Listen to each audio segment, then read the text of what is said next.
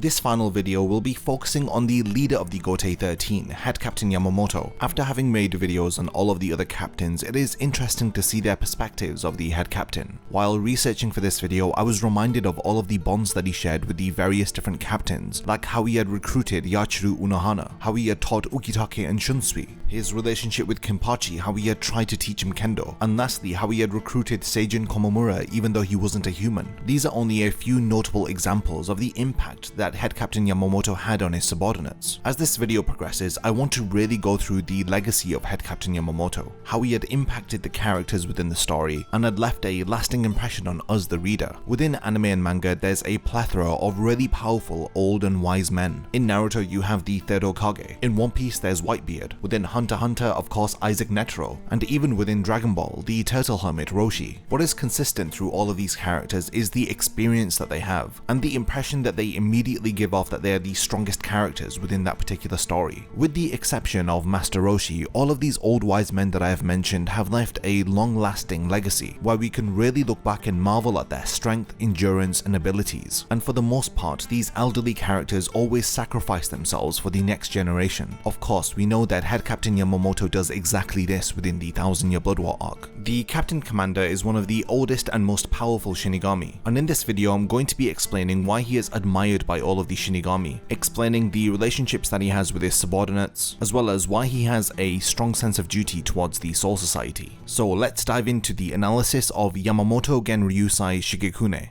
The head captain first appears in chapter 81 of the manga and in episode 24 of the anime. His appearance as an old man is fitting for his position as the oldest captain within the Gotei 13. This is because in chapter 511 we learn that he actually founded the 13 court guard squads. The first thing that you'll notice about his appearance are his long eyebrows and his long white beard. In addition to this, Yamamoto's body is riddled with scars. He has two prominent scars on his head. These scars cross above his right eye. We learn in a flashback that one of them was given to him by his lieutenant. We don't really know the origin of the other scar, but some people assume that he sustained it during his first battle with Yhwach. When the head captain takes part in battle, he removes the top half of his clothing, revealing a body that has been covered in scars. It makes you wonder how many battles the captain commander has taken part in. Yamamoto has a very strong sense of justice, and he has pride for his position as the captain commander of the Gotei 13. We learn during the Soul Society arc that the head captain believes that the justice of the world as a whole supersedes an individual's sense of personal justice. This is why he stubbornly sticks to the law and order of the Soul Society, not paying any care or consideration towards Rukia's feelings, even going as far as to lie to her just before she is going to be executed. We know that her final wish to the head captain was to spare her friends who had come to rescue her. The head captain agrees not to kill Ichigo and the others, but we learn through Unohana's monologue to her lieutenant that these were only comforting words. The head captain still had every intention to capture and kill Ichigo and the others. At the point that we are introduced to the head captain within the story, he had been leading the Gotei 13 for over 1,000 years. Because of his dedication towards the Soul Society, he follows the laws and regulations of it very closely. He expects his subordinates to do the same. He demonstrates his intolerance towards insubordination when he expresses his anger towards Shunsui and Ukitake, who go against the law and order of the Soul Society in order to rescue Rukia. Due to his immense power and experience, he refers to those that he battles against as children or youngsters. Understandably very confident in his own abilities, he doesn't expect much out of his opponents, and this leads to him referring to any battles that he takes part in as beatings or punishment, literally like an elder disciplining or teaching a lesson to a naive youngster. I emphasize his loyalty towards the Soul Society because the head captain takes his duties extremely seriously, and he expects nothing less from his subordinates and the other captains of the Gotei 13. His sense of loyalty is so much so that he would even give his life for the preservation of the Gotei 13. He of course demonstrates this during the Fate Karakura Town arc, and ultimately does so during the 1000-year Blood War arc. He also expects this from his subordinates, that if indeed a situation would arise where the existence of the Gotei 13 and the Soul Society were to be in danger, then they too should offer up their lives in order to stop such a threat. After all, this is their duty as members of the Gotei 13. In contrast to this, the head captain does not like to accept help from people who are not members of the Gotei 13. This is of course in reference to Ichigo and his friends. He does not like to involve the humans in matters of the Soul Society. Like I I mentioned just now, the members of the Gotei 13 have a duty to give up their lives in order to protect the Soul Society, but he doesn't believe that Ichigo and the others have this same duty. He demonstrates this during the Fate Karakura Town arc, where in chapter 393 he uses his ability Ennetsu Jigoku, literally translating to Flames of Hell. This ability can incinerate an area which is much larger than Karakura Town, and it is for this reason that he tells Ichigo to get back. He does not have to share in the fate of the other members of the Gotei 13. Ichigo and his friends, being humans, have no business in matters involving the Soul Society. So yes, the head captain may allow them to assist in battle, but by no means is he relying on them or asking for their help. So with this brief explanation of his character, let's now dive into the head captain's backstory. I want to go through all of the mentions of the captain commander's past within the manga. This involves flashbacks which occur from the Soul Society arc all the way up until the 1000-Year Blood War arc. Let's try to understand more about the individual who had founded the Gotei 13 and what kind of a person he was in the past. During the Soul Society arc in chapter 155, we get the first mention of the head captain's past. During his battle with Shunsui and Ukitake, we learn that 2100 years ago he had founded the Shinigami Academy. Sometime after this, he had also founded the Gotei 13. One of his earliest acts as the captain commander was to recruit Yachiru Unohana, dubbed the most diabolical criminal of the Soul Society. He had wanted her to join as one of the founding captains of the Gotei 13. During this time, he had also been teaching Ukitake and Shunsui at the Shinigami Academy when they were children. Due to this long-lasting connection that he has with them, he refers to them as his own sons. During chapter 504, we get a flashback of when the head captain was an instructor in his academy. We learn that his current lieutenant Chojuro Sasakibe used to visit him regularly, referring to him with the nickname Ijisai because of the scar on his head, which resembles the Japanese character E. During this chapter, the captain commander has a much younger appearance, with fewer wrinkles and black hair. Yamamoto was not fond of the nickname that Chojuro used to refer to him as, but he continued to stubbornly refer to him as Ijisai. We learn during this chapter that Chojuro wanted to be the right-hand man of the head captain, even going as far as to learn Bankai. To see whether if he is worthy of the position of his right-hand man, Yamamoto tells him to try and take him down with his Bankai. After demonstrating it, Yamamoto said that it was incredible, but it wasn't enough to take him down. Chojuro's Bankai had left a permanent scar on his forehead. Once the scar was fully formed, the two of his scars looked like the characters Ju, so people began calling him Jujisai, but his lieutenant Chojuro did not like this. He continued to call the head captain Ijisai, claiming that the scar that he had created on the head captain's forehead should not change his name. So head captain Yamamoto, for the sake of Chojuro, began calling himself Genryūsai, so that others would stop referring to him as Jujisai. He did this for the sake of his lieutenant. In chapter 394, we learned that Yamamoto had become the head captain over 1,000 years ago, and it was around about this time that he had failed to kill Yhwach during the first Quincy Blood War. In chapter 511, we see a young Shunsui sneak into the head captain's office. A painting on Yamamoto's wall had caught his attention. Out of curiosity, he asks Yamamoto what the painting is of. As it appears, the painting is depicting a god of fire. He explains to Shunsui that this is a painting of a monster that showed up in the Soul Society a very long time ago. He states that the Soul Society was going through a very rough time, and when that god of fire appeared, it only made things worse. Yamamoto reassures Shunsui that this monster will never show up again, but if it ever does, then Yamamoto fears that that may be the last day of his life. This flashback and the exchange that he has with Shunsui reveals that he was ashamed of his past. He refers to a painting of himself as a monster, believing that this form of a fire of god that he had adopted led to the Soul Society experiencing even more turmoil during a already very difficult time. We can assume that Yamamoto had adopted this form of a monster 1,000 years ago during his battle against Yhwach.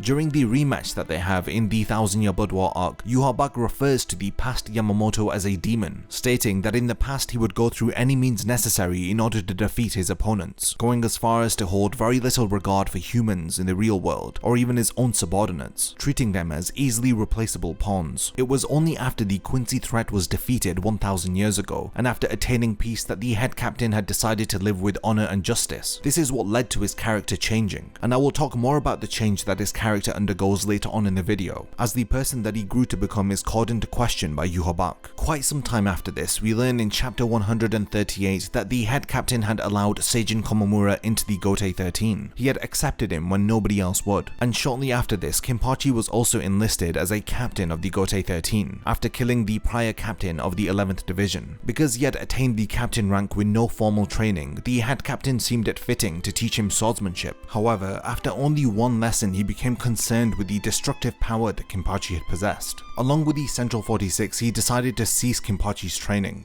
deeming him to be too dangerous to learn kendo. Aside from his minor involvement during the Turn Back the Pendulum arc, this now brings us up to speed to the Captain Commander's first chronological appearance within the Bleach manga. In chapter 82, we get our first real impression of the Captain Commander as well as the other captains of the Gotei 13. Yamamoto summons a meeting with the other captains to discuss the failure of Gin Ichimaru to kill Ichigo and his friends. His first act is to reprimand Mayuri and Kenpachi, who begin arguing with Gin. As the leader of this very powerful newly introduced group of characters, we can see that he is very strict and committed to his duty as their leader. As well as this, you see that he has very little patience as he immediately demands an explanation from Gin as to why he allowed his targets to get away. On top of this, he is very quick to judge Gin Ichimaru's actions on whether if they are worthy of his rank as a captain of the Gotei 13. The meeting abruptly ends after Ichigo and his friends break into the Soul Society, concluding with the head captain deciding that Gin Ichimaru's punishment will be decided later. Along with the execution of Rukia, we can see that the Soul Society is very unforgiving. Along with Byakuya's first appearance within the story, the Captain Commander's introduction is our first look at a real authoritative figure within the Soul Society. You really fear for Ichigo and his friends after seeing the captains and their leader, and this is credited to Kubo's excellent character designs. Without these individuals even taking part in a single battle, you can tell that they are incredibly powerful. The design of Head Captain Yamamoto is no exception to this. After the defeat of Renji, in chapter 99, the head captain declares that the situation has become an emergency. In order to deal with Ichigo and his friends, the Captain Commander enlists the help of the best individuals for the task. He grants full wartime powers to the 13 Court Guard squads, allowing them to even use Bankai if necessary. Yamamoto takes no chances by declaring all-out war against the intruders. We don't really see the head captain again until chapter 150 at Rukia's execution. He describes how the Sokyoku will carry out the execution of Rukia. He looks on as Ichigo appears and rescues Rukia. He sends his lieutenant to deal with Ichigo while he confronts Shunsui and Ukitake after they destroy the Sokyoku. He orders them not to move in chapter 153. He notes the severity of their actions, stating that Ukitake and Shunsui have dishonored their rank as captains. The two of them try to escape, but the head captain demonstrates his incredible speed, because after they gain some distance on him, he appears in front of them. We now see just how much monstrous power the Captain Commander possesses. He is determined to punish the two of them for their actions. In chapter 155, we see the head captain releases Ryatsu for the first time. Shunsui's lieutenant Nanao is overwhelmed by the released Ryatsu. The head captain notices that Nanao is on the battlefield and refers to her as an infant and tells her to leave. Through Nanao's response, you can see how powerful the head captain is. Her eyes begin to water and her mouth foams. Of course, Nanao's expression is censored within the anime, but the manga really exaggerates and emphasizes Yamamoto's incredible power through Nanao's expression.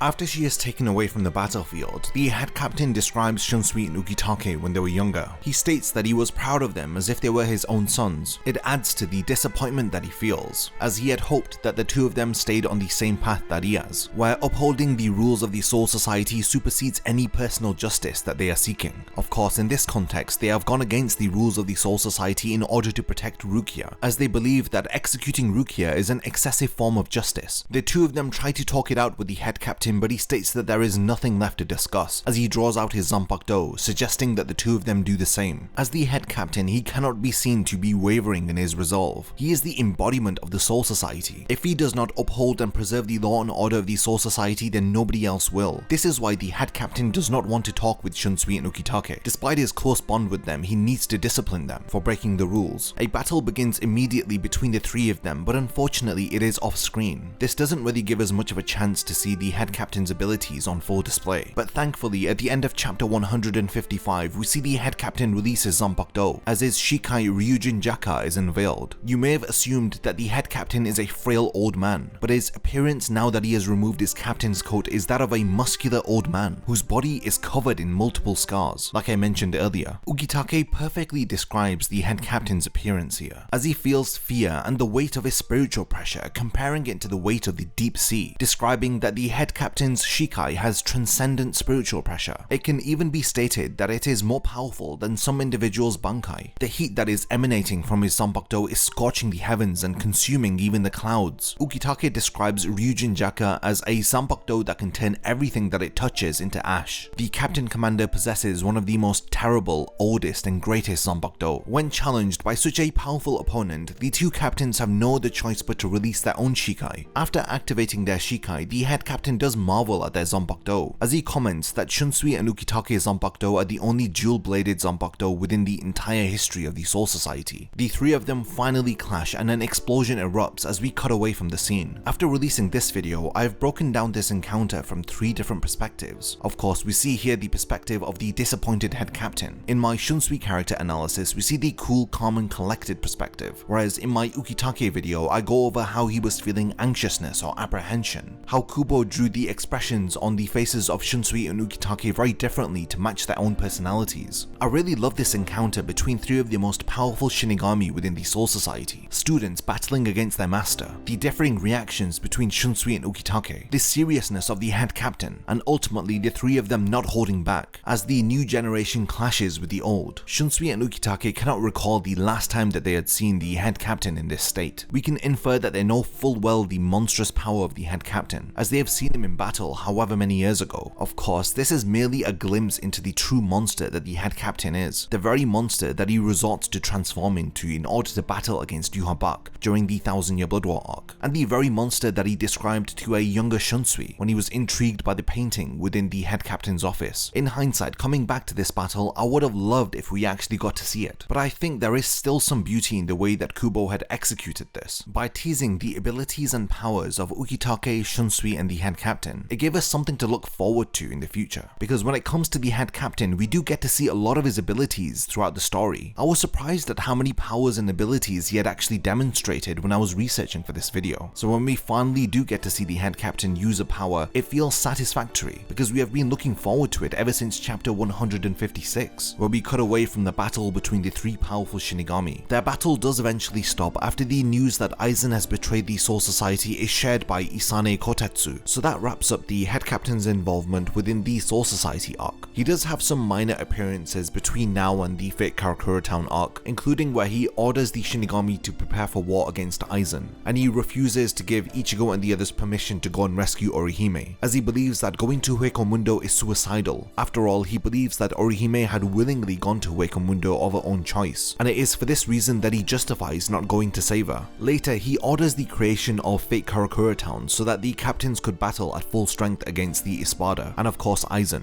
After arriving in Fate Karakura Town, his first act is to use an ability called Jogaku Enjo to trap Aizen, Tosen and Gin, so that he and the other Shinigami can focus on eliminating the Espada. In chapter 329, the head captain declares that the battle between the Shinigami and the Espada has finally begun. He orders to defend the Soul Society with their lives, and to not allow the enemy to step foot onto the Soul Society. In chapter 337, the lieutenants are struggling against Haribel's Fraction, who have combined into a beast called Ion. He is forced to intervene into the battle as he injures the Hollow by leaving a hole in its chest. The captain commander states that the lieutenants should be ashamed of themselves for forcing the head captain out onto the battlefield. After Ion survives the attack, the head captain states that he will have to punish it some more. It transforms and starts to grow larger in size. It charges towards Yamamoto as we finally get to see the head captain engage in battle. He releases his Zanpakuto and uses an ability to easily cut down Ion. The Hollow is cut clean in half, but it is still moving. This is where the head captain begins to have pity for his opponent, as he says that he doesn't enjoy attacking stupid beasts. With ease, the head captain incinerates half of the Hollow by activating his Shikai. When Ion is defeated, Haribel's Fraction attempt to attack the head captain. He admires their spirit and decides to lightly burn them so that they fall unconscious, deciding not to completely kill them. This is surprisingly different to the impression that we have of the head captain, especially when you compare actions like this to how Shunsui and Ukitake remember the head captain as. Clearly, he isn't the same monster as he was in the past. This is proven by how he didn't kill Haribel's Fraction. Clearly, he doesn't kill opponents unless it is absolutely necessary. In chapter 365, the head captain is surprised to learn that the Vizards are still alive. This is one of the first times where we really get an emotive expression out of the head captain. The captain commander ends up having a discussion with Shinji, wondering if they have arrived to seek revenge, but Shinji states that they want revenge against Aizen, not the Gotei 13. The head captain asks Shinji if they can consider them their allies, but he tells them that they are not the allies of the Gotei 13. They merely have a common enemy. If they are allies of anybody, then they are Ichigo's allies. In chapter 393, after sufficiently preparing, the head captain challenges Aizen. Aizen taunts him by saying that if he fails, then the Gotei 13 are essentially finished. When Aizen ends up impaling the head captain, he grabs him by the arm. Aizen questions the head captain whether if the arm that he is holding is indeed his, but Yamamoto isn't relying solely on his eyes or what he is feeling with his hands. He knows Aizen's spiritual energy after being cut by his Zanpakuto. There is no mistaking whose arm he is holding. We learn here that the head captain was preparing an ability called Ennetsu Jigoku. Walls of fire suddenly erupt from the ground surrounding Aizen, and this is where the head captain tells Ichigo to get away, because the fallout from this attack is devastating. It will lead to everybody within Fate Karakura Town being eliminated, including the captains and lieutenants of the Gotei 13 that are present. Yamamoto is willing to go through such extreme lengths in order to take down Aizen, but because Ichigo is not a member of the Gotei 13, he cannot allow him to die here also. When Aizen questions him whether if he is okay with the other members of the Gotei 13 to fall victim to his attack, the head captain states that they are prepared for this. Like I mentioned at the start of the video, the head captain believes that it is the duty of the members of the Gotei 13 to die to eliminate great evil. He believes that this is the true purpose of the Gotei 13 that he had founded. However, his plans are thwarted with the arrival of Wonderwise, who appears behind the head captain. The flames of his Zanpakuto appear to be dying out, as Aizen explains that Wonderwise is the first modified Arrancar of its kind. He had sacrificed all of its other abilities in order to focus on one particular strength. This particular power is his Resurrection, which is named the Flame Extinguishing Prince. Aizen had created an Arrancar for the sole purpose of containing the flames of Yamamoto's Zanpakuto, and it is with this that Aizen bids farewell to the head captain, confident that he has defeated his opponent. Without being able to use his Zanpakuto, the head captain resorts to hand-to-hand combat. He delivers a devastating punch to Wonderwise, which sends him flying. He explains to Aizen that he will not be defeated just because he cannot use his Ryujinjaka. Describing Aizen as naive, he asks him why is it that there has been nobody else who has been the captain commander of the Gotei 13 for over 1,000 years. He explains that in all of this time, not a single Shinigami has been born that has been stronger than him. Using Shunpo, he appears in front of Aizen about to punch him, but his attack is blocked by Wonderwise, who protects Aizen. The head captain blocks Wonderwise's attacks and even rips off one of its arms, but several different arms grow from its back and begin to attack the head captain. Wonderwise then restrains Yamamoto by grabbing onto his arms. With the head captain now unable to move, several more arms grow and they begin to punch Yamamoto simultaneously. But this is where the head captain demonstrates how much of a badass he is. Despite having just been punched over 100 times, he stands there unfazed, asking Wonderwise if he is finished. He tears off the arms that are restraining him and states that he is glad that Wonderwise no longer looks like a child, because he can now beat it to death without feeling any guilt. He then uses a Hakuda technique called Sokotsu, an incredibly powerful two-fisted punch. This attack completely destroys Wonderwise. After defeating Wonderwise, Yamamoto feels some remorse for his opponent, describing it as a poor creature. Thanks to Aizen's cruel actions, it was robbed of its emotions. Aizen reminds the head captain that he stated that Wonderwise's ability was to contain the flames of Ryujinjaka. He reveals that the flames from his ability Ennetsu Jigoku were contained within Wonderwise's body. The head captain is aware that if this energy is released, then it will cause devastating destruction, destroying the pillars around Fate Karakura Town and causing destruction to the real world. The head captain rushes to contain the explosion, which erupts and causes devastating damage to the head captain. The incredibly smug Aizen thanks the head captain for saving the world. If he hadn't used his body as a barrier, then Karakura Town would have been destroyed. The head captain then collapses while Aizen approaches him. Aizen states that he will not spare the head captain, since he is the living embodiment of the Soul Society's history. He is everything that the Soul Society stands for. Just before Aizen can strike Yamamoto, he grabs his leg. He ends up using a sacrificial ability, numbered Hado number 96, Ito Kaso. He sacrifices his left arm in order to deal one final attack to Aizen before he collapses. And this is the head captain's final attack, as he continued to fight until he fell unconscious. And as we know, the rest of the battle continues, with Ichigo now facing off against Aizen. The head captain is seen again in chapter 423, 10 days after the defeat of Aizen. We see him telling off Shunsui, Byakuya and Kenpachi for losing their captain's coats. Yamamoto's injuries appear to have been healed, apart from his left arm, which he has lost. Ukitake, who is listening in, is glad that the head captain has returned to his former self. He is grateful that nothing had happened to him during the battle with Aizen, as he states that no Shinigami within the Soul Society could take his place. The head captain has a minor appearance during the Fullbring arc. In chapter 461, we see a meeting of the captains, where Urahara requests the head captain to restore Ichigo's powers. The captain commander agrees to restoring Ichigo's powers, since they were saved by Ichigo, and now it is their turn to save him. By doing this, he is going against the customs of the Soul Society, but he believes that it is justified. He says that it would be shameful if they did not assist Ichigo, who they owe so much to. He orders all of the captains and their lieutenants to place their Ryatsu into the sword that pierces Ichigo and eventually restores his powers. It is evident that the character of Head Captain Yamamoto has changed since his first appearance. You would not imagine him breaking the customs of the Soul Society during the first arc that he appears in. Ever since Ichigo and his friends have appeared and started to assist the Soul Society, his character has become a lot more accepting. Defeating Aizen certainly left an impression on the Head Captain. Because of this, I believe that the Head Captain now has a lot of respect for Ichigo. It is ironic that he now has respect for an individual who he had ordered to kill during the Soul Society arc. This now brings us up to the 1000-Year Blood War arc, where the Head Captain is only around for 32 chapters. We see the Captain Commander in chapter 482, where he is confronted by 7 masked men. They take out a messenger who is reporting to the Head Captain. I love how the 1000-Year Blood War arc begins, how the enemy decides to fearlessly confront the head of the Gotei 13. They tell Yamamoto that they are here to declare war against the Soul Society. With residents of Rukongai in Hollows disappearing, you wonder what on earth is going on, but everything becomes clear once the Head Captain is confronted by the enemy themselves. The intruders note how easy it was to infiltrate into the Head Captain's office. They advise that he should pay more attention towards his security, but in one of his most coolest moments, he states that he has nothing to fear. After all, he is here and there is no greater security than that. I love the way that Kubo has drawn the Head Captain here. He looks incredibly menacing and somebody you wouldn't want to take lightly. When we cut back to this confrontation, we see the Head Captain's lieutenant Chojiro being thrown across his office, his body being propelled through the air by a large arrow that has impaled his body. Yamamoto calls out to his lieutenant, but the masked men advise him not to mourn for him because his lieutenant had died a pointless death. By noticing the Quincy crosses, we can tell that the enemy that is threatening the Soul Society are Quincy's. The masked men tell the Head Captain that 5 days from now, the Soul Society will be annihilated by the Vandenreich, the invisible empire of the Quincy. The masked men don't reveal their identities to the Head Captain, but they allow him to guess who they are. The intruders bid the Head Captain farewell as they escape into the shadows. Yamamoto promptly releases his Zanpakuto, unleashing flames upon the area where they were stood. After the smoke clears, we see that the intruders have already escaped. His attention now turns to his lieutenant, who with his dying breath is trying to relay something to him. He tries to tell Yamamoto that the enemy can do something with their Bankai, but he is unable to complete his sentence before he dies. In chapter 486, we have the cremation of Chojiro. We learn that he was a man who swore his loyalty to the Head Captain. For as long as Head Captain Yamamoto was alive, he swore to be by his side. We learn that he was an incredibly powerful Shinigami who had used his Bankai for the first time in battle against the enemy, but it had still resulted in his death. Byakuya, who is also present at the cremation, states that the grief that the Head Captain must be feeling is beyond the imagination of any of the present captains, who have such little experience and knowledge when compared to Yamamoto. During this chapter, for the first time in the entire series, we see a somber expression on the face of the Head Captain. Mourning the death of his lieutenant, he looks to the floor and gives the order to light the fire so that the cremation can begin. We get a panel drawn by Kubo which shows us the expression from the Head Captain's eye. You can see the sadness and the grief in his eyes, and you can only imagine the pain that he must be feeling. The 1000-Year Blood War arc has one of the best introductions to any arc that I have ever seen. By killing the Head Captain's lieutenant, they have incurred his wrath. You can only imagine what on earth he will do when he sees the Quincy again. During chapter 488, we finally get a response from the Head Captain during a captain's meeting. The Soul Society's Research and Development Institute fill the captains in on everything that has been going on, as well as the identity of the army that has declared war upon the Soul Society. Of course, the Head Captain already knows this, but the army is made up of Quincy's. After Mayuri divulges more information, as well as Chojiro Sasakibe's dying words, which were that the enemy conceal and neutralize an individual's Bankai, the Head Captain then interrupts Mayuri and tells him that this is enough information for now. All he wants to know is where is the enemy's base of operations, but unfortunately Mayuri does not know where it is located. So with no way of counterattacking the enemy, the Head Captain orders all of the other captains to prepare for battle, telling them that the enemy stated that they would be back in 5 days, but there is no point in trusting their words. He orders them to prepare for battle immediately. With conviction, he tells his captains not to allow the enemy to gain the upper hand again. Finally, after mourning, the fierce Head Captain that we know has returned. You can see that after the introduction of the enemy and the death of his lieutenant, he is gradually having to become that monster again. The monster that he transformed into in order to battle Yhwach, a personality so fierce that he had to cast it aside, as it was a detriment to the Soul Society. In chapter 489, Mayuri and the Head Captain have a discussion, where Mayuri reveals to the Head Captain that he foresaw all of this happening the moment that he saw Uryu invade the Soul Society right at the beginning of the series. It was the Head Captain who ignored Mayuri's warnings, but Mayuri goes on to say that the main cause of this situation is the Head Captain himself, because he had failed to kill the leader of the Quincy army, Yhwach, 1,000 years ago. When the Quincy return as as promised, the head captain steps out, leaving his third-seated officer in charge. In chapter 503, we see the stern-ritter Driscoll Bursey. He is battling against Shuhei Hisagi. We learn that this is the stern-ritter that had killed Chojuro Sasakibe. Just as he is about to deliver the final blow to Hisagi, the head captain intervenes, deflecting the same arrowhead that was used to kill his lieutenant. The head captain appears, protecting Hisagi. The stern-ritter is delighted to see Yamamoto. After all, his intention was to end the life of the head captain by using the stolen bankai of his lieutenant. The stern-ritter taunts the head captain as he states that Chojuro hadn't used his bankai in over 2,000 years. He tells the head captain that it must bring back memories for him to see his lieutenant's bankai again. It is here where we have that flashback that I spoke about right at the beginning of the video, with a younger Yamamoto and Chojuro referring to him as Ijisai. His lieutenant had demonstrated his newly formed bankai, which had scarred Yamamoto's forehead. We cut back to the present day where the stern-ritter attempts to use this very same bankai against the head captain. Yamamoto is attacked at point-blank range by the stolen bankai. He remains silent as he takes the attack at full force. He eventually speaks and he says that Chojuro would be so humiliated that a stern-ritter is using his bankai that he had honed and generating such weak attacks with it. The head captain is angered by how the legacy of his lieutenant is being disrespected. His bankai was not this weak. With anger, he burns the stern-ritter with his shikai, immediately killing him. The head captain was finally able to avenge the death of his lieutenant. This is a Yamamoto that we have not seen before. He incinerates the stern-ritter, burning away his flesh. The flames even end up devouring his bones. Hisagi is shocked as he watches on. The head captain reassures him not to worry, because he will personally defeat each and every stern-ritter, including their leader, Yhwach. We see the fearsomeness of head captain Yamamoto as he charges ahead. The other captains can tell that he is furious. The spiritual pressure of Old Man Yamamoto is resonating throughout the Soul Society. It increases the morale of all of the other Shinigami. At the end of chapter 505, he appears before Yhwach, who is holding Kenpachi's lifeless body by the throat. At the end of this chapter, the head captain finally arrives to confront Yhwach. They meet again after 1,000 years. He tells him that this time he has come to take his life. The stern-ritters Asnot, Nanana, and Bazbi attack the head captain from above, but he incinerates them with his shikai. Yhwach has no sympathy for the three stern-ritters, as he states that they are fools for trying to interfere with his battle. Yuha tells Yamamoto that he has grown old, but he notes that seeing the head captain's anger overwhelm him reminds him of his younger days, and it is here that we see this glimpse of head captain Yamamoto during their first battle with Yhwach, and it is really unfortunate that we don't get to see a fully fleshed out battle from 1,000 years ago, but Kubo teases us through these subtle glimpses into the past. The head captain strikes first, but Yhwach evades the attack. He then draws his own sword made up of reishi. It appears that the head captain was waiting for Yuha to draw his sword. He was anticipating it so that he could crush his flesh, blood, and his sword. Suddenly, the flames from Yamamoto's Zanpakuto Ryujinjaka disappear. Chapter 506 concludes with the painful cliffhanger of the head captain saying Bankai, Zanka no Tachi. Yhwach advises Hashwald not to take the Bankai of Yamamoto lightly, as everything it cuts is burnt by an explosive flame. His Zanpakuto literally embodies the fires from hell. We learn that Yhwach had seen the head captain's Bankai 1,000 years ago. He wonders if it is still the same as before. After the head captain activates his Bankai, the entire atmosphere of the Soul Society changes. Across the Serete, various different individuals react to the warmth that is generated from his Bankai. Ukitake's throat begins to dry up. Shunsui's lips begin to crack. Unohana notices that the water from a vase has evaporated. Even Hyorimaru, which is being used by the stern-ritter Kangdu, begins to evaporate. All of the moisture within the Soul Society is disappearing gradually. Ukitake and Shunsui are well aware that the head captain has activated his Bankai. Yamamoto immediately strikes Yuha, but he is confused as to where the flames from his Zanpakuto have gone. But he soon learns that the flames are emitted from the tip of the Zanpakuto. During this battle against Yhwach, we learn that the head captain's Bankai has 4 different sections: east, west, south, and then lastly north. Zanka no Tachi East concentrates all of the heat of his Zanpakuto into the tip of the blade. Neither does it burn nor does it emanate any flames. It just blows away everything that it touches without a trace. It is so powerful not even the Quincy's defensive ability Blutveen can stand up to it. Yuha naively states that all he has to do is defeat the head captain without being cut by his blade, but Yamamoto reveals to him that if his Zanpakuto has an east, there is also a west. He activates Zanka no Tachi West. Immediately, heat begins to emanate, which reaches 15 million degrees. Now Yuha will be unable to even lay a finger on the head captain. He has literally become the sun itself, with his Zanpakuto and his body being surrounded by burning flames. The head captain says that it is time to end this. If he does not conclude this battle soon, then himself along with the entire Soul Society will burn to the ground. Thanks to the heat generated from Yamamoto's bankai, Yuha feels like he is burning. If it wasn't for his Blutveen defense, then he would be reduced to ashes even at this distance. The head captain questions if he is just going to stand there and watch. After all, Yuha's sword was broken moments ago. He tells him that he won't blame him if he decides to run away, but Yamamoto is determined to catch up to him and kill him. He then begins to fire arrows towards Yamamoto. While Yamamoto charges towards him, Yuha activates an ability called Church Song, Sanctuary Praise. It appears to be the Quincy's ultimate offensive and defensive chant. He warns the captain commander that if he steps into this, then his body will be torn apart by God's light. But Old Man Yamamoto retaliates by stating that he cannot harm him. Yamamoto then activates Zanka no Tachi South, as it appears that he is reviving the dead, who had died by the flames of his Zanpakuto. Several skeletal corpses rise from the ground, ready to attack Yuha back. Yuha insults Yamamoto by telling him that he is a disgrace to the Shinigami by bringing back the dead to life. He tries to break through the pile of corpses that are restraining him, but he realizes that these are the faces of his dead comrades, his subordinates that the head captain had killed 1,000 years ago. He recognizes the faces of several of his men that are now restraining him. Now that Yuha has been successfully restrained, the head captain begins to make some distance between them. He questions if Yuha is regretting not having stolen his bankai earlier, but the head captain states that it's not that they chose not to steal his bankai, it's that they couldn't steal it. The captain commander assumes that the Quincy can only steal bankai once they understand the full power of a bankai, and since the head captain hasn't shown the true form of his bankai, they are unable to steal it. It appears that Yuha is going to be defeated, as his emotions are overwhelming him, but the head captain doesn't hesitate in the slightest. As he avenges the deaths of all of the Shinigami that the Quincy have killed, he activates Zanka no Tachi North, which is a single swift strike of concentrated fire and heat, which incinerates and burns everything out of existence that it touches. And this is what exactly happens when it makes contact with Yuha body. His arm and his torso is completely erased as he collapses to the ground. Yamamoto then undoes his bankai as he looks on at the body of his defeated opponent. But what is strange is that he notices that Yuha is apologizing and asking for forgiveness from Lord Yuha.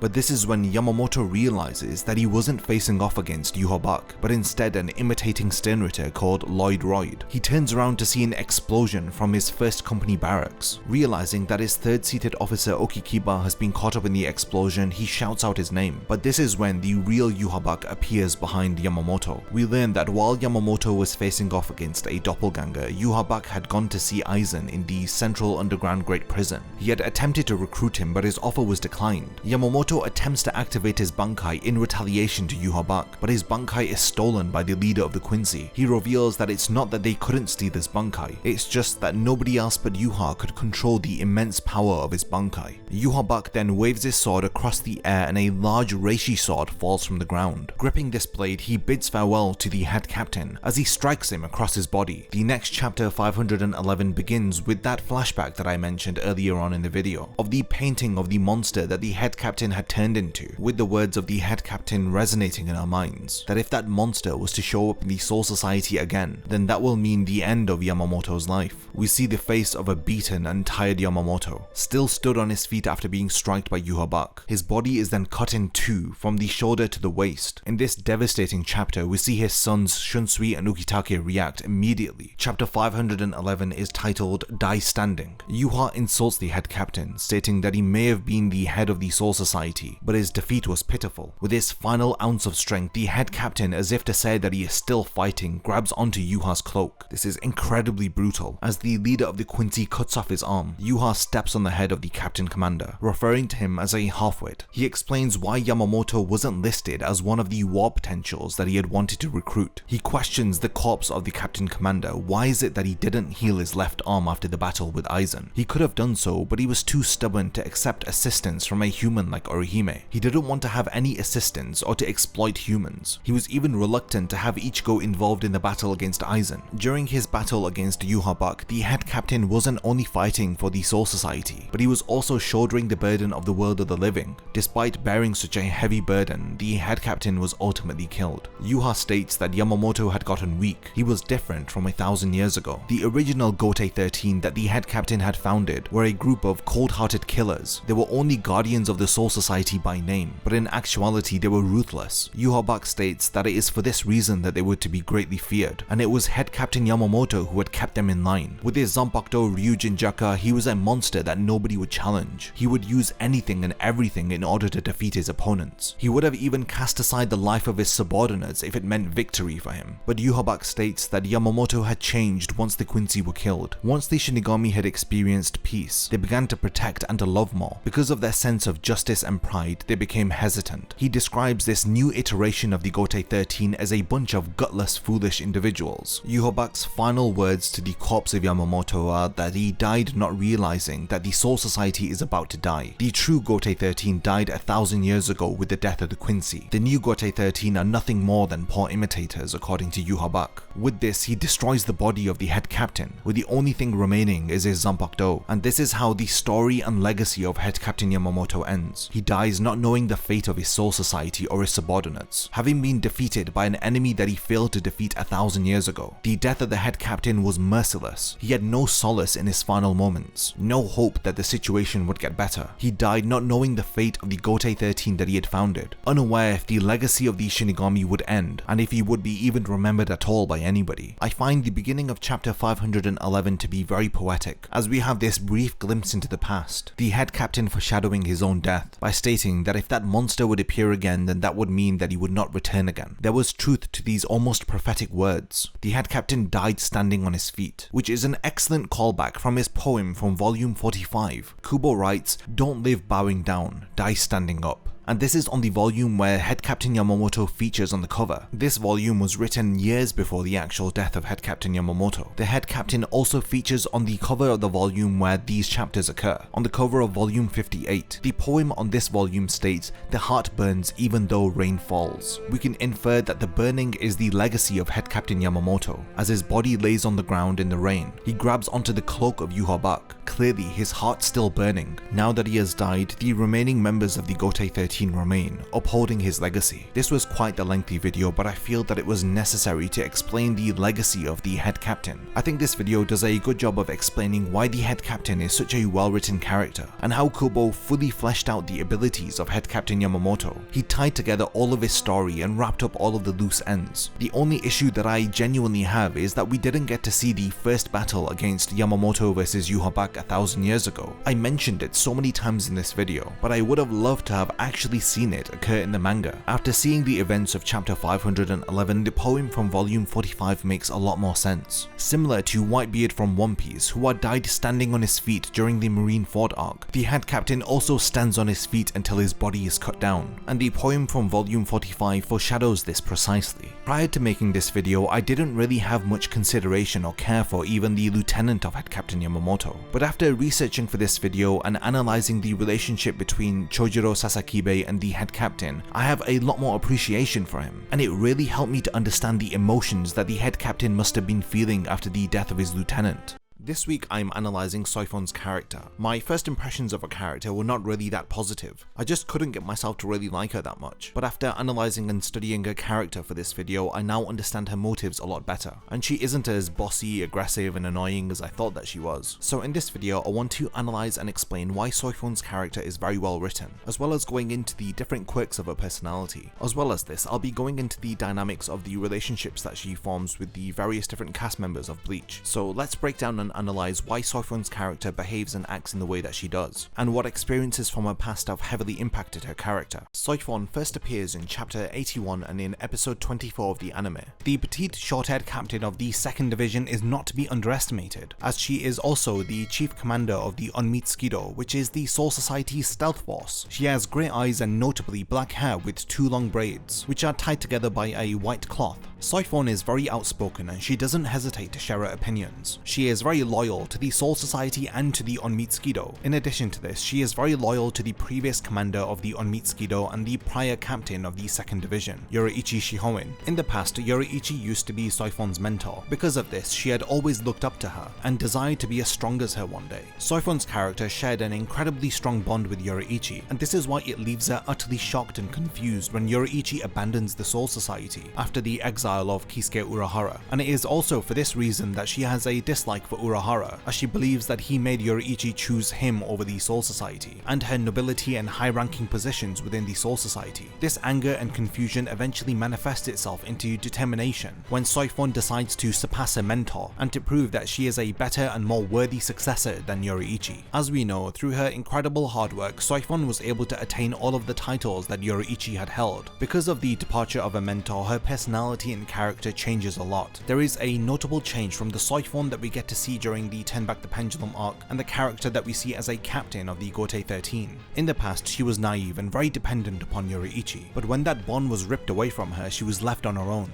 This caused her to harbor feelings of resentment and anger. Soi-Fon feels like Yoriichi had betrayed the entire Soul Society, including her. In my opinion, I believe that this is the trigger that causes Soi-Fon to become more cold-hearted. So let's start to understand more about her character by going through her backstory, and then analyzing her various different chronological appearances within the Bleach story, with paying particular attention to how her relationship with Yoriichi changes over time. In chapter 159, we get a flashback during Soi-Fon's battle against Yoriichi. We learn that Soi-Fon is a member of a lower-ranking noble family that is linked to the Shihoin noble family. She was the youngest of her 6 siblings. While she was a child, she was told about Yoriichi being the princess of the Shihoin family, and that she was the head of the Onmitsukido. Soi-Fon was told that her duty is to serve Yoriichi. She is to be her arms and her legs, and if it is required of her, then Soi-Fon should be able to give her life for Yoriichi. She describes the feelings that she felt when she first laid her eyes upon her. She describes Yoriichi as a goddess in the flesh. The family that Soi-Fon had belonged to were known throughout the generations to be executioners or assassins. The individuals who are born into the Fon family are destined to serve and give their lives for the Onmitsukido. To Soi-Fon's family, strength meant everything. Individuals who were unfit to join the Onmitsukido were disowned. Soi-Fon happened to be the 9th generation member of her family. When she was born, she was given the name Shaolin Fon, but upon joining the Onmitsukido, she had taken up the name Soi-Fon after her great-grandmother. She had joined a division of the Onmitsukido called the Force. It is a remote secret squad. It is the highest ranking squad of the 5, found within the Onmitsukido. The function of the Force is to get rid of comrades who have broken the law, and to act as scouts who can detect hollows before everybody else. To be a member of the Force is very taxing, and this is proven to be true as all 5 of Soi-Fon's brothers were killed on various different missions. She had felt sadness for losing them, but more so than sadness, she had felt ashamed of their lack of strength. Soi-Fon had admired Yoriichi, as she was the 22nd head of the Shihoin family, and she was the first female to rule. Soi-Fon admired Yoriichi's skill in hand-to-hand combat, as it was unparalleled to anybody else. She had felt that Yoriichi was noble, elegant, and frighteningly strong. She was everything that Soi-Fon had wanted to become. You have to understand that Soi-Fon's feelings of admiration were incredibly strong, and eventually, instead of being in awe of her, she had begun to worship her. After working incredibly hard for 7 years, she joins the division which reports directly to Yoriichi. Soi-Fon is very formal and uptight, as she refers to Yoriichi as commander, but in a very laid-back and relaxed tone, she tells Soi-Fon to just call her by her name. Yoriichi doesn't like these stiff and rigid formalities. She eventually settles to allow Soi-Fon to address her as Miss Yoriichi. Yoriichi explains to Soi-Fon that she had promoted her because she admires her skills, and that she is expecting great things from Soi-Fon. For Soi-Fon to hear this from somebody that she not only admired but worshipped is very significant. She wasn't now admiring from afar, instead she was working alongside Yoriichi. This led her to feel incredible happiness. Even during battle or on a mission, she was just happy to accompany Yoriichi. She would have died for her repeatedly. She had sworn this to herself, and we see that the bond that the two of them shared went beyond a student and a mentor. Yoriichi was very playful with Soi-Fon, despite her trying to maintain her formalities, while Soi-Fon was dependent on Yoriichi being around. In addition to this, she was very bright-eyed and naive, as it was like Yoriichi was her entire world and nothing existed beyond it. And this is why it comes as a heart-wrenching shock to her to realize that Yoriichi had left without any warning or without even saying goodbye to anybody. She had disappeared from everybody's lives, and it wasn't until the next day where Soi-Fon had learnt about the circumstances related to Yoriichi's disappearance. It is revealed in chapter 159 that Yoriichi had decided to help Unohana to escape from the Soul Society, and the two of them evaded being arrested. Because of her actions, Yoriichi is no longer the commander of the Onmitsukido. Her behavior was dubbed as a betrayal. At such a young and impressionable age, what was Soi-Fon to think? The person that she had worshipped as a god had betrayed everything that she stood for. This led to her losing all respect for the person that she admired. She hated Yoriichi and she cursed out her very existence. Because of Yoriichi's actions, Soi-Fon had desired to become stronger than her, and to find and capture Yoriichi herself. Her feelings of resentment grew so strong that she's unwilling to forgive her. I'm going to cover more about how Yoriichi had betrayed Soi-Fon's respect and trust when I discuss the battle between the two of them during the Soul Society arc. But for now, let's cover more of a past that is revealed to us during the Turn Back the Pendulum arc,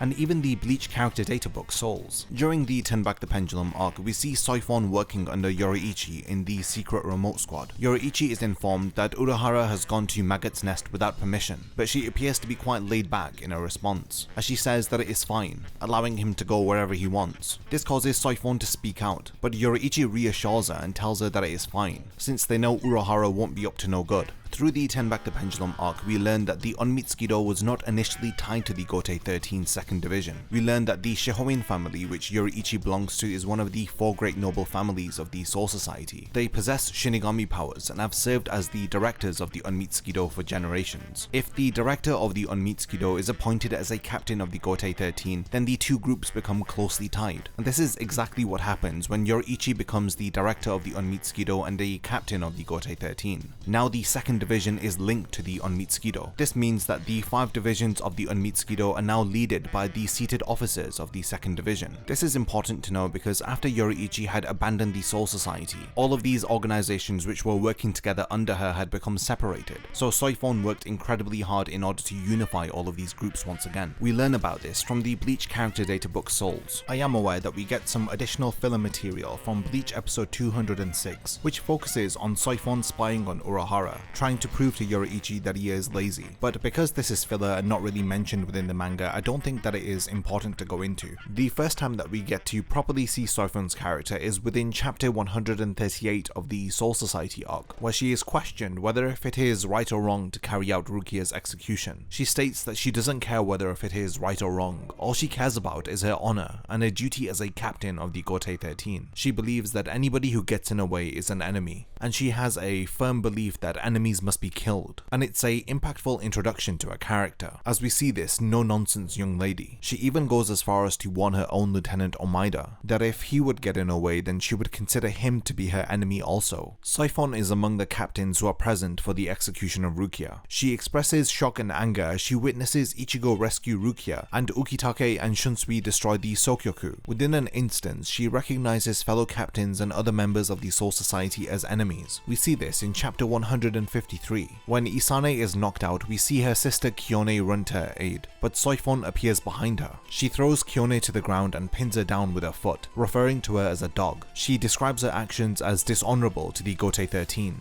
Just as she is about to kill a member of the Gotei 13, she is taken away by a masked figure, who grabs her and takes her away from Kyone by using Shumpo. We immediately learn that this masked figure is of course Yoriichi, who tells her to calm down, while also stating that Soi-Fon's temperament has not improved since the last time she had seen her. Soi-Fon's expression after seeing Yoriichi after so many years is of shock. It's quite a contrast, and it highlights the difference between the prior captain of the 2nd Division and the current captain of the 2nd Division. They briefly battle each other while Yoriichi notes that Soi-Fon has lost her touch. There is a exchange of playful banter. Soi-Fon states that because Yoriichi had helped the invaders of the Soul Society, the Shihoin family may be banished from the 4 great noble families. But Yoriichi ignores these taunts and questions why she is so talkative. Is she excited to see her mentor after all of these years? Or is she unloading all of the resentment that she holds for Yoriichi? Yoriichi asks Soi-Fon if her shoes were too big for Soi-Fon to fill, but Soi-Fon replies by stating that she controls both the secret remote squad and the punishment force, and that it was only a matter of time before she had encountered Yoriichi, and her time to receive justice for abandoning the Soul Society has come. When Soi-Fon draws her Zanpakuto and stabs it into the tree, Yoriichi is immediately surrounded by members of the punishment force. Soi-Fon states that when the commander of the punishment force draws their Zanpakuto, then it signifies an execution. Once again, she arrogantly states that anybody who opposes her will be killed, and this includes the former captain of the 2nd Division and the former commander of the Onmitsukido. Soi-Fon explains to her that these measures are justified because Yoriichi had abandoned her position. There is nowhere for her to run, but Yoriichi proves that she is a master in the skill of Shumpo, as she takes out every member of the punishment force within the space of a minute. You can see that throughout this exchange, Yoriichi remains confident and very composed composed. She is her carefree self, while Soi-Fon appears to be getting visibly frustrated by Yoriichi. Soi-Fon takes off her captain's robe, as it appears that the true battle between the two of them is about to begin. Yoriichi may be carefree and relaxed, but she is not underestimating her former student, and you can see this through her serious expression in chapter 154. After she sees Soi-Fon preparing to get serious, she asks Yoriichi which one of them is the better warrior as they begin to fight. Soi-Fon exchanges multiple kicks with Yoriichi as she blocks and defends against all of them. It appears that the two of them have landed a strike on each other, as it appears that they are evenly matched. Soi-Fon then appears behind Yoriichi and reveals her Shikai, which manifests itself as a bladed tip on her finger. It is named after a hornet, presumably because of its resemblance to the stinger of a hornet. Yoriichi is able to escape from her by using Shumpo, but Soi-Fon is able to keep up with the speed and land an attack on her once again. She tells Yoriichi that she is better than her. Soi-Fon declares that she has not been going easy against Yoriichi, and that she is the stronger one out of the two. She criticizes Yoriichi for being away from the battlefield for over 100 years, and she will pay the price for her actions with her life. In chapter 158, Soi-Fon begins to explain the ability of her Shikai, as a bee-crested flower appears on Yoriichi's abdomen where she was struck by Soi-Fon. She tells her that this is a death crest, which is carved onto its target's body. During the time when Yoriichi had left the Soul Society, this ability was incomplete, but Soi-Fon has had 100 years to perfect it. She states that if an individual is struck in the same spot twice, then there is nothing that that person can do to survive. It is a fatal attack, 2 strikes in the same spot. This is the highly lethal Shikai ability of a Zanpakuto. It appears that Yoriichi is genuinely surprised and taken aback, as Soi-Fon confidently tries to get the second strike. Yoriichi appears to be running away from Soi-Fon, as Soi-Fon takes the opportunity to strike Yoriichi while her back is turned to her. Yoriichi attempts a counter-attack, but it appears that Soi-Fon has bested her, as it appears that Yoriichi is defeated as she has multiple crested flowers on her body. Soi-Fon once again declares that she is better than her, and that this is the end of their battle. She then confidently states that she is going to defeat Yoriichi with an ability that she had just perfected a few days ago. This fighting style combines Hakuda and Kido. She arrogantly states that Yoriichi has not seen this ability before. It is so new that she has not even developed a name for it, but Yoriichi corrects her and states that this ability does indeed have a name, and it is called Shunko. Yoriichi explains that the outfit for the punishment force that Soi-Fon is wearing is exposed on the back and shoulders because of this ability. When Shunko is perfected, a dense Kido envelops the user's back and shoulders. This energy is then drawn to the individual's arms and legs, from which it explodes outwards. She tells her that the moment that Shunko is activated, any fabric on the back and shoulders is blown off. It appears that the person that was truly holding back was Yoriichi, and it was Soi-Fon who was conceited this whole time. She tells her that it is a shame because she did not want to use this ability against Soi-Fon. She directs her Shunko towards Soi-Fon, and she tells her to beware, because she has not fully grasped control of it yet. She fires a blast of Kido towards her, as the area is enveloped in an explosion. Yoriichi, proving that she is still stronger and more experienced than Soi-Fon, asks her why is it that she never showed this ability to her before. Soi-Fon is left speechless. She doesn't know what to say,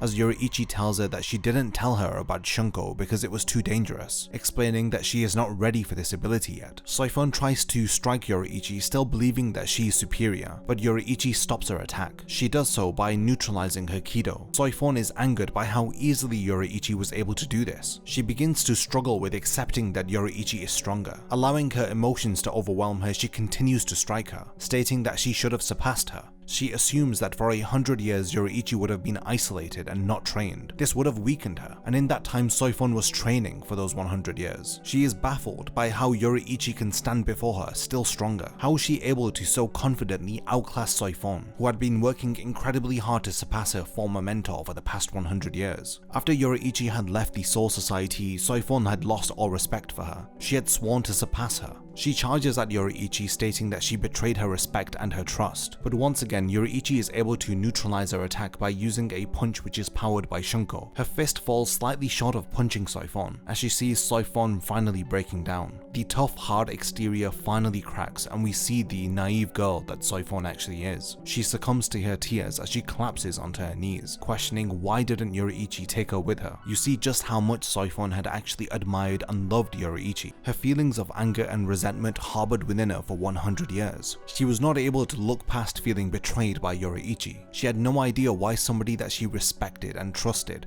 had abandoned her. Some say that the relationship between the two of them is romantic. I'm not too sure if I can get behind that because Yoriichi never reciprocates these feelings back to her, but I do believe that on Soi-Fon's part it is a very obsessive relationship. She clearly looks up to her and emulates her master, but because she was so emotionally invested into this battle, she was not able to see that Yoriichi was stronger than her this entire time. She was so blinded by these feelings that she says that she is stronger than her multiple times. You can see that Yoriichi entertains Soi-Fon for a while. That is until her student is about to use a technique that she deems to be too dangerous for her to use, an ability that she thinks Soi-Fon cannot control. After she finally accepts that she has not surpassed Yoriichi, she gives in to her emotions, proving that she doesn't entirely hate Yoriichi and she hasn't lost all respect for her, as her attachment to Yoriichi is still incredibly strong, and her feelings of betrayal are still as fresh as they were 100 years ago, showing that she has not moved on in the slightest. Despite attaining all of these ranks and these positions, they are meaningless because she wasn't able to surpass Yoriichi, the person that didn't live up to the expectations that Soi-Fon had of them,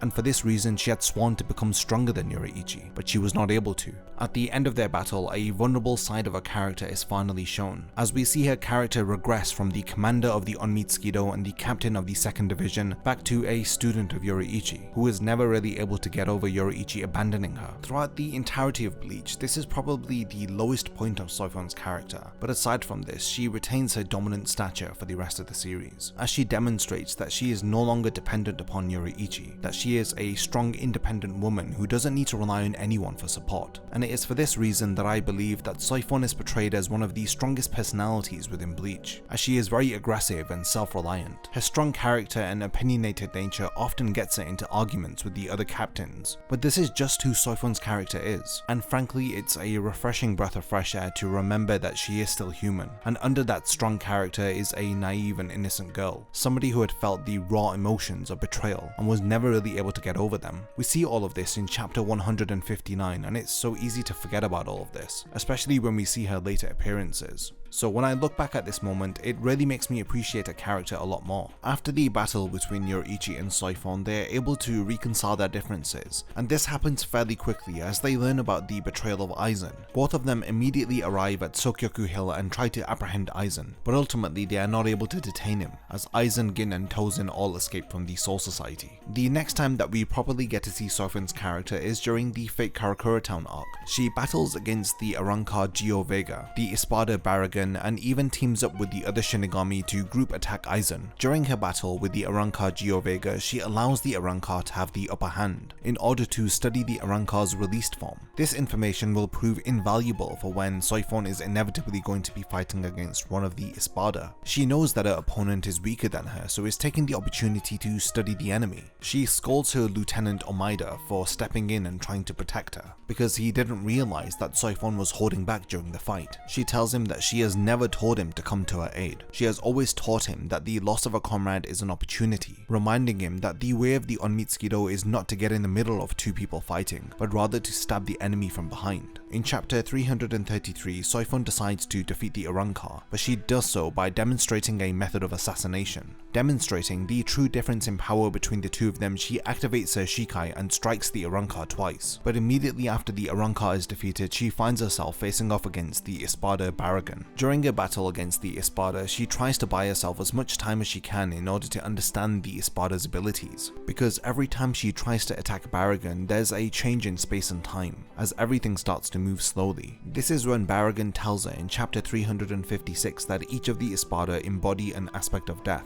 and Baragan's aspect of death is old age, which allows him to manipulate time itself. He demonstrates his ability by touching Soi-Fon's shoulder and causing the bones in her arm to grow old. Immediately this results in her arm being broken. At the end of chapter 356, Baragan activates his Resurrection. He then activates an ability called Respira, which translates to Breath of Death. This ability causes everything that it touches to decay. The ability ends up grazing against Soi-Fon's hand as her arm starts to decay. This understandably causes her to panic. Before the rotting spreads to the rest of her body, she demands that a lieutenant cuts off her arm, as we see that the flesh and muscle deteriorates, leaving only bones behind of her severed arm. In that brief moment where Soi-Fon was panicking, Byakugan was able to see the fear of death within Soi-Fon. She is truly being tested here as she is facing off against the second-ranked Espada. She tries to devise a strategy by asking her lieutenant to be a decoy and to draw the enemy closer to them. In chapter 359, Soi-Fon's plan is revealed, as she has wrapped a cloth around a building several times that is attached to her. We then excitedly see her activate her Bankai. In contrast to her Shikai, her Bankai is far from discreet. Soi-Fon did say that she had tried to end the battle without using her Bankai because she feels like her Bankai is not discreet enough. It violates her policies within the Onmitsukido. It would be virtually impossible to conceal something as large as a Bankai, and it is far too heavy to move around in, and the attack that is unleashed from the Bankai is far from subtle, something that is not suited for an assassin, who would much rather prefer to discreetly take out an opponent. It is definitely an interesting contrast against her Shikai. It is very subtle, it requires 2 shots within the same spot in order to take out an opponent, but her Bankai is best described in my opinion as aggressive and outspoken, a little bit similar to Soi-Fon's own personality. Her Bankai definitely represents her hot-headed nature, while her Shikai represents her lifetime of training as an assassin. So these are 2 completely opposing aspects of her personality, which are manifested within her abilities. Using her Bankai, she fires a shot at Byakugan, which results in a huge explosion. Both Soi-Fon and Amaida are repelled by the force of the blast. Momentarily, it appears that they have taken out Byakugan, but in chapter 364 we see the Espada emerge from the cloud of dust, appearing to have not been affected by her Bankai. In chapter 368, the Vizard Hachi joins the battle and assists Soi-Fon, but she is reluctant to accept his help and even refuses to recognize him, despite knowing who he is. Soi-Fon doesn't want to accept any help from anyone who is associated to Urahara. The thing is, Hachi needs Soi-Fon's assistance in order to defeat Byakugan. Byakugan creates a force field to contain the Espada. The only reason why Byakugan had survived the attack from Soi-Fon's Bankai was because he had used his aging ability. He had reversed the time so that the projectile fired from Soi-Fon's Bankai would explode further away from him. Soi-Fon only agrees to help if Hachi is willing to seal Kisuke Urahara in a force field for a month as a punishment. Hachi explains that if Soi-Fon's Bankai is fired directly at Byakugan while he is trapped within this force field, at a close range where the force field that Hachi has made will contain the blast, and Byakugan's abilities will not be able to protect him, leaving him exposed as a sitting duck waiting to receive the full force of Soi-Fon's attack.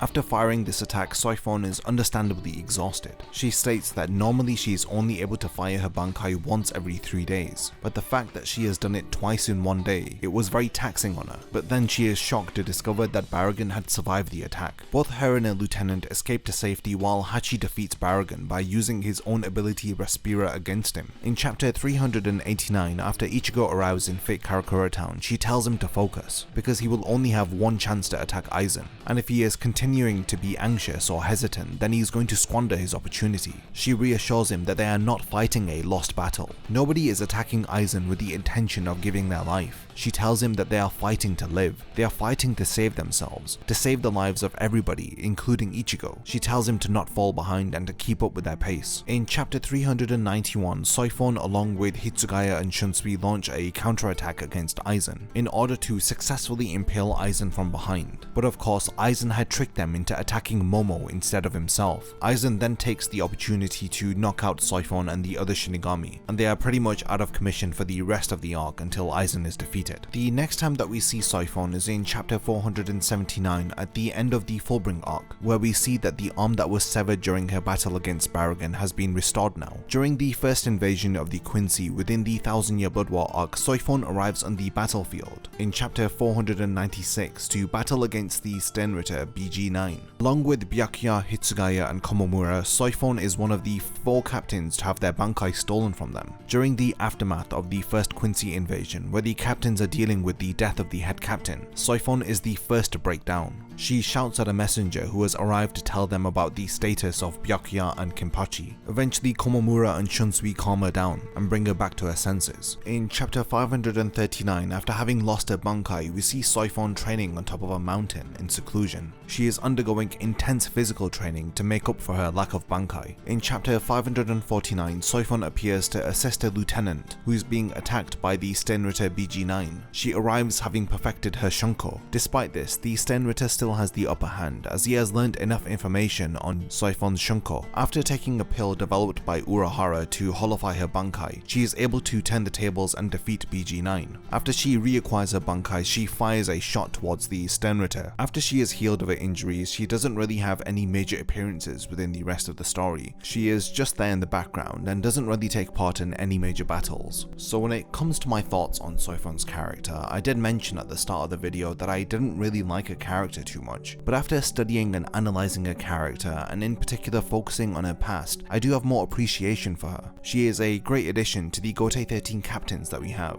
helping to bring more variety to the various different personalities within the Soul Society. As we know, her character is closely linked to Yoruichi, and it allows us to compare and contrast the two of them, as they both have a very different approach when it comes to their duties within the Soul Society and the Onmitsukido. It's quite easy to think of Soi-Fon as a hot-headed tsundere, but there is more to her character than just this outward appearance, and we get to appreciate this alternative side through learning about her past, and the rare moments within the story when her outer shell cracks and we get to see what's beneath the surface. One of these moments, which I almost forgot to mention, occurs within chapter 612, where she meets Yoruichi's younger brother, who thanks her for taking care of his sister. She totally blushes and fangirls over him, which shows that she still admires and obsesses over Yoruichi even to this day. Soi-Fon not only has a very unique appearance, she has a very unique personality, and I believe that Kubo consistently writes her very well. Despite being stubborn, set in her ways, and strict when it comes to her duties, at the core, Soi-Fon is still that innocent, naive girl who admires and worships Yoruichi. And beyond that stubborn, hot-headed exterior, there are a lot of redeemable qualities about Soi-Fon, at least in my opinion. So after watching this video and analysing and studying Soi-Fon's character, what do you think? Do you agree with my take on Soi-Fon's character? Are there any points about her that I failed to mention, or aspects of her character that you agree with me or disagree with me on? I would love to read your thoughts on Soi-Fon's character, so please do leave a comment under this video. Gin Ichimaru is the silver-haired, blue-eyed snake in the grass. He is considered to be mysterious and untrustworthy. His motives are largely unknown for the majority of his appearances in the series. In this video, I want to reveal the mystery behind his sinister smile, along with understanding his true motives and purpose for defecting from the Soul Society and joining Aizen as his closest ally. Why did Gin betray everyone? What was the purpose behind his actions? Let's analyze his character to understand the sacrifices that he makes and the reason behind why he acts the way he does in the series. Gin first appears in chapter 65 and in episode 20 of the anime. He is condescending and often resorts to sarcasm to intimidate others. This causes him to be difficult to read and understand. It also results in others around him feeling uncomfortable through the way that he mocks others while smiling and appearing well-mannered. Prior to his betrayal, he was still not trusted by others within the Gotei 13. He is fully aware of how he makes others feel, often enjoying putting others through discomfort, as seen in chapter 145 when he toys with Rukia. He appears before Rukia while she is being escorted to her execution, portraying the extent of his twisted mentality. Gin gives Rukia hope by offering to help her stop the execution from going ahead. He gives her hope just as she has accepted her fate, but he reveals that he was lying and didn't really intend on helping her. It is a cruel, purposeful act which demonstrates how evil he was prior to his betrayal. In one of his early appearances in chapter 75, he greets Ichigo and company as they arrive at the gates of the Serete during the Soul Society arc. The gatekeeper Jidambo decides to lift the gate to allow the intruders to enter. As the gate is opened, Ichigo sees Gin on the other side of the gate, as though he was expecting them this whole time. Convenient appearances like this draw suspicion towards his character and serve as the basis for questioning his every action going into the Soul Society arc. Gin defeats Jidambo and releases his spiritual pressure to prevent Ichigo and the others from entering into the Serete. He merely deters them instead of killing them, which is what he should have done. He once again acts purposefully and spares them, as though he knows that they will find another way to get into the Serete. Prior to Aizen becoming the main antagonist of the series, we were led to believe that he was killed by Gin during the Soul Society arc. His evil wide smile and the way that he was written to be consistently unpredictable and hard to read made it a plausible theory to assume that he did indeed kill Aizen. To understand understand Gin, we need to look into his past. The reasoning behind his actions are explained during a couple of flashbacks which involve Gin and Rangiku. They explain the reason behind his betrayal of the Soul Society and his subsequent loyalty to Aizen, which spanned over 100 years. During his childhood, Gin lived within the Rukongai district. We learn in chapter 129 that Gin first met Rangiku, who was collapsed and drained of her spiritual pressure. He offers her food to replenish her spiritual energy, and the two of them become acquainted. We learn from a databook called Bleach Official Bootleg Karaburi Plus,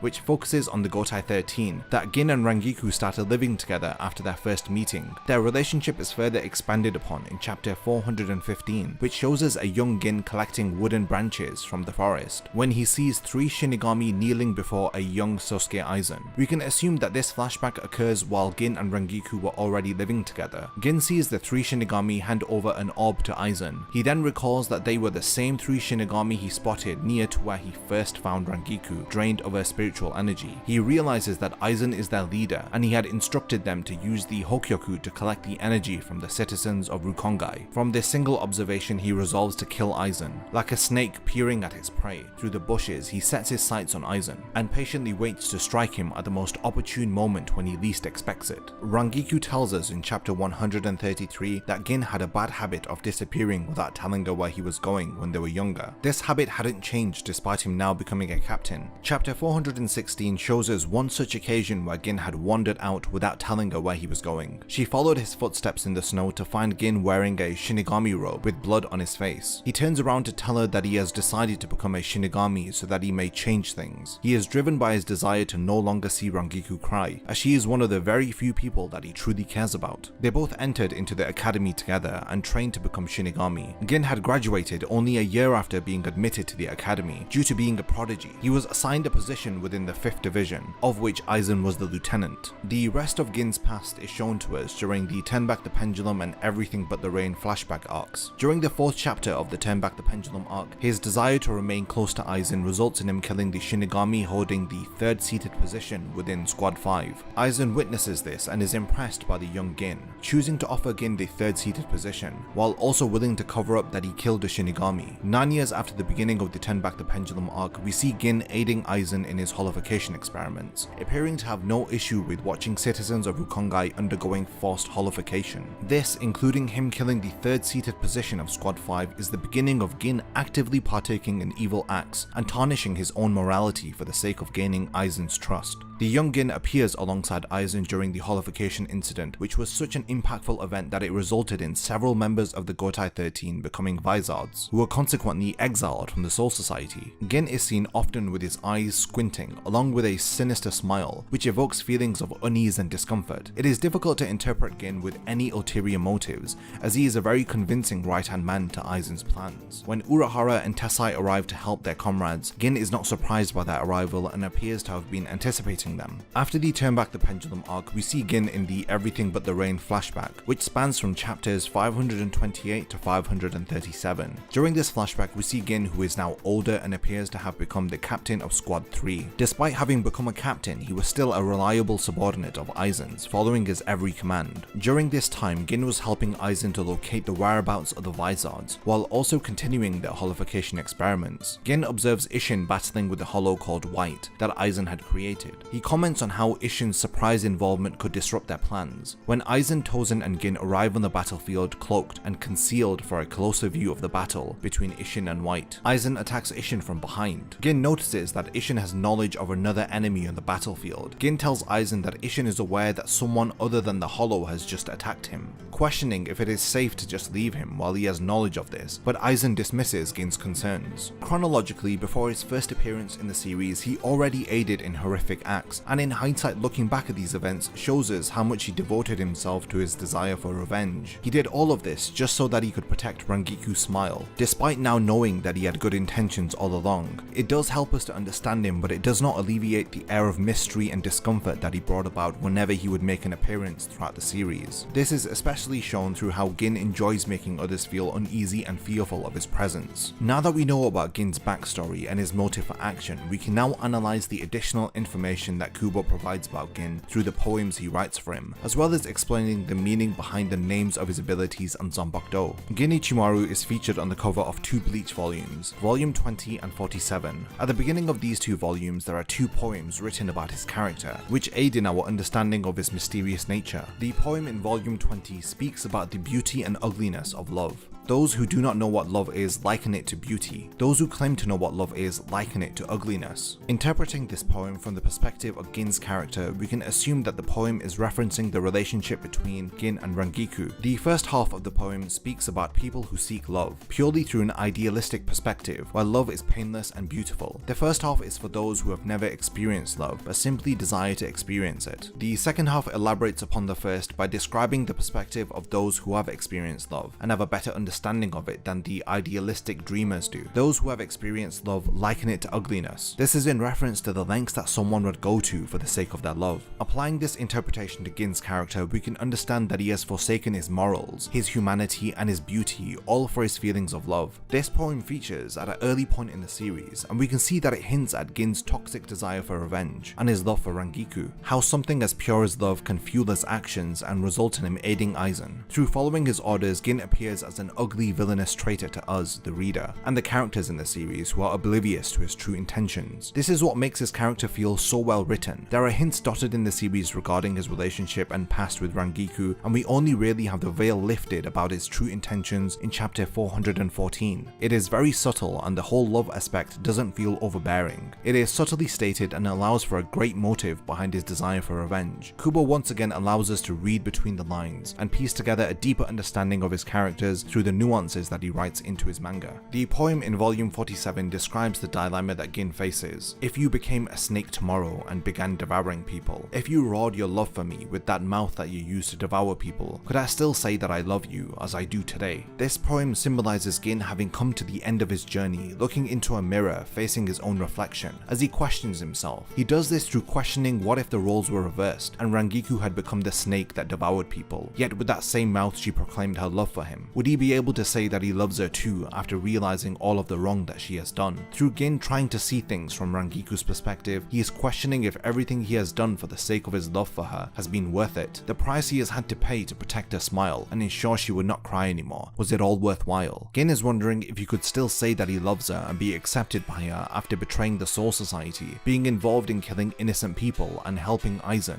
This poem explores the predicament that Gin has created for himself, as he puts himself in her shoes and wonders if he would be able to love Rangiku if she did wrong for his sake. He tries to understand her feelings for him after having come so far. Volume 47 features Gin's reunion with Rangiku, which I want to explore in the hopes that it sheds more light upon the dynamics of their relationship. Prior to leaving the Soul Society, Gin, Tosen, and Aizen were surrounded by the Gotei 13. Rangiku had grabbed Gin, holding him captive to prevent him from getting away. The three defectors managed to escape, but before Gin leaves, he tells Rangiku that he would have liked to have been held captive by her a little while longer. He apologizes to her. This occurs in chapter 178. She is properly reunited with Gin in chapter 411 as she arrives to stop Aizen and Gin, who are in the real Karakura town. In the next chapter 412, we see Gin ensuring Aizen that he will get rid of his old friend Rangiku. Aizen says that they have plenty of time and allows him to catch up with her. Gin insists that she is in the way, but Aizen replies not at all. This subtle exchange reveals how aware Aizen is of Gin's relationship with Rangiku, and how Gin tries to dismiss these assumptions by displaying loyalty to Aizen by taking out Rangiku. Gin grabs her and gets her out of Aizen's sight just as he said. She is clearly agitated and understandably mad at him. She does not want him to touch her as she demands that he lets her go. Rangiku reveals that she waited for him to arrive in the real Karakura town despite barely being able to stand. Gin asks her why she would do that while barely having any strength. She states it was because she knew that he would be here. Her desire is to confront Gin in order to ask him face to face what made him serve under Aizen. Was the reason worth betraying everybody, including his lieutenant Izuru Kira, who trusted him completely? Gin asks her if she is certain if Kira indeed completely trusted him and was betrayed by him, or perhaps was it someone else. He is referring to Rangiku, who indeed is the one who completely trusted Gin and felt betrayed by his actions the most. He comes closer to her and asks her why did she have to come. He draws his blade to her and calls her a nuisance, as it appears that he has taken her out. We see Rangiku collapse on the ground as Gin leaves her, heading back to Aizen. When he returns to Aizen, he is asked what he did with her, to which which he replies that he killed her. Aizen confirms that her spiritual energy is no longer present. He expresses his surprise as he assumed that Gin would have shown her mercy. This shows that Aizen was well aware of his feelings for her and how she may be a weakness to Gin. However, he dismisses these notions as he reminds Aizen about the first time that they met, how he referred to himself as a snake. This moment is important to understand Gin, as he describes his own character better than anyone else could. He states that his skin is cold, he has no heart, he slithers looking for prey with the tip of his tongue, swallowing people that he cares about whole. He likens himself to a snake because that is the kind of creature that he is, totally detaching himself from the notion of mercy that Aizen tried to label him with. Aizen says that he is ready to leave and desires to kill and hang the bodies of Ichigo's friends somewhere visible for everyone to see. Moments after reminding, or should I say warning Aizen about his true nature, he catches him off guard and pierces him through his chest with his Zanpakuto. Gin reveals that he knows how to escape Kyoka Suigetsu's power. He does so by touching Aizen's Zanpakuto in its unreleased state. He waited for decades to learn how to escape the hypnotic effects of Kyoka Suigetsu, just so that he could exploit this weakness at the most opportune time. Nobody within the Gotei 13 knows about this. He states that despite not knowing the weakness to Aizen's Zanpakuto, it was interesting watching the Gotei 13 try to defeat Aizen. Aizen, trying to remain composed, reveals that he was expecting Gin to betray him, but was curious as to how he would try to take his life. Gin leaves a fragment of his Zanpakuto within Aizen's chest, and it is here that we learn about the true nature of Gin's Zanpakuto. It does extend, but upon expanding or contracting, it disintegrates, and within the blade is a deadly poison that has the ability to dissolve cells. Similar to the fangs of a snake, his Zanpakuto is his fang that he uses to deliver his venom. The fragment that Gin left within Aizen is inside his heart. He advises him to say his last words quickly as he is about to die soon. Gin activates his Bankai and uses his ability called Kill Kamishini no Yari, which translates to kill, God-killing spear. This is significant as it shows that Gin was destined to kill Aizen, who strived to achieve a godly status. Gin's Zanpakuto is also called Shinso, which translates to God Spear. The name of his Bankai matches with his true intentions. For those willing to look closely into the words that the characters speak, the names of their abilities and Zanpakuto, as it reveals hints that have been there from the very beginning, pointing to events like Gin's attempt to take Aizen's life. The God-killing spear was indeed used against a god, as Gin tells him that he will finally be able to die now with a hole in his chest, saying that this should make him feel happy. The hole in his chest is in reference to his obsession with merging Hollow and Shinigami powers, so Aizen, who is a Shinigami now with a hollow hole in his chest, is an ironic visual representation of that which he seeked. Gin retrieves the Hokyoku from Aizen, who seems to have been killed, as his body breaks down to a cellular level. However, Aizen survives the attack, and despite taking the Hokyoku, it belongs to Aizen and ends up returning to him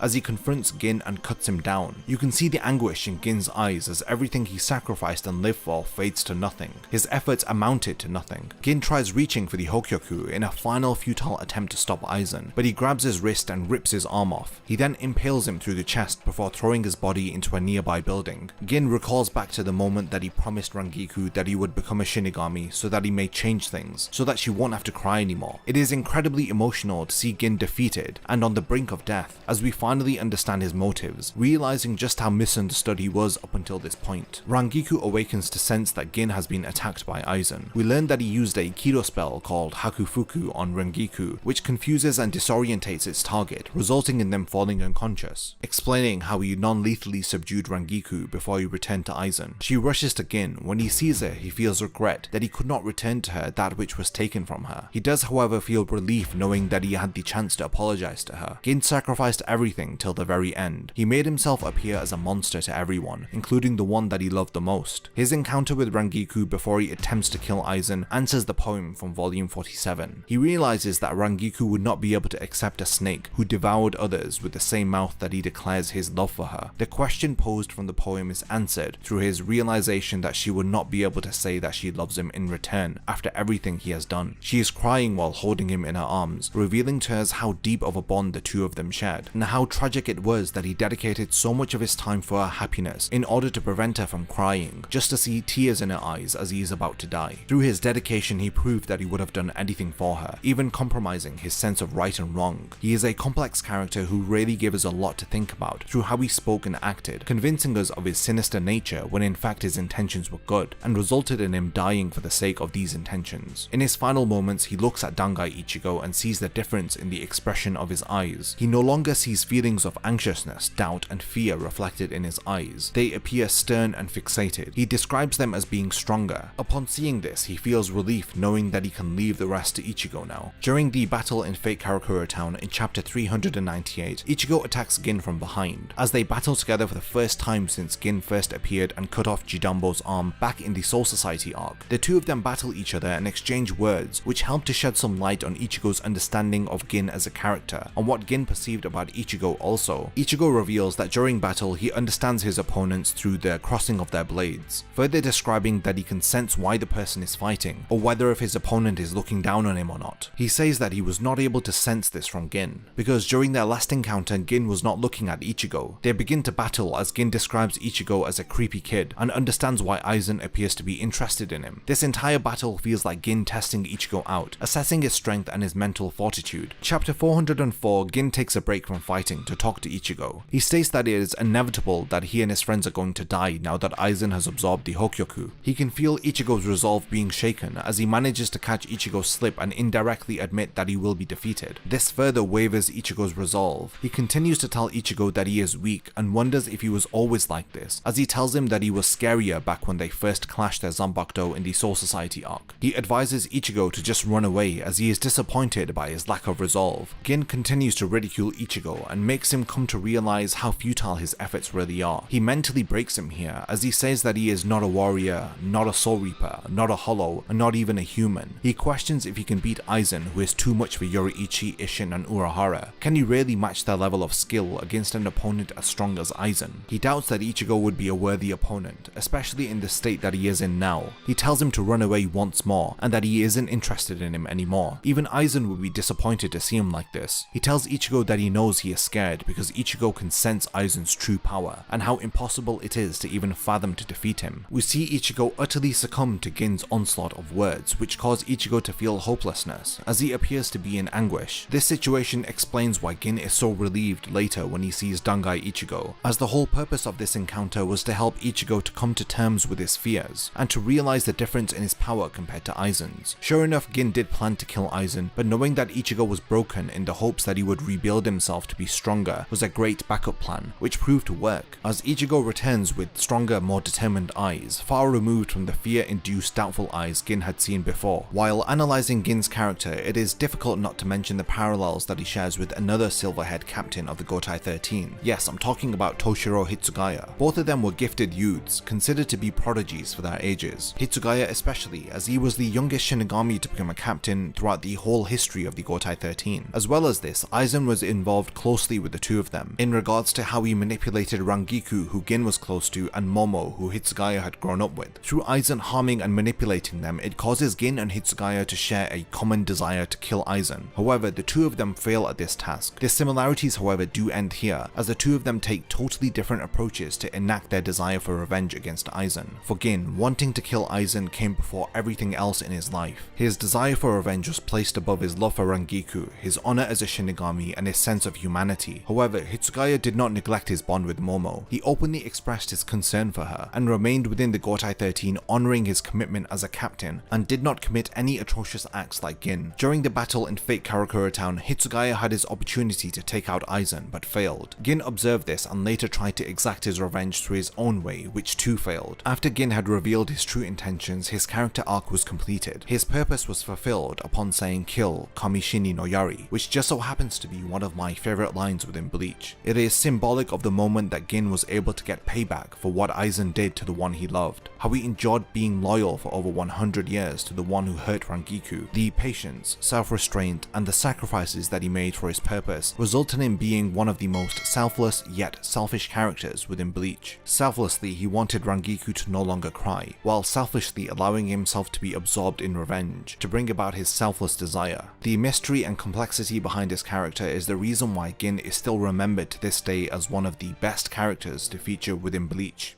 In this video, I'm going to be going over everything that we know about Unohana's character, including her relationships with her lieutenant and the members of her division, as well as how she interacts with the other members of the Gotei 13, and most importantly, I'll be analysing and breaking down her relationship with Kenpachi. Next to Head Captain Yamamoto, she is one of the oldest members of the Gotei 13. As far as we know, they are the only existing members of the original Gotei 13 who are still holding positions as captains. Upon initial inspection, you may think that there is not much to really break down about a character, because she appears so little within the anime, but thanks to the events that occur within the 1000-Year Blood War arc, we get a new sense of appreciation for her character, as we start to realize how Kubo was subtly foreshadowing a darker, more menacing side to her character, an alternative personality which was dubbed as the most diabolical criminal to ever exist within the Soul Society. Let's find out the difference between Unohana Retsu and Unohana Yachiru. Unohana makes a debut appearance in chapter 81 and in episode 24 of the anime. Her deceptive, youthful appearance would lead you to believe that she is one of the younger captains within the Gotei 13, but in actual fact she is one of the oldest and original members of the Gotei 13. Due to her long tenure as a captain, even other well-respected captains like Shunsui and Ukitake referred to her as senpai. Upon seeing her character, the first things that you will notice are her blue eyes and her long black hair, which is braided to the front. In chapter 523, we learn that her braided hair has been covering a scar that she received during her first battle with Kenpachi. This scar that was on her collarbone was a reminder for her of the joys of battle that she had experienced when she had fought a younger version of Kenpachi. For the longest while, she had become bored of holding a Zanpakuto because she had longed for that joy of battle. She was bored with fighting the same old opponents and repeatedly winning in the same way. This is the curse of being the strongest, and this is where we learn that Unohana was in actual fact the first captain of the 11th Division. She was the first Shinigami to have been given the title of Kenpachi, the strongest Shinigami, but these are aspects of a character that occurred in a distant past, as the Unohana that we see at the start of the Soul Society arc is a completely different character. When I think of Unohana's personality, I see two versions of her. There is a side that is gentle, compassionate, and caring, an individual who heals others indiscriminately, whether if they are allies or enemies. During a time in the series, we have seen her heal Vizards, humans, Arankars, and even Ichigo and his friends after they had invaded the Soul Society. She is more than willing to heal anybody who needs her help. And this is how she leads as the captain of the 4th Division, who specialize in fulfilling any medical requirements of the Gotei 13. This is a far cry and a contrast to her previous position as the captain of the 11th Division, which is known for combat and swordsmanship, basically inflicting these very injuries that she is now healing.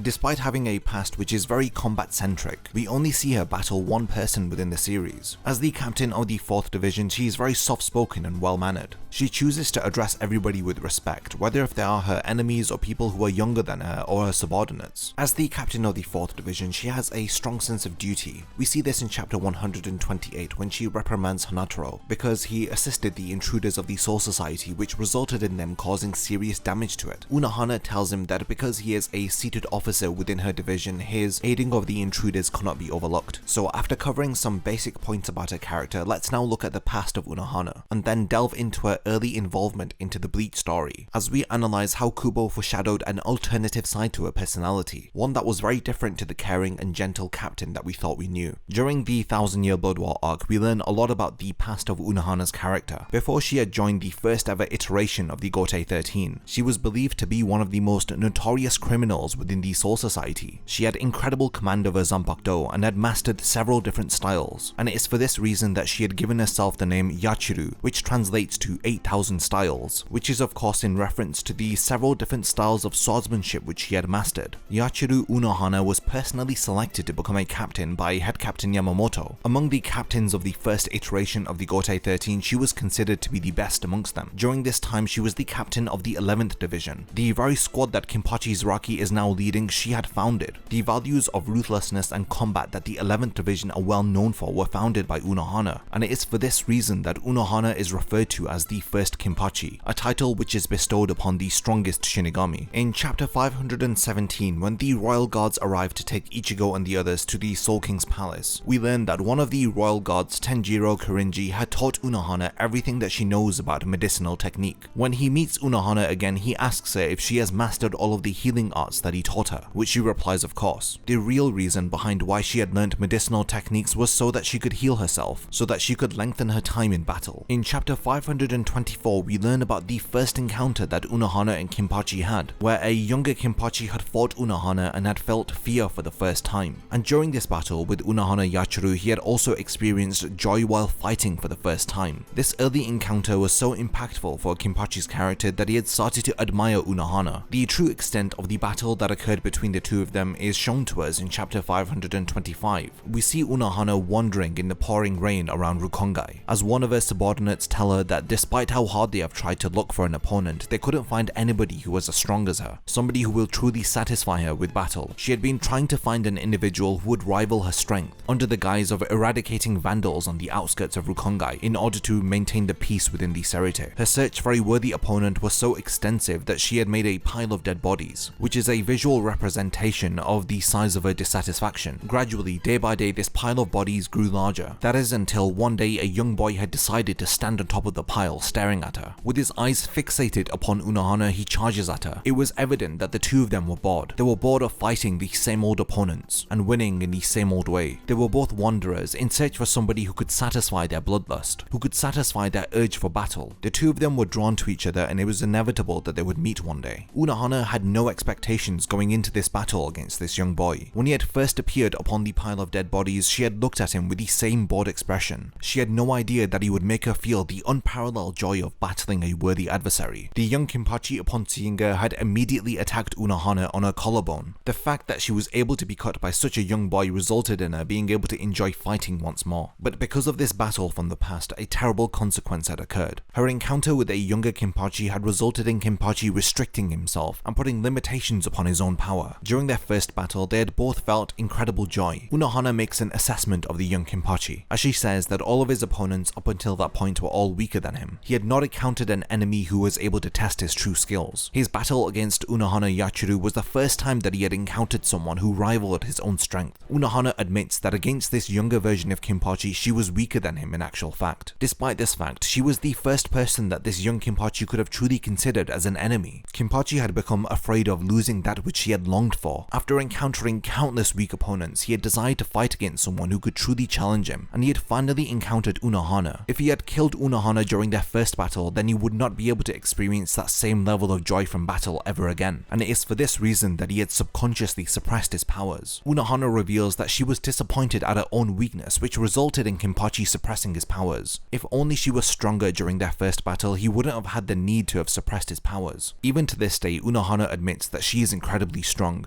but she is not as strong as Kenpachi Zaraki. She feels responsible for weakening Kenpachi, and she claims that this is her sin. Ultimately, Unohana was declared the victor of their first battle, but she was well aware that her opponent has succumbed to his own fears, his fears of losing Unohana, a worthy adversary, and it is for this reason that she realized that this young boy that she had fought against was more suited to the title of Kenpachi. It is not revealed if she had immediately resigned from her post as the captain of the 11th Division after this battle, but sometime after this fight, she had become the captain of the 4th Division. You can speculate that after her battle with Kenpachi, she no longer felt that she was worthy of the title of Kenpachi, and it's for that reason that she resigned from the 11th Division. She may have lost interest in combat and swordsmanship after experiencing a battle against a worthy adversary. As the captain of the 4th Division, she focuses her efforts now on medicinal technique, as she is now responsible for treating the injured Shinigami within the Gotei 13. It is ironic because the current 11th Division are known to bully and look down upon the 4th Division, considering them to be a weak medical team. Despite this, most of the members of the 11th Division are still afraid of Unohana, because some of them remember her past. We can see from this backstory that Unohana feels a heavy burden for causing Kenpachi to place mental barriers upon himself, which made him suppress his own powers. He had done this so that he would not surpass the person that he admires the most. It was because of Unohana that he was not living up to his full potential, and we see the results of Kenpachi stunting his own growth through the various different battles that he has in the series. Unohana realizes the consequences of her sin. As she recalls, because Kenpachi restrained his own powers, he had barely lost to Ichigo, and this is why he had barely beaten Noitora. To the outsider, it may have appeared that Kenpachi had struggled against them because his opponents were incredibly strong, but Unohana had known the truth.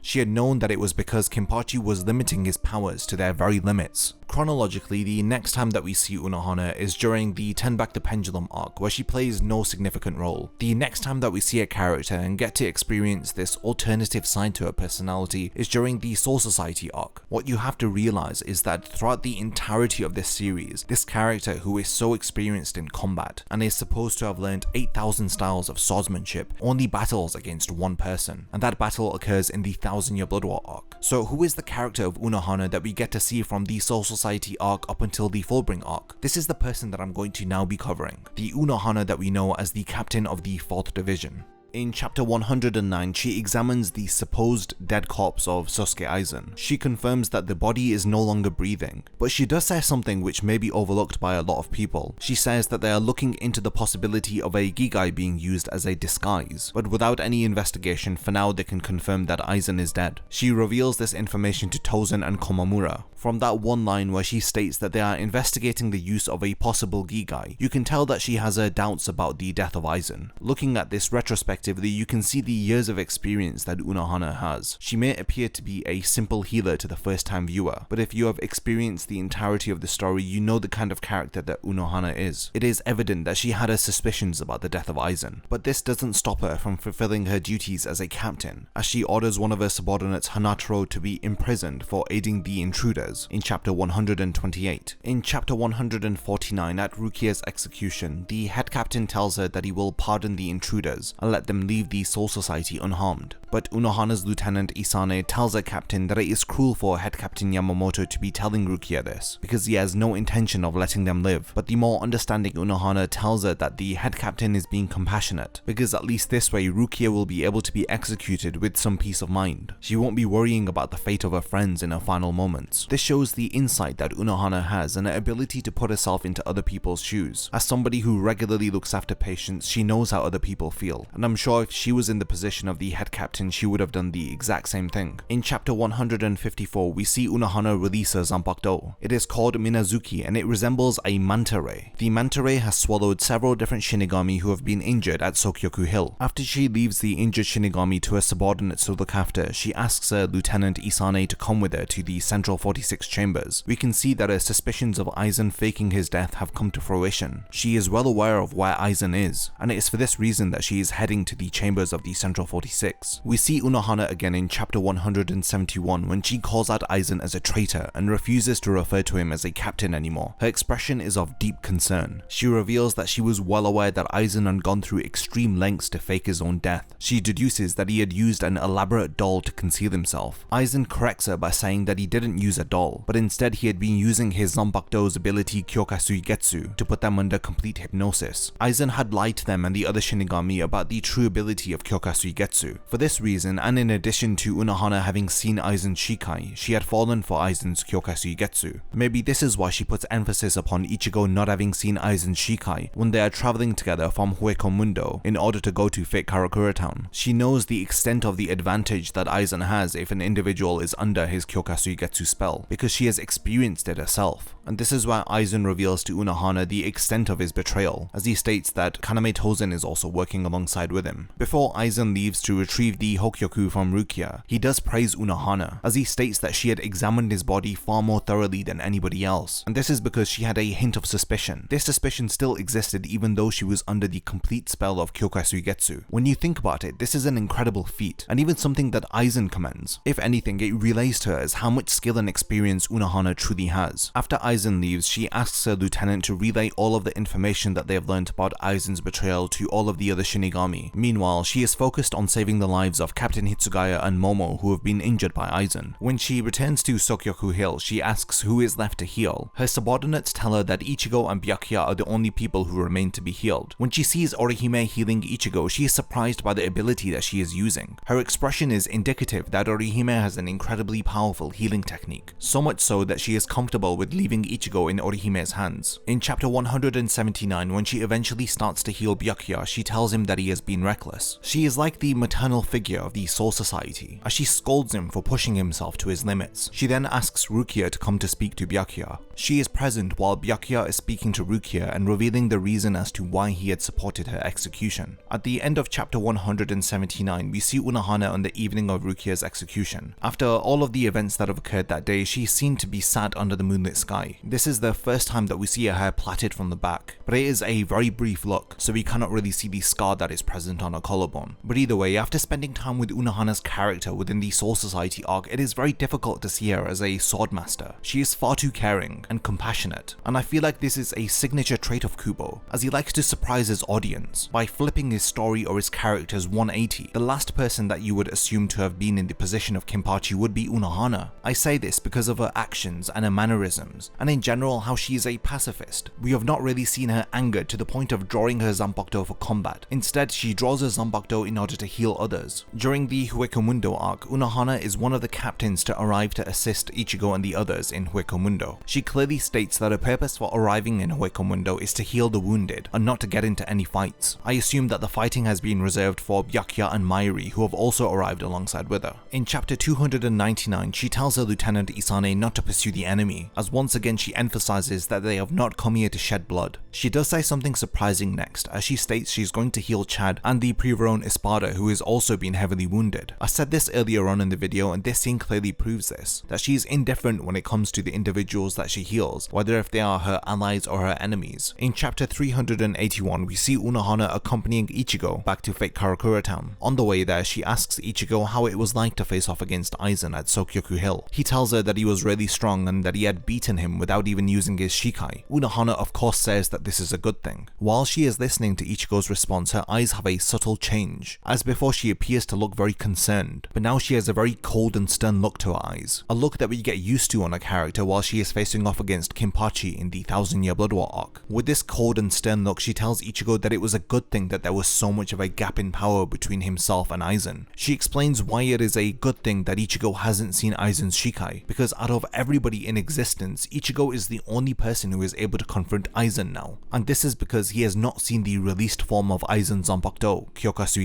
so he is not going to be under the influence of Aizen's ability. Unohana informs to Ichigo that Kyoka power can only be activated if Aizen's enemy has seen his Shikai. As we know, everybody who is currently involved in the battle in Fake Karakura Town have seen Aizen's Shikai. Unohana is stressing to Ichigo that he is a vital part in their plan to defeat Aizen. Even with Ichigo not completely healed, Unohana detects that his Ryatsu is comparable to that of a captain's. After having read the final arc, we know that she is very experienced in battle. She assesses that Ichigo not having seen Aizen's Shikai is the most important advantage that they will have in this battle, and it is of utmost importance that Ichigo does not lose this advantage, because if he does, then the battle to save the world will be lost. She sternly looks at Ichigo and tells him no matter what happens, he cannot look at Aizen's Shikai. Looking back at this very brief exchange, I see the shift in her personality, as we can see when Unohana Retsu is speaking and when Unohana Yachuru is speaking. And this is even subtly foreshadowed by the way that Kubo draws Unohana's expressions, and in particular her eyes. In chapter 382, we see the two of them still traveling. He is creating a path using his Ryatsu for Unohana to follow him, but the path that he is making is extremely weak and falling apart. This forces Unohana to politely intimidate Ichigo to take the lead. We see the scary persona of a character here, as Ichigo is scared into submission. When she takes the lead, the path that she creates is sturdy and very different to the path that Ichigo was making. Ichigo assumes that it must be because she is a captain, but Unohana tells him that isn't the case because they have similar levels of Ryatsu. Unohana assumes that both Ichigo's Ryatsu and his wounds have completely healed, and maybe Ichigo isn't cut out for tasks that require refinement of one's Ryatsu, but Ichigo disagrees with her and states that he could have created a better path if only his Ryatsu was completely restored. Unohana is confident in the assessment of Ichigo's Ryatsu, but Ichigo emphasizes to her that when he activates his Bankai, his clothing changes. He tells Unohana that his Shinigami Shihakusho while he is in his Bankai form is a visual representation of his Ryatsu, and since less than half of his Shinigami Shihakusho remains, that means he has less than half of his spiritual energy right now. He tells her that Orihime's healing ability is really good at healing wounds, but it is very slow at restoring a person's Ryatsu. This completely surprises Unohana. She is shocked that even at less than half of his spiritual energy, it is comparable to a captain's spiritual energy. Unohana is completely taken aback by this fact. She now suggests that she will restore Ichigo's Ryatsu back to its maximum capacity. She thinks to herself, if Ichigo's Ryatsu is only at half of its maximum capacity, then he may well be the savior that the Soul Society needs right now. She does her part by healing the rest of Ichigo's Ryatsu and ensures that he is ready to face off against Aizen. Thanks to Orihime healing Ichigo's physical injuries, it made it easier for Unohana to restore Ichigo's Ryatsu. In chapter 389, we see that Unohana has also arrived in Fake Karakura Town, as she is lending her assistance in healing any of the wounded. We don't really get to see Unohana again until chapter 422, which is after the defeat of Aizen. We see her helping Hyori and the other Vizards. After she has done her job, Shinji thanks her, but Unohana questions him as to why he is thanking her. It isn't necessary because she considers the Vizards as her friends and she doesn't need to be thanked for healing them. You can see that she is very accepting even to the Vizards' apprehension. They feel shamed that they have been merged with Hollows, and they hold a grudge against the Soul Society for everything that had happened so many years ago. But Unohana reminds them of their past when she refers to them as her friends. This statement even leaves Shinji looking on with a very somber expression. During the Fullbring arc in chapter 461, Unohana expresses surprise at the head captain that he is willing to agree to Kisuke Urahara's plan, which is to break the rules and the traditions of the Soul Society in order to return Ichigo's Shinigami powers back to him. Unohana, as we know, is very strict when it comes to following her duties, and this is why she is surprised as to the head captain agreeing to break the rules of the Soul Society. The head captain orders all of the Gotei 13 lieutenants and captains to share their Ryatsu with Ichigo in order to restore his Shinigami powers. During the Thousand Year Blood War arc in chapter 497, when Unohana learns about the Sternritter's ability to steal Bankai, she can sense from the spiritual pressures that the captains of the 2nd, 6th and 7th division have all had their Bankai stolen from them. In chapter 507, the captains notice that Yamamoto has arrived on the battlefield and he has activated his Bankai. When Isane tells Unohana that her skin and her lips are feeling dry all of a sudden, Unohana lightens the tension by saying that is awfully ladylike of her. While she feels the Bankai of the head captain, she hopes that the battle ends quickly before he destroys the entirety of the Soul Society. After the first Quincy invasion, Unohana and her squad are trying to help as many casualties as they can. Isane questions why the 4th squad remained within their barracks. Isane is saying this because they could have helped more people, but Unohana reminds her not to be so short-sighted, because she is letting her emotions overwhelm her. Isane is well aware that Unohana would have wanted to go onto the battlefield to heal the wounded more than anyone. She didn't because Head Captain Yamamoto's final orders were not to leave the Squad 4 barracks. Despite how badly she had wanted to help her comrades, she was compelled to listen to the orders of the Head Captain. The last thing that Head Captain Yamamoto would have wanted was for the Soul Society's medical team to have been destroyed, so his final order to Unohana was to save the medical assistants until after the invasion was over, so that Squad 4 would not be suffering from any casualties, so that they can maximize their efforts in order to help their comrades. In chapter 517, when the Royal Guards arrive and they try to take Renji, Byakuya and Rukia to the Royal Palace, Unohana objects, as she says that they are in no condition to leave the Serite, but her former teacher who had taught her how to heal, Tenjiro Kurinji, tells her that it is for this very reason that they are taking them. He tells her that under her care they will never return to their previous selves, and this is especially the case when it comes to Byakuya, who's been severely wounded in the battle. If he does not receive urgent medical care from the Royal Guards, then he will die. Tenjiro Kurinji bluntly tells Unohana that she cannot get the job done, and he will personally heal them. In this exchange, he also says something very fascinating to her, and it is the first time that we get a direct mention to the alternative side to her personality, as her former teacher tells her that what she needs to focus on right now isn't healing. After hearing this, we can see Unohana look to the ground with a somber expression, and in the next panel we can see the newly appointed head captain Shunsui look over at her, like he is fully aware of what Unohana must do now. In chapter 520, we see Shunsui speaking with the Central 46, as he tells them that Kenpachi's time has come and they must train him in order to get stronger. While discussing the matter with the Central 46, he invites in Unohana, and he tells her that he wants her to handle the business with Kenpachi. He refers to her as Captain Unohana, but then corrects himself and refers to her as the first Kenpachi, called Yachiro Unohana, and we see that same cold, heartless expression in her eyes that we have seen earlier in the series in various different moments. The foreshadowing by Kubo has finally paid off, as we get to learn about the alternative side to Unohana. Before leaving to train Kenpachi, she leaves a letter behind for Isane, who we see is crying, and this is the first hint that we get that Unohana may not return after this encounter. In chapter 523, we see that Kenpachi and Unohana have arrived at the Soul Society's central underground great prison. They are at its lowest level, called Muken. The space within Muken is infinitely large, and it is completely closed off from the rest of the world. Shunsui and the Central 46 had decided that there was no better place for the two of them to swing their swords freely. In chapter 523, we see this menacing look to Unohana, one that is so far removed from the character that we have seen up until this point. If anything, it highlights Kubo's skill as a masterful illustrator, as he conveys sinister malice emanating from a character who we had assumed was the maternal figure of the Soul Society. It is evident that this is no more the caring and compassionate Unohana Retsu. This is indeed Unohana Yachiro. After the two of them continue to converse, Unohana notes that he is awfully talkative. She tells him that every time he speaks, it causes the scar on her collarbone to ache, the same scar that Kenpachi had given to her as a young boy. Finally, the battle between the two of them that has been building up for centuries begins. While Unohana is training Kenpachi, we see Shunsui, who apologizes for referring to Kenpachi's training as a lesson in swordsmanship, because he knows that once Unohana and Kenpachi cross swords, only one of them would survive. At the beginning of their encounter, Unohana clearly has the upper hand, as we see her fighting for the very first time in the series. We see her elegantly evade Kenpachi's strikes. She takes advantage of any openings to Kenpachi's stance and precisely strikes him without mercy. All the while, she retains the same expression on her face. She does commend Kenpachi for arriving to the battle without his eye patch, but she says that with his eye patch removed, his full capacity is evident. We can see that she is not impressed, and she is relaying this to Kenpachi by taking advantage of his weakness and striking him repeatedly. She even calls him weak. Unohana uses a dagger with her free hand to land an attack on Kenpachi, and she criticizes him as she tells him for somebody who swings a sword around with one arm, she is disappointed that he is not using his other arm for any other reason. She questions if he is even enjoying the battle, but Kenpachi refers to her dagger as a cheap trick. He tells her that she has changed from the person that he had admired, which angers Unohana as we see her shouting for the first time. She scolds Kenpachi for admiring the enemy while in battle. Unohana states that she hasn't changed at all since their first battle, which implies that Kenpachi has instead become weaker. He asks if he is going to die in this battle without ever having beaten her. What ends up happening here is that Kenpachi starts to feel fear for the first time in a long while. The last time that he had ever felt fear in battle was against Unohana when he was a young boy. The feeling of fear is so potent that Kenpachi feels like Unohana's blade has just pierced his throat, and Kubo illustrates this sense of fear that Kenpachi is feeling masterfully. As their battle continues, Unohana tells herself that Kenpachi will not die here. Instead, he will go stronger, because he does grow stronger after every battle that he survives. But she says that this is the flaw that he has put upon himself. But this is also her sin, and as we know from Unohana's flashback, their first fight had caused Kenpachi to subconsciously restrain his power, and Unohana feels responsible for this. So in this battle, she is going to remedy her sin by restoring Kenpachi to his full strength, but she is all too aware that the price that she must pay for the sin that she committed is to give her own life. While continuing to strike Kenpachi, she admits that she is stronger than anybody except for Kenpachi, and this is exactly the reason why she will try to kill Kenpachi as many times as she has to, and she will heal him repeatedly, bringing him back from the brink of death.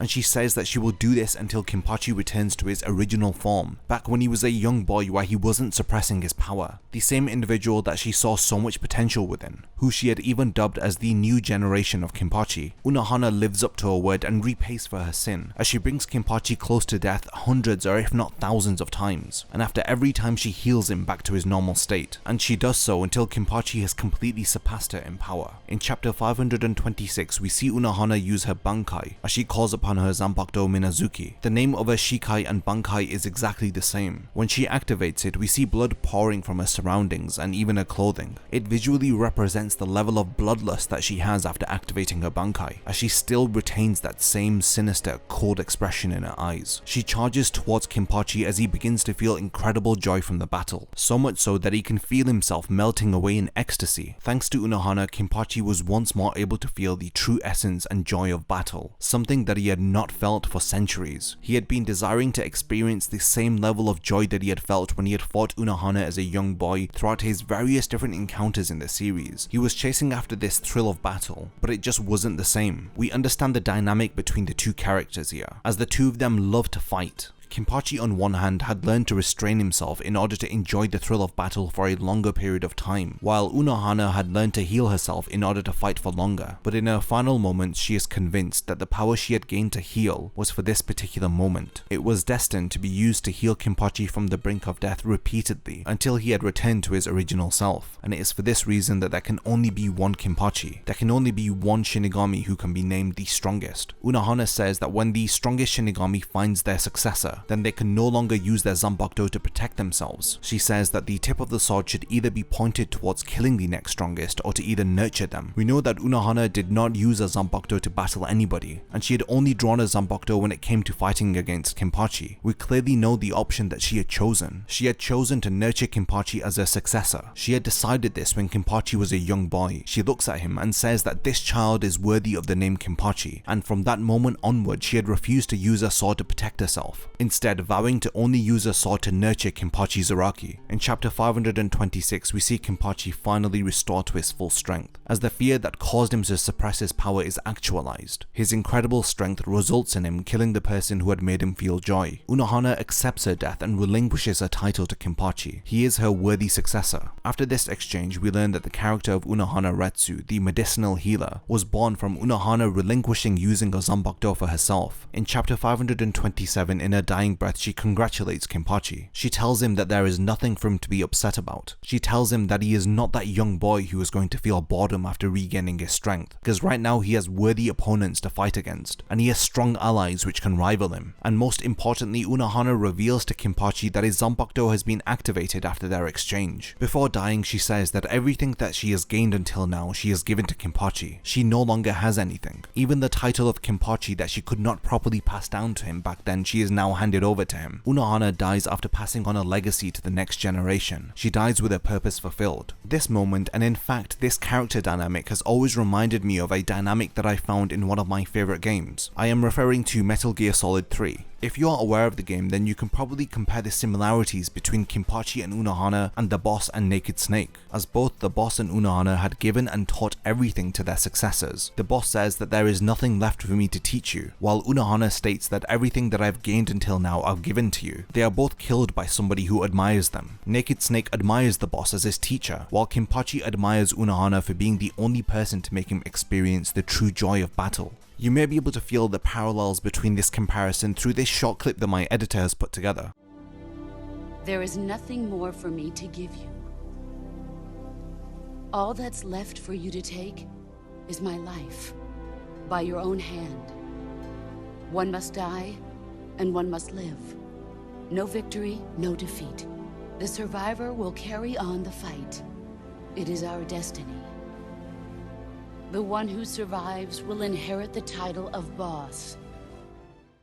For fans of MGS3, I hope that didn't make you too upset. When it comes to Unohana's character, she was central to the development of Kenpachi, and she had the largest influence on him out of all of the cast of Bleach. She definitely has a dual personality, and I still stand by the fact that I would not have assumed that she would be the first Kenpachi if I hadn't read the final arc of the series. There were subtle foreshadowings of her character having an alternative side, but they weren't enough to rob me from the surprise that I felt when I learned that she is indeed the first Kenpachi. After having fought the young Kenpachi, she had completely changed her character. It was like she was reborn. She relinquished her old self so that she could nurture the next generation. The only time that she drew her sword was to nurture Kenpachi. All of this had begun when the two of them had laid eyes upon each other, with Kenpachi standing on top of the pile of dead bodies which represented her disappointment. He charges at her and leaves a scar in her collarbone, and through that same scar which Unohana had as a constant reminder of her successor, Kenpachi pierces through it in order to regain his power and to maximize his full potential. And after doing so, Unohana feels content, as she can die after having accomplished her life's purpose. So is the case with every Bleach character video that I do. I didn't intend for it to be this long, but there is just so much to discuss and talk about when it comes to the characters that Kubo has written, and the subtle nuances that he sprinkles throughout his story. ようこそ私のソウルソサエティへ。冷圧で一息に押しつぶす。俺の無力を知れ。波動の九十。黒棺。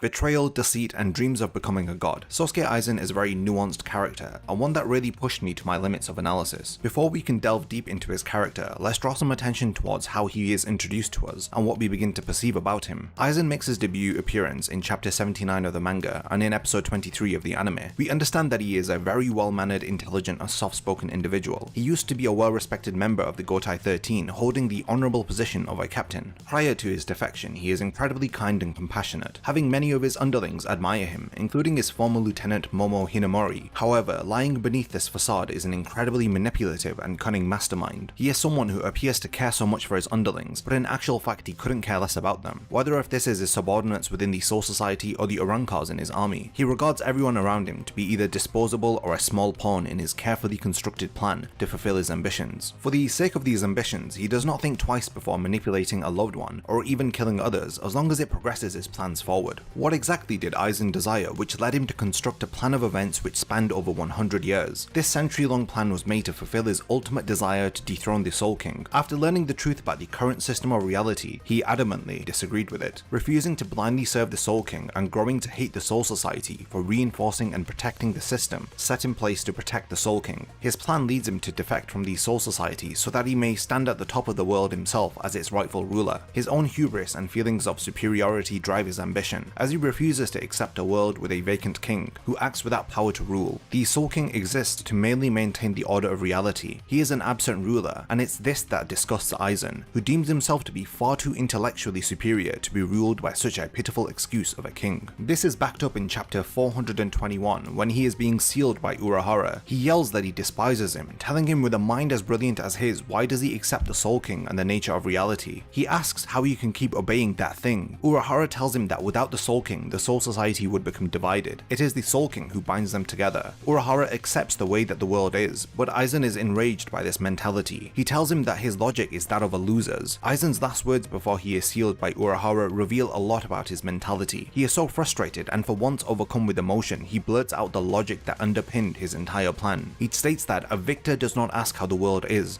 but rather how it should be. This one quote should be enough to understand Aizen's obsession with changing the status quo. In his first appearance, we see Aizen speaking with Renji. He begins his manipulation very early on. If we analyze this first appearance retrospectively, we can see that he is planting seeds of doubt into Renji's mind about the circumstances of Rukia's execution. He discreetly asks for his opinion if he thinks that Rukia deserves to die, detailing how the punishment is excessive for the crime that was committed, the time until the execution being shortened from 35 to 25 days, and lastly the use of the Sokyoku to execute her, as typically it is reserved for captain-ranked Soul Reapers. Aizen, who already knows who is behind all of this, begins to make Renji doubt what is happening. He reveals that he thinks someone else is behind all of this. Renji is surprised to learn of a possible conspiracy. This subtle manipulation is enough for him to question the events and eventually begin to conspire against the execution of Rukia after he is defeated by Ichigo. Aizen manipulated the entire Soul Society and even us the reader into trusting him and feeling sorry for him after we are led to believe that he was killed. All of this effort, all for the purpose of changing the status quo through acquiring the Hokyoku. After this brief look at his psychology and motives for his actions, I now want to delve into the subtleties of his behaviors, pulling back his deceptive mask that he puts on so that we can reveal the truth behind his lies. It is all about motive, and there is plenty of motive when it comes to Aizen. To understand Aizen, we need to see how he behaved and the consequences of his actions during the different points of the story. I'll be focusing on 3 key moments within the story. Firstly, before his betrayal. Secondly, after his betrayal, and lastly, how he acts after his defeat. Naturally, we begin the story prior to Aizen announcing his betrayal to everyone. From his appearance to his actions, everything about him during the Soul Society arc is so unassuming. I don't know about anyone else, but I grew to develop a respect for Aizen, especially after seeing his caring nature that he shows towards his Lieutenant Momo. Her respect and faith in her captain is incredibly infectious, leading you to suspect nothing. When we discover that he has died, he fools everyone including us. His manipulations extend beyond the pages of the manga. I remember the shock that I felt when I learned that Aizen had been killed, and especially in the manner that he was murdered, seeing him pinned against a wall with blood running down it, a brutal murder on display for everyone to see. How could someone so calm and well respected deserve to be killed in such a dishonorable way? These are the types of questions I remember asking myself prior to his betrayal. I stated earlier how Aizen began his manipulations with Renji. His deceitful lies lead everyone to believe in a conspiracy which causes factions to form within the Soul Society, who are either in favor of or opposed to the execution of Rukia. The key component of Aizen executing his plan to acquire the Hokyoku was the removal of the Central 46. In chapter 168, we learned that the Central 46 have all been murdered. They represent the highest court in the Soul Society. The decisions that they make are absolute. It is apparent that they were killed a long time ago, and the orders that the Soul Society were receiving were false and from another party, which of course is Aizen. He orders for the date of Rukia's execution to be moved up and deliberately plans for her to be killed by the Sokyoku so that her body may be destroyed while the Hokyoku within her remains intact. He also deceived everyone into believing he was killed, making it appear as though it was Gin who killed him. He even manipulates his Lieutenant Momo to believe that he was killed by Hitsugaya, who she has known since her childhood. Momo is incredibly loyal to Aizen. That is because he says it himself in chapter 173. He trained her so that she could not live without him. In chapter 169, Momo meets Aizen after his supposed death. She is relieved beyond belief to know that he hasn't died. We see how he speaks to her softly, places his hand on her head, like a paternal figure. These subtle behaviors deeply affect Momo. She is too caught up with his deceit to even question why he faked his death. She is just happy to know that he is alive. He apologizes for making her worry and thanks her for all the time that they spent together. He literally butters her up and lowers her defenses, makes her feel comfort and happiness before we experience his treachery for the first time. He bids her farewell by impaling her through the chest with his zanbakudo. He just looks at her lifeless body with no remorse, a psychotic act which demonstrates his lack of conscience. It is the way that he casually charms his victims with his lies, lures them in and uses them for whatever purpose he requires before discarding them like trash. There is no empathy or moral qualm with the extent that he has to go to fulfill his ambition. Witnessing this treachery after mourning for his death reveals how terrifying it is to be manipulated into believing a certain truth when it couldn't be further from the truth. He takes advantage of people's ability to trust blindly, believing without questioning, and their tendency to live by the status quo, not willing to leave their carefully constructed comfort zones. For Momo, it would be too much to expect her to doubt her captain, despite him always having been this way. When he reveals himself to be a traitor, he states that he had always been like this. There is no change of personality or motives. Nobody realized his true nature, and he took advantage of that, like the opportunist that he is. He orchestrated all of this just so he could acquire the Hokyoku, which is sealed within Rukia's body, all for his ambition, which is revealed to us in chapter 178. As Aizen is ascending, Ukitake asks him why. Aizen reveals he did all of this in the pursuit of greater heights, but Ukitake asks him if he has allowed himself to fall so low from his respected position. Aizen tells him not to kid himself, as he leaves while revealing his true ambition, stating that nobody has ever stood atop of the heavens before, not even the gods. This vacant spot is now reserved for him, as he declares the vacancy to now end. From now on, he himself will stand at the top as the ruler. This is the point where his betrayal is known, and his carefully constructed plan is executed. However, what occurred during the century-long build-up leading up to this point? We learn more about Aizen's schemes and experiments via two flashbacks. The first is the Turn Back the Pendulum arc, and the second is Everything But the Rain. We need to explore the purpose of each of these events in relation to Aizen's ambition, and how they are a part of his carefully constructed plan to overthrow the Soul King. The Turn Back the Pendulum arc occurs 100 years before the present day. The truth behind the mask of the Vizards is revealed during this arc, as well as the holification experiments that Aizen had been conducting.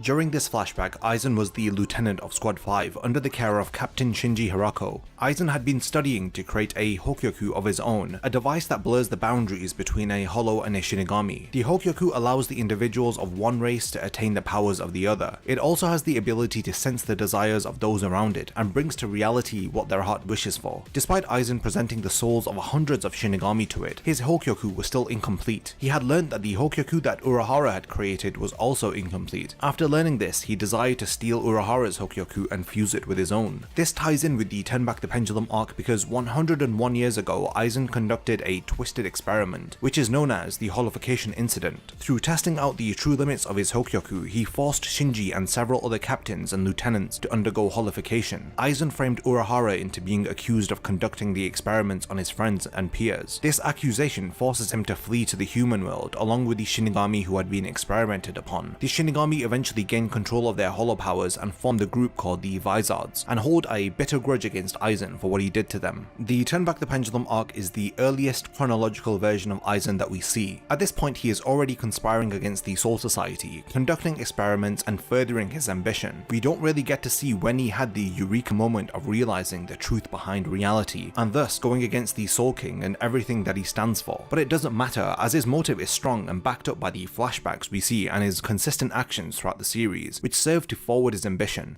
The Pendulum arc introduces us to the concept of the Hokyoku, as well as explaining why Urahara created his own Hokyoku, as he desired to find a way to strengthen Shinigami through using holo powers. We then see how Aizen uses his Hokyoku through the everlasting trauma that Aizen inflicts onto his peers and comrades. Before the Soul Society arc, he had already ruined and sacrificed the lives of multiple people in pursuit of his selfish desires. We once again see the devastation that Aizen leaves behind in his wake, causing Urahara to lose everything and be exiled, and the Vizards who ended up being involuntary subjects to his inhumane experiment. This results in them being treated no different to hollows, and were ordered to be killed by the head captain. Urahara was forced to pick up the pieces left by Aizen. Having lost everything, he desired to destroy the Hokyoku that he had created, but it was not possible to do so. He deactivated it and placed it into the soul of Rukia. He gave her a Gigai, which would convert her soul into a normal human forever. His plan was for the Hokyoku to lay dormant within her. However, he did not know that it was Aizen who deployed Rukia to oversee Karakura Town and deliberately led to the events which caused Urahara to place the Hokyoku within her. Not only this, Aizen also had a deliberate hand to play in orchestrating Ichigo's development, after he had learnt about the special circumstances of his birth. Once Ichigo became a Shinigami, he caused several events to occur which put Ichigo's powers to the test. We see this revealed to Ichigo in chapter 397.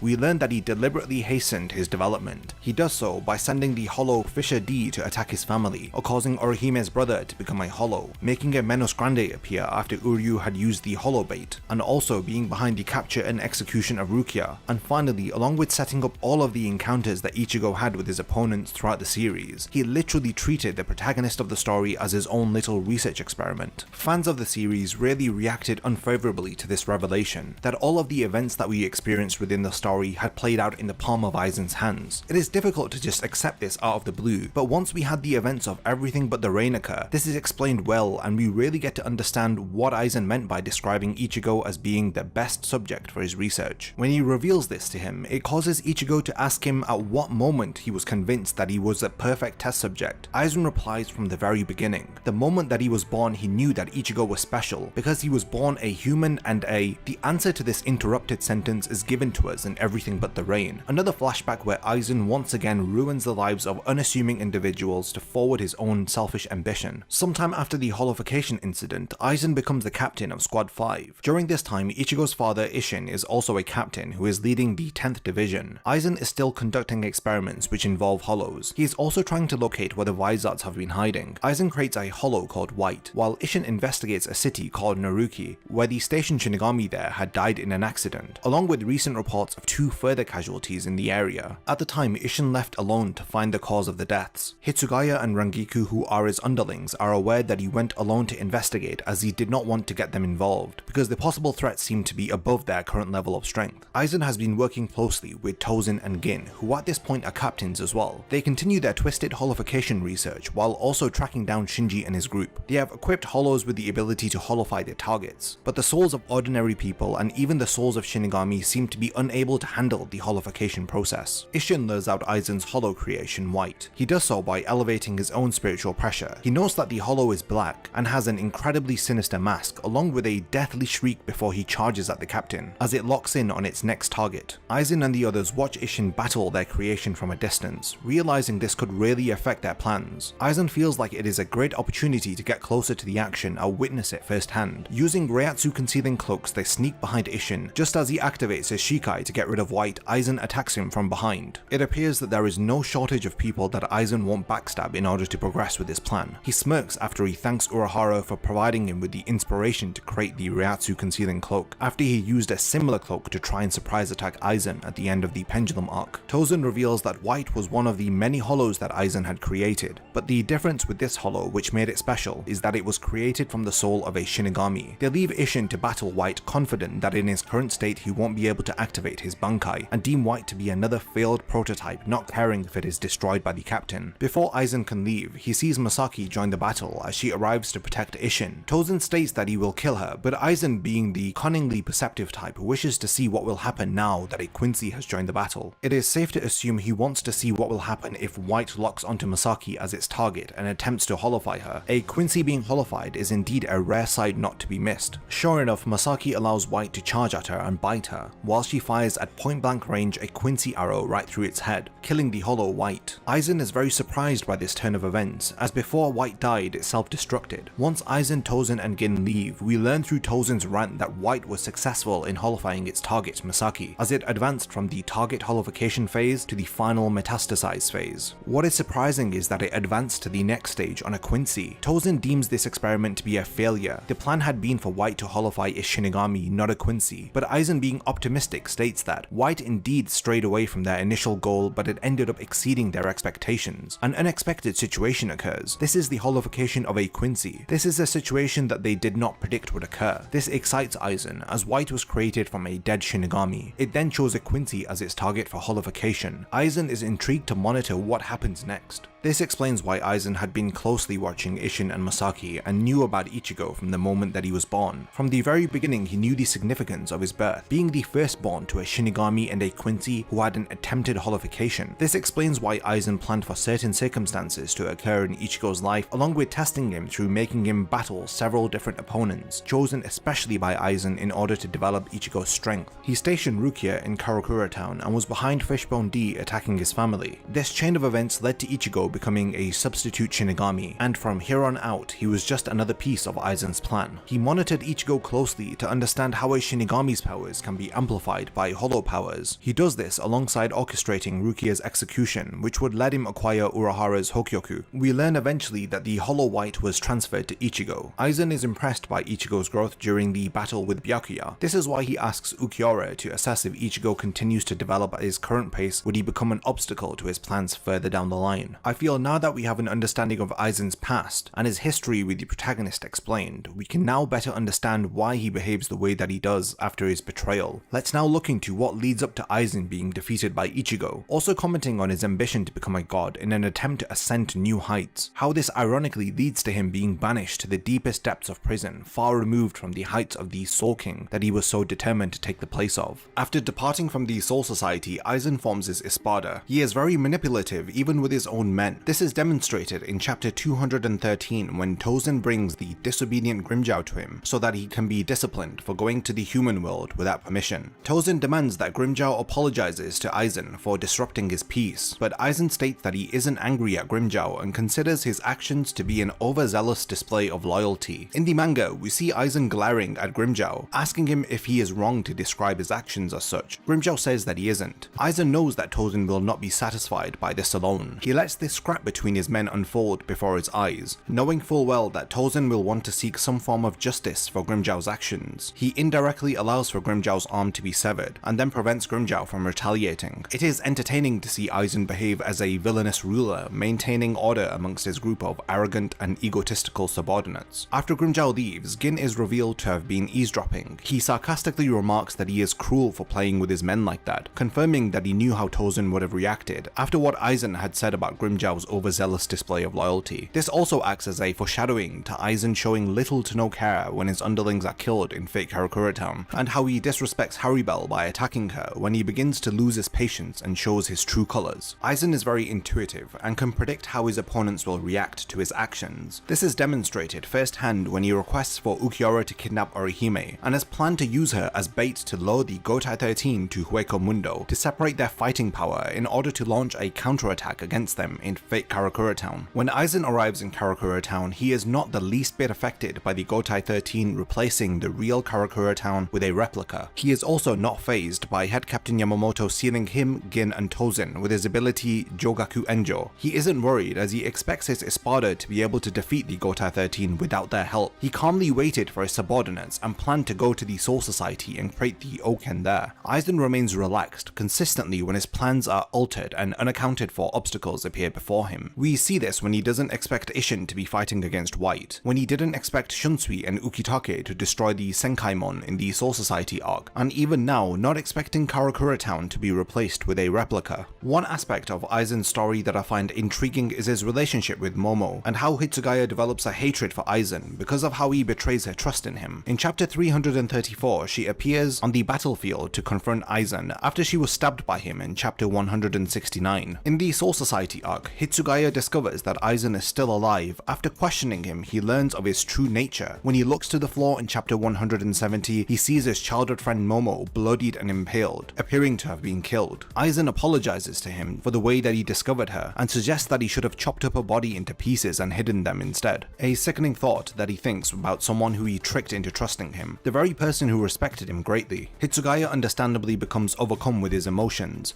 which is something that Aizen loves to do to others. He loves making them feel blinded by rage, and when they act based on emotion, he tactfully takes them down by remaining calm and composed. What a smug bastard, as he casually answers Hitsugaya's questions, revealing that he has been conspiring against the Soul Society from the very beginning since he became a captain. He dispatched Momo without any care as he didn't consider anyone but Gin to be his true lieutenant. Hitsugaya realizes that this whole time he was deceiving them all, to which Aizen smiles. We learn that Momo only joined the Gotei 13 because she desired to serve beside Aizen. She worked incredibly hard for this singular purpose. Aizen heartlessly responds by saying that this is exactly what made her so easy to manipulate. He purposefully requested for Momo to serve under his division. Hitsugaya is made to feel betrayal through Aizen turning his back on them, then learns about Momo's condition, and on top of that he sees no remorse in his enemy. Like a pressure cooker steadily building up heat, Hitsugaya erupts and attacks out of anger. Wasting little time by activating his Bankai, he declares that he will kill Aizen himself, but the ever so smug Aizen smiles and advises he shouldn't make rash threats, as it reveals his weak nature. He takes advantage of Hitsugaya's overly emotional state and swiftly takes him down with ease, all the while smiling as he does so. Aizen quickly becomes a detestable character from the very beginning of his betrayal. So how does he react upon seeing Momo after so long? He is surprised to see her alive, as she looks at him nervously, yet holding a Zanbakuto determined to battle. Hitsugaya is concerned for her after seeing her appear on the battlefield. Momo states that she is not here as Captain Aizen's lieutenant, but rather as a Shinigami ready to battle against him.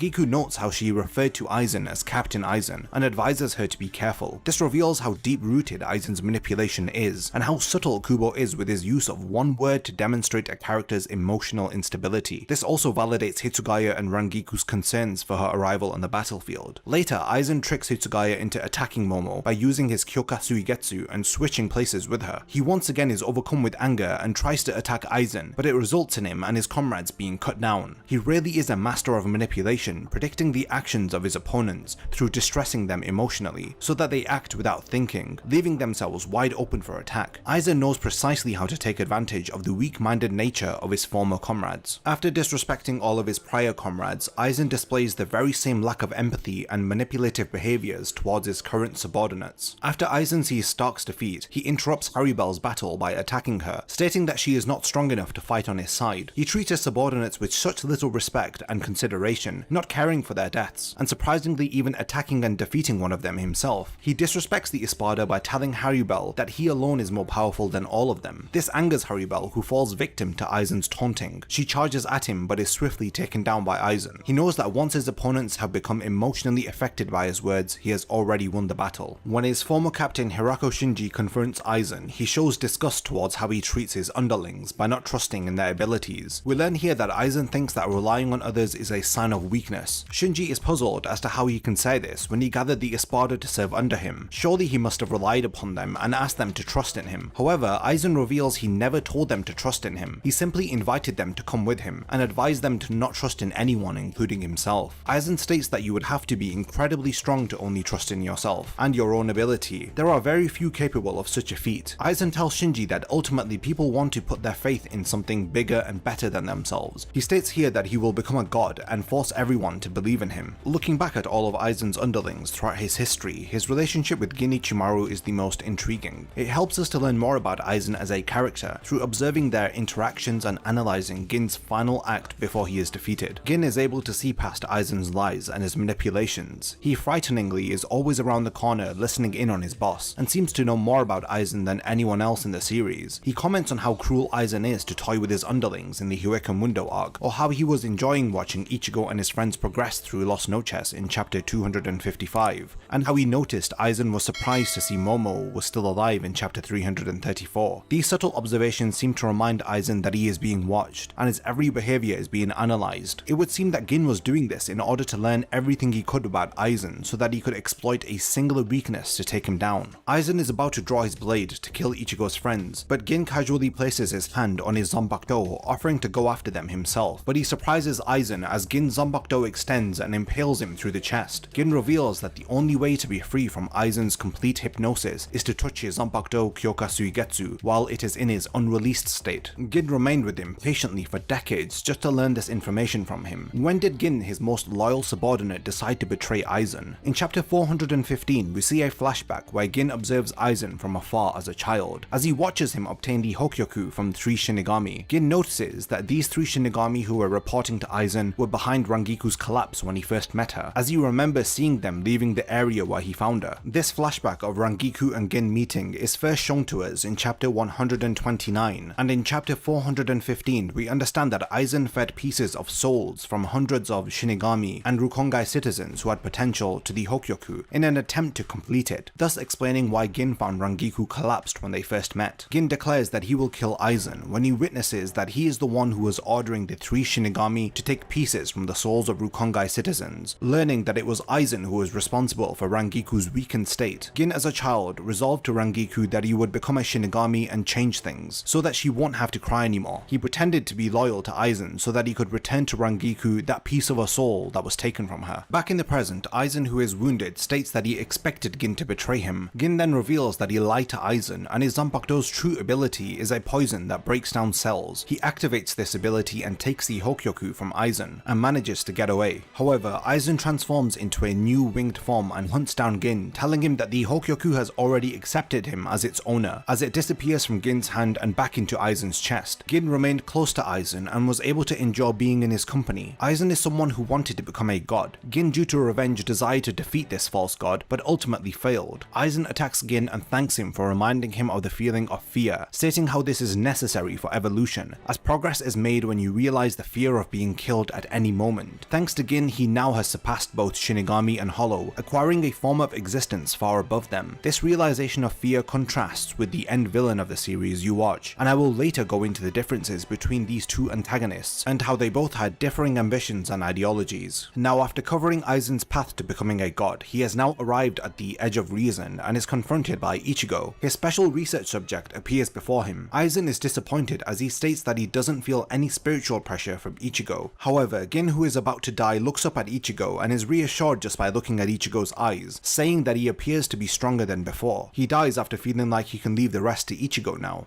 A man on the verge of death is able to see what Aizen is so oblivious to. This first act of arrogance foreshadows Aizen's downfall. Let's now look at the final battle between Ichigo and Aizen. When Ichigo first arrived in Fate Karakura town to challenge Aizen, he was very vulnerable to Aizen's taunting, but on this occasion, after having learnt the final Getsuga Tensho, now it is Aizen who is baffled by who stands before him. In chapter 417, Ichigo silences Aizen by forcibly escorting him away from a densely populated area so that they can fight without any casualties. Aizen, after evolving and becoming incredibly egotistical, is speechless when Ichigo manhandles him. He then proceeds to declare that he will end this battle quickly by defeating Aizen. Aizen soon understands that Ichigo has also evolved. However, his evolution is very different to his own. He admits that they both are at their peak evolutionary states. In chapter 418, Aizen states that he can destroy Ichigo's blade with a single blow. When he attacks, Ichigo stops his attack with his hand, which is a great callback to Aizen stopping Ichigo's attack with his finger during the Soul Society arc in chapter 174. Ichigo proves to have the upper hand, taunting Aizen, who then transforms into a new form, but his efforts are futile. Ichigo decides to end their battle with the final Getsuga Tensho. Aizen still cannot feel any spiritual pressure from Ichigo. He begins to think that Ichigo may have surpassed him, to which his ego has a difficult time to accept, as he states that it is impossible. Ichigo uses his technique Mugetsu, which severely wounds Aizen, allowing Unohana to intervene to finally seal Aizen, resulting in his defeat. We have so far covered Aizen's rise and fall over the course of the series. Let's now further analyze Aizen's monologues, his desire to evolve and transcend, and ultimately how and why he tried to become a god and failed. Bleach is riddled with references to religion and philosophy. Aizen's character is expanded upon further when we begin to explore these references and their meanings. Let's begin with the very device which propelled his ambitions and allowed him to manifest his heart's desire. The whole concept of the Hokyoku is really underappreciated. For the most part, it is perceived to be essential to the immediate plot and motivation of the characters, but considered in the grand scale of the story to be insignificant. Comparisons of the Hokyoku to what screenwriters would call a MacGuffin are common. I don't think that the Hokyoku is an unexplored tool, made just to drive the plot of Bleach. The core principles behind it stem from the Hindu and Buddhist interpretations of the Philosopher's Stone, called the Chintamani Jewel. Similar to the Hokyoku, the Chintamani Jewel has an ability to fulfill wishes. At some point in the story, both Aizen and Unohana realize the origin of their reality and the truth behind the Soul King. The truth behind the current state of existence in Bleach is explained by the original sin, which is revealed to us in the Can't Be Your Own World novels published after the serialization of Bleach. The original sin is an event from the past which changed and shaped the world, but because of its morally questionable nature, any mention of it is purposefully erased from history. The fall of Aizen, Ginjo's grudge against the Soul Society, and the 1000-year Quincy Blood War, these conflicts are linked to the original sin. For the purposes of this video, we need to know that in the beginning the world was complete and death didn't exist. Then the Shinigami separated the world into different realms: Hueco Mundo, Soul Society, the Dangai, and the human world. The god of the previous reality had his powers and body parts separated via a special ritual. He was then sealed forever inside a crystal prison and was now referred to as the Soul King, a lifeless corpse who hasn't exactly died but isn't alive either. The new realms that the Shinigami created were unstable, so they placed the Soul King as the linchpin to maintain the balance of the world. Before death existed, there was eternal existence, but the Shinigami introduced the concept of death through the changes that they made to reality. The consequences of the original sin include Shinigami ruling the order of the world, and the existence of Hollows. Since the very beginning of Bleach, the main conflict has always been between Shinigami and Hollows, a self-inflicted feud caused by the Shinigami's original sin. They introduced death to reality and thus led to the creation of Hollows. In Abrahamic religions, the original sin is described as man being banished from the Garden of Eden. Comparatively, the Shinigami's original original sin was to create the current fake world and turn God into a lifeless corpse. But why would they do this? This is answered by the Buddhist belief that without suffering you cannot make progress and evolve. The Shinigami desire to create an imperfect world, believing that too much happiness will lead to ignorance and will prevent enlightenment, which a Buddhist believes is the only way to attain nirvana and escape the cycle of reincarnation. The approach of the Shinigami is devoid of God, similar to Buddhism, whereas the original state of reality had a god and was overseeing a perfect world, alike to the Abrahamic interpretation of reality prior to the banishment from the Garden of Eden. Bleach Volume 48 is titled God is Dead. This is in reference to the truth behind the Soul King, and thus introduces us to the conflicting philosophies behind Unohana and Aizen's worldview after they learnt the truth about their reality. The Greek philosopher Plato believed that the world of the living didn't matter as it was not eternal. He accepted that reality was imperfect due to the concept of death. However, he states that the pursuit of true wisdom and knowledge was the everlasting world of the gods. He elaborates upon this by stating that it is philosophers who stand above men to gaze into the world of wisdom and to return with knowledge which will improve the human world. Both Aizen and Unohana can be likened to the fundamentals of Plato's philosophers in terms of the desire to comprehend beyond their sense of perception. We live in a world of visible and intelligible things. Our five senses form our visible world, thus it is subject to change and uncertainty. However, the intelligible world is made up of unchanging rules of reason, like mathematics and abstract definitions. Thus, the intelligible world will always describe the eternal form of things. For example, a human will always take up the form which applies to all humans. Despite the variations of skin color, sizes, and gender, the physical form has an abstract definition. The human form will always be what it is. Now, the individual human like yourself is, however, a physical object, which is subject to the uncertainty of the visible world. If a human is dropped from a skyscraper, then it ceases to fit that intelligible, eternal human form. Plato imagines that the visible and intelligible world are divided in the middle. The lower half consists of the visible world, and the upper half is the intelligible world. He states that each half represents a type of knowledge, the visible world representing opinion, and the intelligible world representing true knowledge and the word of God. The big reveal within Bleach is that the world of God, Plato's intelligible world, has been altered and changed because of the original sin orchestrated by the Shinigami. The catalyst that causes Unohana and Aizen to take action is learning that the intelligible eternal form of God and the nature of reality is riddled with uncertainty and subject to change. Both of them, realizing the truth of the world, consequently undertook differing philosophies to deal with the truths presented to them. Unohana accepts the way that the world has come to be and adopts the approach of the German philosopher Friedrich Nietzsche. Like the title of Bleach Volume 48, God is Dead, the Soul King is a corpse not in control. He exists merely to maintain the balance of the worlds. Through learning that the Shinigami killed God, it grants us freedom from subservience. But Unohana also comes to accept we must now undergo struggle to make progress. Nietzsche stated God is dead upon the advent of scientific knowledge. In defiance to Christian beliefs, he states that humans killed God through finding meaning and understanding of reality from science as opposed to religion. Through our own hand we killed the murderer of all murderers, an approach which some consider to be nihilistic, but objectively offers a realistic outlook on reality, which puts the power into the hands of individuals instead of an all-powerful deity. Aizen, however, refuses to accept things just as they are. Falling in line with Plato's views, he desires to attain greatness and become God himself, to return intelligibility to the world. Like a true philosopher of Plato, he desires to go to the world of the gods so that he may return with wisdom and knowledge, which will serve to benefit humanity through progression and enlightenment. They both have their own reasons for creating the Hokyoku, which stems from these very philosophies that I have just gone over. Initially introduced as a device that blurs the boundaries between Shinigami and Hollow, it is then revealed to fulfill the desire of the possessor's heart. Aizen's actions were driven by his desire to overthrow the fabricated, hypocritical system which is in place, considering the Shinigami to be a mindless herd who blindly serve their Soul King. Aizen's drive can once again be explained by Nietzsche,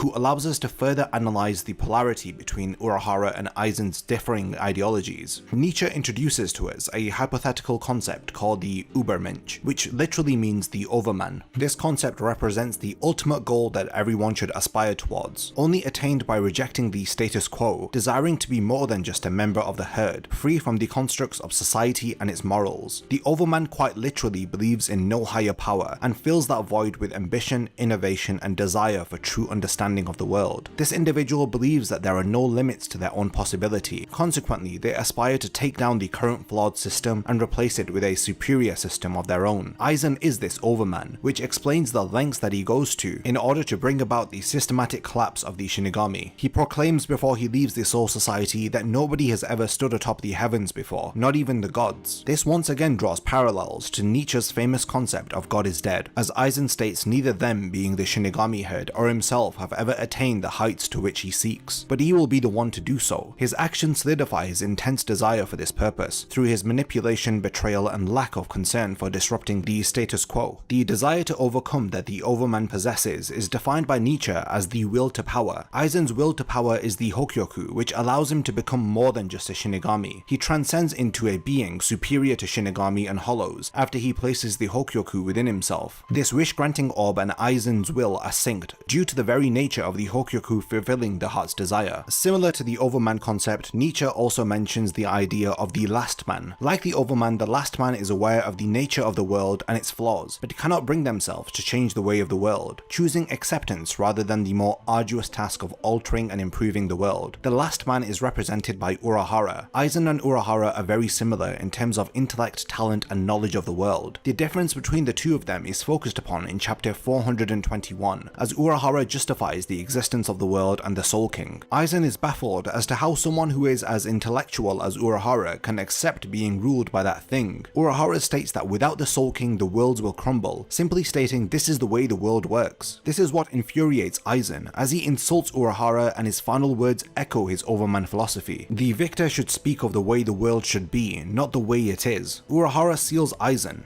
but Aizen is so blinded by his delusions of grandeur and his superiority complex, he fails to notice that he has weakened. The seal takes effect as Unohana explains that the Hokyoku no longer recognizes Aizen as its master. When Dangai Ichigo and Aizen begin to battle, they both have attained transcendence. Aizen has 4 forms. He goes into a cocoon form, then emerges from his cocoon into his second form. His third form he grows wings, and in his final form he resembles a literal monster. The chapters which include the final confrontation with Aizen are named after the title Deicide, which means killing of a god. This term is derived from the Latin term decidium, which is made up from deus, god, and sidium, killing. The naming of these chapters foreshadows Aizen's downfall. We also get to experience the differences between Ichigo and Aizen's transcendent forms. Aizen believes that you transcend the norm by breaking the limitations of a Shinigami and a Hollow, thus becoming a mixture of both of the species. This explains his obsession with hollification experiments. A transcendent being possesses spiritual pressure which exceeds the norm. Ichigo indeed possesses this, and it confuses Aizen as he cannot feel his spiritual energy. He wrongly assumes that Ichigo exchanged his spiritual power to elevate his physical power in chapter 418. Ichigo indeed has power that is greater than the transcended Aizen, who cannot stop gloating about his superior evolved state.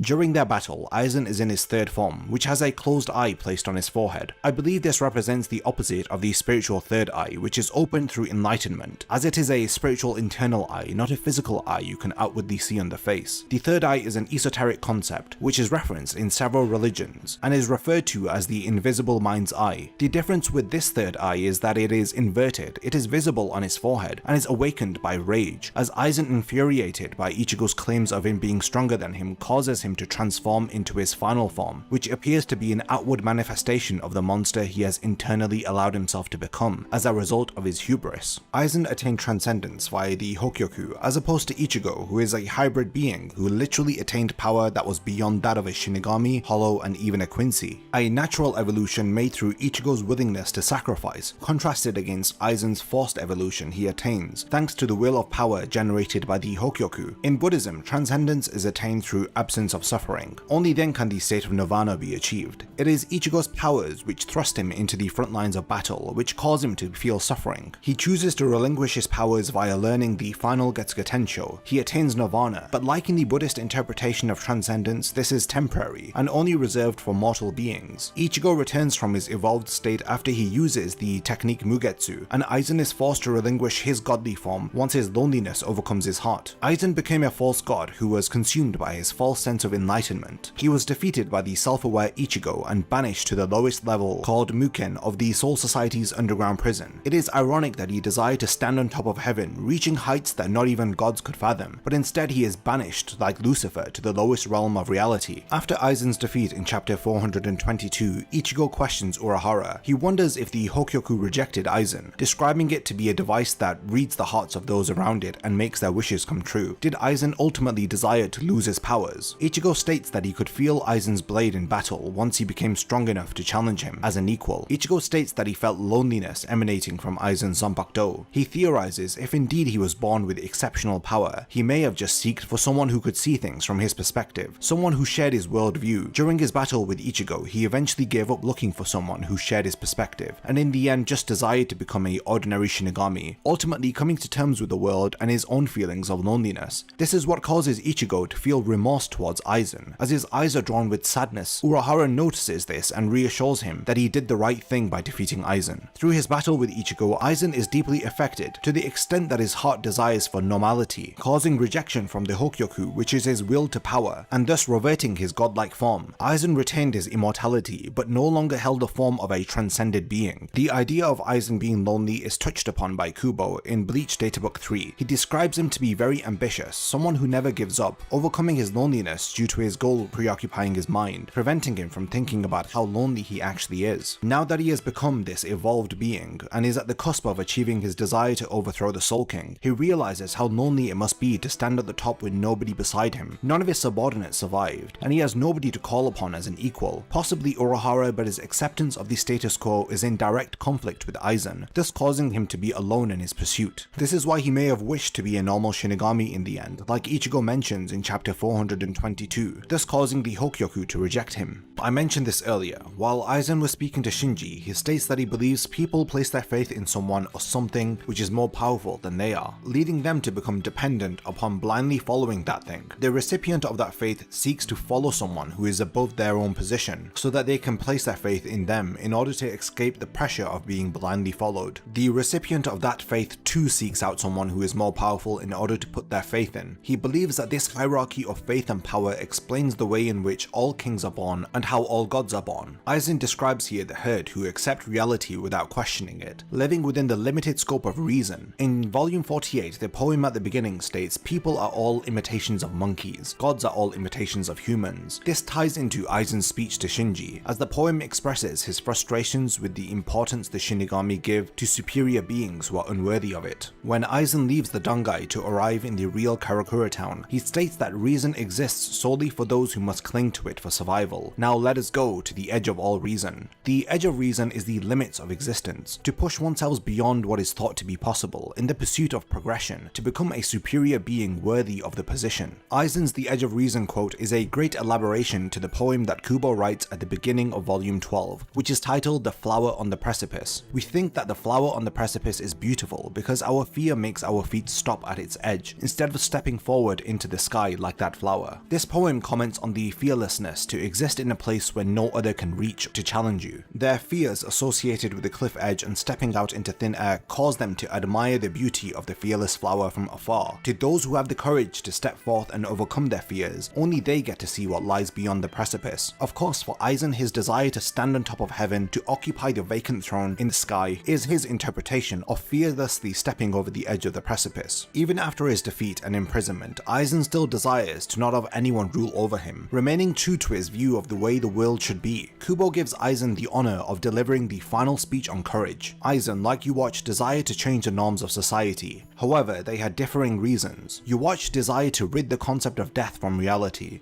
thus stopping the primal fear that we relate to our mortality. When Aizen is betrayed by Gin, he thanks him for reminding him of the feeling of fear, stating that without fear there can be no evolution or progress. Now that he has become immortal, he has in some way lost that fear of dying. Only he could comment on Yuwatch's desire to rid the world of death, as his immortality has allowed him to consider the consequences of forming a world without this fear. Aizen thanks Gin for reminding him of the fear of being killed at any moment, and so based on these words you can assume that without the fear of dying there is no progress, relating back to the Buddhist belief that without suffering you cannot be free from it, and thus make progress. To accept that suffering exists in life is the first of the Four Noble Truths of Buddhism. Suffering includes the fear we have due to realizations of our own mortality. Aizen's speech in chapter 686 answers why it is necessary for the fear of death to exist. He states that in a world without the fear of death, people would not search for hope. they will merely exist without purpose. The very act of existing while fending off fears is a different and more admirable feat according to Aizen. He reveals to us that living in such a manner is the very essence of courageousness. This final rendition of Aizen's character, who speaks after his defeat, demonstrates to us a character who still holds his views on the way the world should be, but has accepted that he could not achieve his desires. Thus, with his failure combined with his desire for progression, he is able to show us his growth through his final speech about courage, describing in effect the most admirable aspect of the world he wished to alter. The Four Noble Truths of Buddhism really help to bring more insight into the flaws of Yu Watch's ideology. Like I said, the first noble truth is to accept that suffering in life is inevitable. During our lifetime, we will feel pain through loss, sickness, injury, tiredness, and the ultimate suffering, which is to die. To accept the first noble truth, you realize that whatever happiness you try to strive towards, it will not last. All moments in life come and pass, so too will we. The second noble truth is to understand that our suffering arises from our attachment to our desires. For Yu Watch, his suffering, which is his fear of death, arises from his attachment to life and existence. The third noble truth speaks of the end to suffering, which will result in ultimate freedom, the state of nirvana, which translates to freedom from suffering, worries, and pain. This state cannot be comprehended by those who have not attained it. The third noble truth speaks of achieving the heightened state of nirvana, which explains Aizen's thoughts and progression, and how he related the fear of dying at any moment to his own progression. When he is reminded of his mortality he was made to suffer, this ceases once he rids himself from his attachment to life and reaches a heightened state of being through evolving after Gin's betrayal. Suffering stops once we rid ourselves to the attachment to our desires. Our selfish cravings lead to our ultimate demise, which is exactly what happened to Yu Watch. Aizen merely comments on the necessity of death in relation to making progress and living fearlessly in his final speech on courage.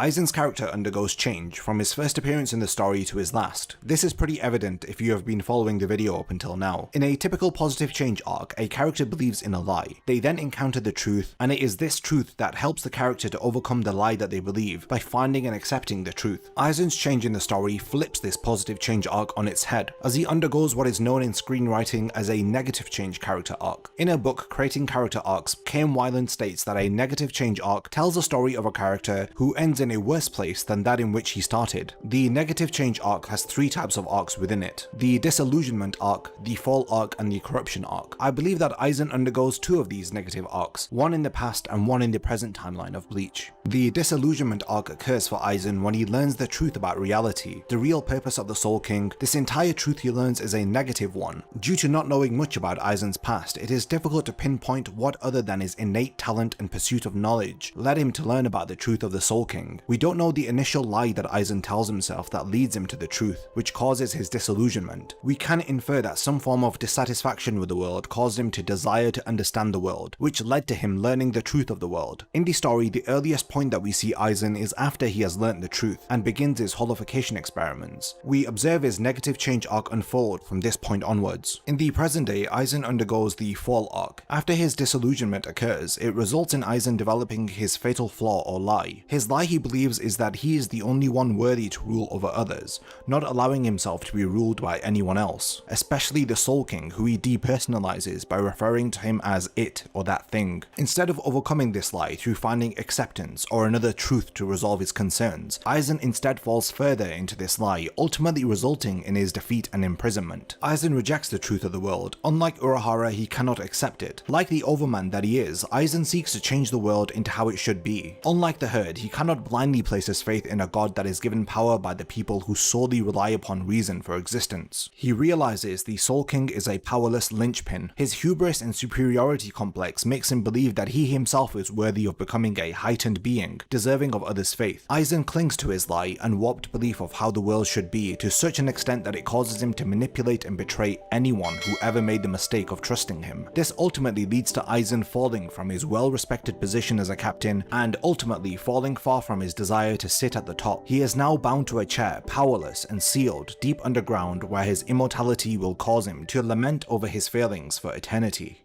Byakuya Kuchiki belongs to one of the 4 great noble clans within the Soul Society. Upon his initial introduction into the series, we learn that he is the head of the Kuchiki clan, as well as being the first captain-ranked Shinigami that we see within the story. From his initial introduction to the end of the Soul Society arc, we see a clear change within Byakuya's character. During the early portions of the story, Byakuya believes in law and order above everything else. The obvious reasons for this is that he is a captain within the Gotei 13, and of course he is the leader of a great noble family, but upon deeper inspection, this doesn't explain why Byakuya is so unwilling to break the rules, even if it costs him his sister's life. He is the first real threat that is presented to us within the story, and the character that Ichigo must overcome in order to save Rukia during the Soul Society arc. So in this video, I'm going to analyze Byakuya's character, as well as explaining the growth that his character undergoes from the beginning to the end of the series. So let's analyze how he transforms from a character who is so focused on the rules, and has difficulty expressing that he cares for his lieutenant Renji and even Rukia, compared to his character by the end of the series who clearly values the lives of his comrades and Rukia more than the rules and law and order. Byakuya first appears in chapter 51 of the manga and in episode 15 of the anime. His most distinctive feature is his long black hair and his grey eyes, as well as the white headpieces that he wears on his head, which symbolize that he is the head of the Kuchiki clan. He also wears a white scarf, which makes his captain's uniform more distinctive than the other captains. We learn that this scarf is indeed a family heirloom which is passed down from generation to generation, as it is given to the head of the Kuchiki clan. In addition to coming from nobility, he is the captain of the 6th division. He is the type of person who is very stubborn in his beliefs and he doesn't care about other people's opinions. Like in chapter 99, when Momo and Kira find Renji's body after his battle with Ichigo. Momo volunteers to get Renji immediate medical attention,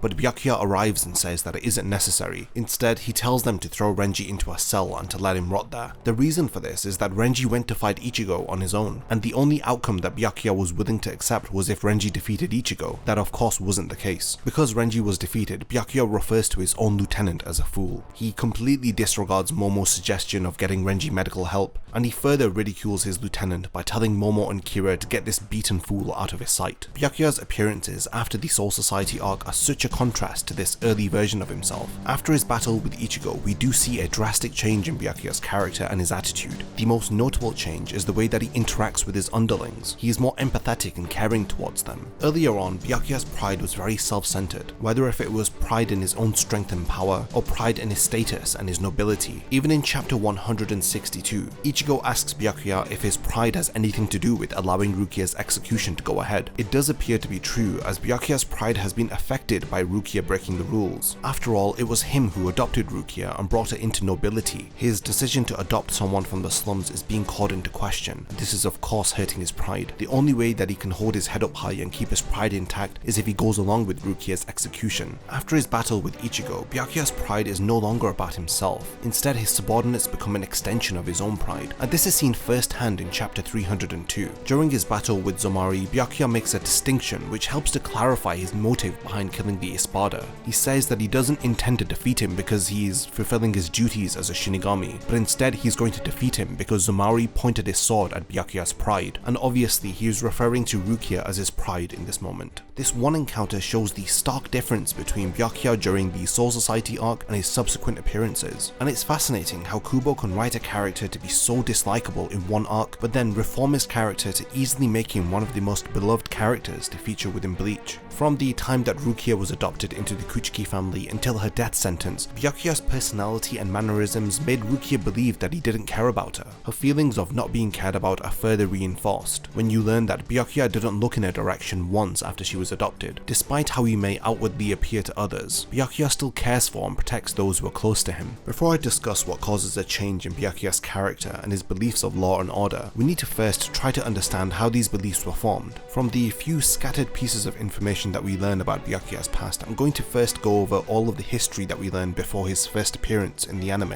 The earliest chronological appearance of Byakuya occurs during the Turn Back the Pendulum arc. We are introduced to a teenage version of Byakuya who is training endlessly in the presence of his grandfather. He is preparing to take over the leadership role of the Kuchiki family. On one such occasion, while he is training, he is visited by Yoriichi, who would often come and visit the Kuchiki mansion. Even as a teenager, it appears that Byakuya still retains a lot of his personality. He appears to be focused with his training, duties, and his responsibilities. He doesn't have time to entertain Yoriichi, who has taken advantage of Byakuya's nature to take life way too seriously. She tells him that she made the effort to come all of the way just so that they could play games together. He tells her as the future head of the Kuchiki family, he has no time to be playing games. It is a very playful encounter as Yoriichi steals the hairstring that is holding Byakuya's hair in place. This playful little exchange is an excellent callback to the Soul Society arc, when Yoriichi arrives and stops Ichigo from fighting Byakuya prematurely. In chapter 118, when she tries to leave with Ichigo, Byakuya tells her that she cannot get away from him, but Yoriichi taunts him by referencing these playful encounters that we see during the Turn Back the Pendulum arc, by asking him if Byakuya has ever beaten her in a game of tag before. Just like in the past, Yoriichi proves that her Shunpo is faster than Byakuya's. Through Byakuya and Yoriichi conversing with each other so early on in the series, we learn that these two characters who both come from nobility had a shared history with each other. This brief encounter during the Soul Society arc is remembered by Kubo and is expanded upon during the Turn Back the Pendulum arc. In my opinion, examples like this make the character interactions feel real and add depth to them. This next piece of information, which I'm going to cover from Byakuya's past, helps to explain why he was so opposed to breaking the rules of the Soul Society. We learned that 55 years ago from the present timeline, Byakuya married a woman called Hisana Kuchiki. She was the older sister of Rukia Kuchiki. 5 years after their marriage, Hisana had fallen ill and was on her deathbed. Her final request to her husband was to find and adopt her younger sister who she had abandoned years ago. A year after Hisana had passed away, Byakuya located Rukia and had adopted her into the Kuchiki family. Byakuya broke the laws of his noble family by marrying a commoner from the Rukongai district. Despite the opposition of several of his family members, he insisted and married Hisana, and he had broken the rules once more by fulfilling the wish of his dying wife. By adopting Rukia into a noble family, he had broken the rules of the Kuchiki family once more. After he had taken Rukia in, he swore at the graves of his parents that he would never break the law and order of the Kuchiki family or the Soul Society from that moment on. To uphold the honor of his parents, he swore that from that moment on he would uphold the rules at whatever the cost. After making this oath to his parents, this causes Byakuya to be very conflicted. On one hand, there is his promise to his parents, which would cause him to uphold the law and order of the Soul Society by allowing Rukia's execution to go ahead. And on the other hand, there is his promise that he made to Hisana to protect her younger sister after her passing away. Throughout the Soul Society arc, we quickly learn that Byakuya has favored honoring the oath that he made to his parents. But after his battle with Ichigo, he quickly learns the error of his ways. So now that we know enough about his past and the beliefs that he adopts before his first appearance in the series, let's analyze how he tries to justify Rukia's execution and has his mind ultimately changed by Ichigo.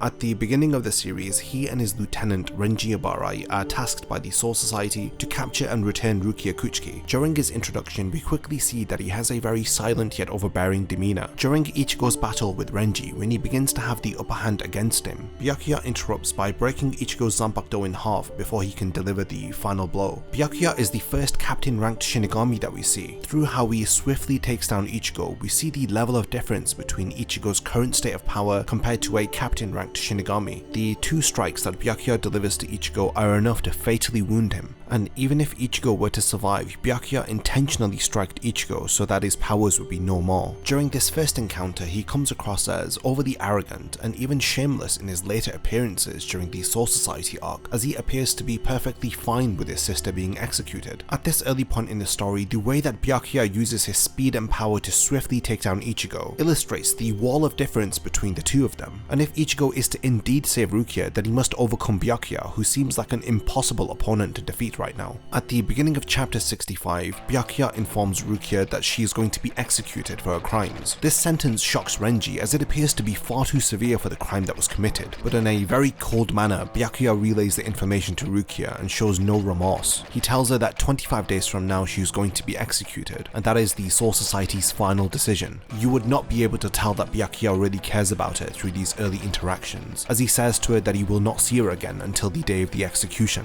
Like I mentioned before, he is upholding the law and order of the Soul Society, and by doing so he is honouring the oath that he made to his parents. Byakuya's heartlessness is further emphasised in chapter 134, when Captain Ukitake frantically arrives and informs Byakuya that Rukia's execution date has been moved up. The execution is now going to be taking place the next day, and it appears that Byakuya doesn't care in the slightest. Ukitake wants a response out of him to show that he has some compassion for his younger sister, but he simply says that he accepts the decision to move the execution to tomorrow. He even even refers to this as a trivial matter as he scolds Ukitake for troubling him with this. Understandably, Ukitake is frustrated by Byakuya's lack of concern. Doesn't the fact that Rukia is going to be executed mean anything to him? If we didn't know about his past and the oath that he made to his parents, it would be so confusing as to why he hasn't opposed this severe punishment for the crime that was committed. On top of this, Rukia's execution date is being moved sooner and sooner. All the while, Byakuya is not opposed to the decisions that are being made by the higher-ups in regards to his sister. He tells Ukitake that Rukia is none of his concern as she is a member of his family. Whether if she lives or dies, it's none of his business. On the morning of Rukia's execution in chapter 138, Byakuya is seen praying at the shrine of his wife. He is informed that the execution is about to commence. He says goodbye to the picture of his wife before making his way over to Sokyoku Hill. But before he arrives, he encounters Renji, who has escaped from prison and has fought his way through several Shinigami in order to save Rukia. After learning that Renji intends to save Rukia, he tells him that he cannot. This encounter helps to show how dysfunctional the relationship that Byakuya shares with his own lieutenant. And this is simply because Byakuya holds his feelings too close to himself, and he is not expressive at all. And this ultimately robs Byakuya from forming meaningful connections with the people that surround themselves around him. For the sake of saving Rukia, Renji summons the courage to oppose his own captain. It is revealed that Renji had dreamed of surpassing Byakuya long before he had joined the Gotei 13. He feels confident that he can now surpass him after having learnt Bankai. Byakuya expresses to Renji that he was unaware that he had attained Bankai. Renji's response reveals a lot about Byakuya's arrogant nature, as he says that how could Byakuya have noticed, since he pays no attention to anyone who he considers beneath him. During the Soul Society arc, he is far from humble, and his pride as a member of a noble family I think gets to his head. The consequences of Byakuya not being very expressive with his emotions impact Rukia and both Renji. Rukia is impacted through how she feels like she has no connection with her older brother, and Renji through how he is made to feel insignificant. No matter how much progress he makes, he will never earn the acknowledgement of Byakuya, his captain. Rukia and Renji obviously both respect Byakuya a great deal. There are several examples of Byakuya actively showing that he cares for them after the Soul Society arc, but prior to Rukia's execution, Byakuya is like an emotionless brick. Even if it pains him to know that Rukia is going to be executed, he is not willing to do anything to oppose the law and order of the Soul Society and the decisions that they make. The frustration that we feel towards Rukia's older brother is channeled through the different characters who challenged Byakuya during this arc, whether if it was Ukitake earlier or Renji now. It is satisfying to see Byakuya's approval of Rukia's execution being challenged by so many different characters. Byakuya defeats Renji after determining that he is not ready to use his Bankai in battle. To show the overwhelming difference between their power, Byakuya activates his own Bankai and easily defeats Renji. At the end of this very brief battle with Renji, Byakuya proves that he has a superiority complex through the final words that he tells Renji before leaving for Sokyoku Hill. He tells them that a class difference exists between them. No matter how hard Renji will try, his fangs will never reach Byakuya. He uses an analogy to explain their difference in class, likening it to the tale of the monkey and the moon. In this example, the moon represents Byakuya and the monkey represents Renji. He says that the moonlight that is seen in the eyes of the monkey is not the actual moon, but rather the moon's reflection on the water. He says that Renji, just like the monkey, may desperately try to capture the moon, but he will always be out of reach and will instead sink to the bottom. And this poetically describes how Renji will always be beneath Byakuya. Before Aizen is introduced as the main antagonist of the series, Byakuya's mindset and his ideology is frustrating enough for us to want to see him be defeated. All of this talk about him being superior and how he looks down upon others and even classes them as being beneath him, it helps to build the anticipation for his final battle with Ichigo. All of these aspects of Byakuya's character are called into question while he's battling Ichigo, but prior to being defeated, he has some very toxic personality traits. I mean, the difference is later on in the story, he directs these personality traits to his opponents, but during the Soul Society arc, he doesn't distinguish between friend or foe. I keep saying this, but it is vital to understand. Before her execution, he did not acknowledge Rukia once, and even with Renji, he made no effort to form a relationship with his lieutenant. We can try to understand this behavior as being a consequence of his oath that he made to his parents. There is no easy way to explain him deeming others to be beneath him, especially his own comrades, but these flaws that exist within Byakuya's character are the basis for his fundamental growth and the change which he undergoes, which ultimately leads to him sacrificing himself and apologizing to Rukia and Renji and leaving the rest to Ichigo during the 1000-Year Blood War arc, but I will talk about this more later. I want to now go over Byakuya's highly anticipated rematch with Ichigo, and how it serves to reform his character. The battle between the two of them begins in chapter 152. After Ichigo effortlessly takes down 3 lieutenants, he is attacked by Byakuya. He asks Ichigo why is he insisting on trying to save Rukia, but he responds with a question of his own, wondering why Rukia's brother isn't trying to save her himself. Byakuya's resolve is not easily wavered, as he tells Ichigo there is nothing to discuss. The only option that he has left is to eliminate Ichigo himself and to kill Rukia by his own hand. The only thing standing in his way is Ichigo's opposing resolve. Ichigo desires to protect her and to prevent her death, and ultimately this rematch is a battle of 2 resolves. Ichigo resolves to break the rules in order to save the life of his friend, while Byakuya is trying to make an example out of Rukia. It's like he went from one extreme to the other. He opposed the rules in order to marry Hisana, and he opposed the rules when it came to adopting Rukia, but now he has so much conviction within Law and Order he's even willing to take it into his own hands. And this is especially true when you see him declare that he will kill Rukia himself, now that the Sokyoku is no longer functional. Byakuya has a lot of conviction in his resolve to enact the Law and Order of the Soul Society, but he is opposed by Ichigo, who matches Byakuya's level of resolve. I've always thought of this battle as Ichigo slowly bringing out the emotion within Byakuya, allowing his character to open up a little bit so he's not concealing his emotions or hiding behind this belief that Law and Order is absolute. Let's now find out how Ichigo's resolve to save Rukia changes Byakuya's character for the better. From the very beginning of their battle, Byakuya says that he won't need to use his Bankai to defeat Ichigo. As well as this, he admits that Ichigo will never be able to change his mind. He has made up his mind that he's going to kill both Ichigo and Rukia. Both of their fates are sealed. Despite Byakuya's stubborn conviction in his own words, both of these statements are proven wrong by Ichigo, as he does eventually force Byakuya to use his Bankai, and in addition to this, Ichigo's death and Rukia's death are both prevented. The first time that we see visible shock on Byakuya's face is when he activates his Shikai, but Ichigo counters it with a Getsuga Tensho. He realizes he is no longer the same boy who he swiftly took down in the world of the living. Ichigo is more confident, and he has the strength and power to back up his resolve. After repeatedly taunting Byakuya to use his Bankai against him, he finally activates his Bankai Zenbon Zakura Kageyoshi. His Bankai attacks Ichigo from all directions, as he is overwhelmed by millions of blades. His Bankai is highly effective against Ichigo's Shikai. It leaves Ichigo really badly wounded as he's on his knees, but when he starts to hint that he has a Bankai of his own, it once again surprises Byakuya. Up until Ichigo activating his Bankai, Byakuya has been underestimating him. While he watches Ichigo activate his Bankai, Byakuya looks on puzzled. He is in disbelief as he says it is impossible for Ichigo to have attained Bankai. His reasoning is that only the most experienced Shinigami can perform Bankai. Even within the 4 great noble families who are born with high spiritual pressure, 1 in several generations will only attain Bankai, and those who have attained this form are etched into the history of the Soul Society. He is once again left speechless as he wonders how an ordinary human who had borrowed Shinigami powers could attain this legendary Bankai form. For all the Bankai that we have seen up until this point, they are all grandiose spectacles, but Ichigo's Bankai, despite visually looking cool, is very underwhelming,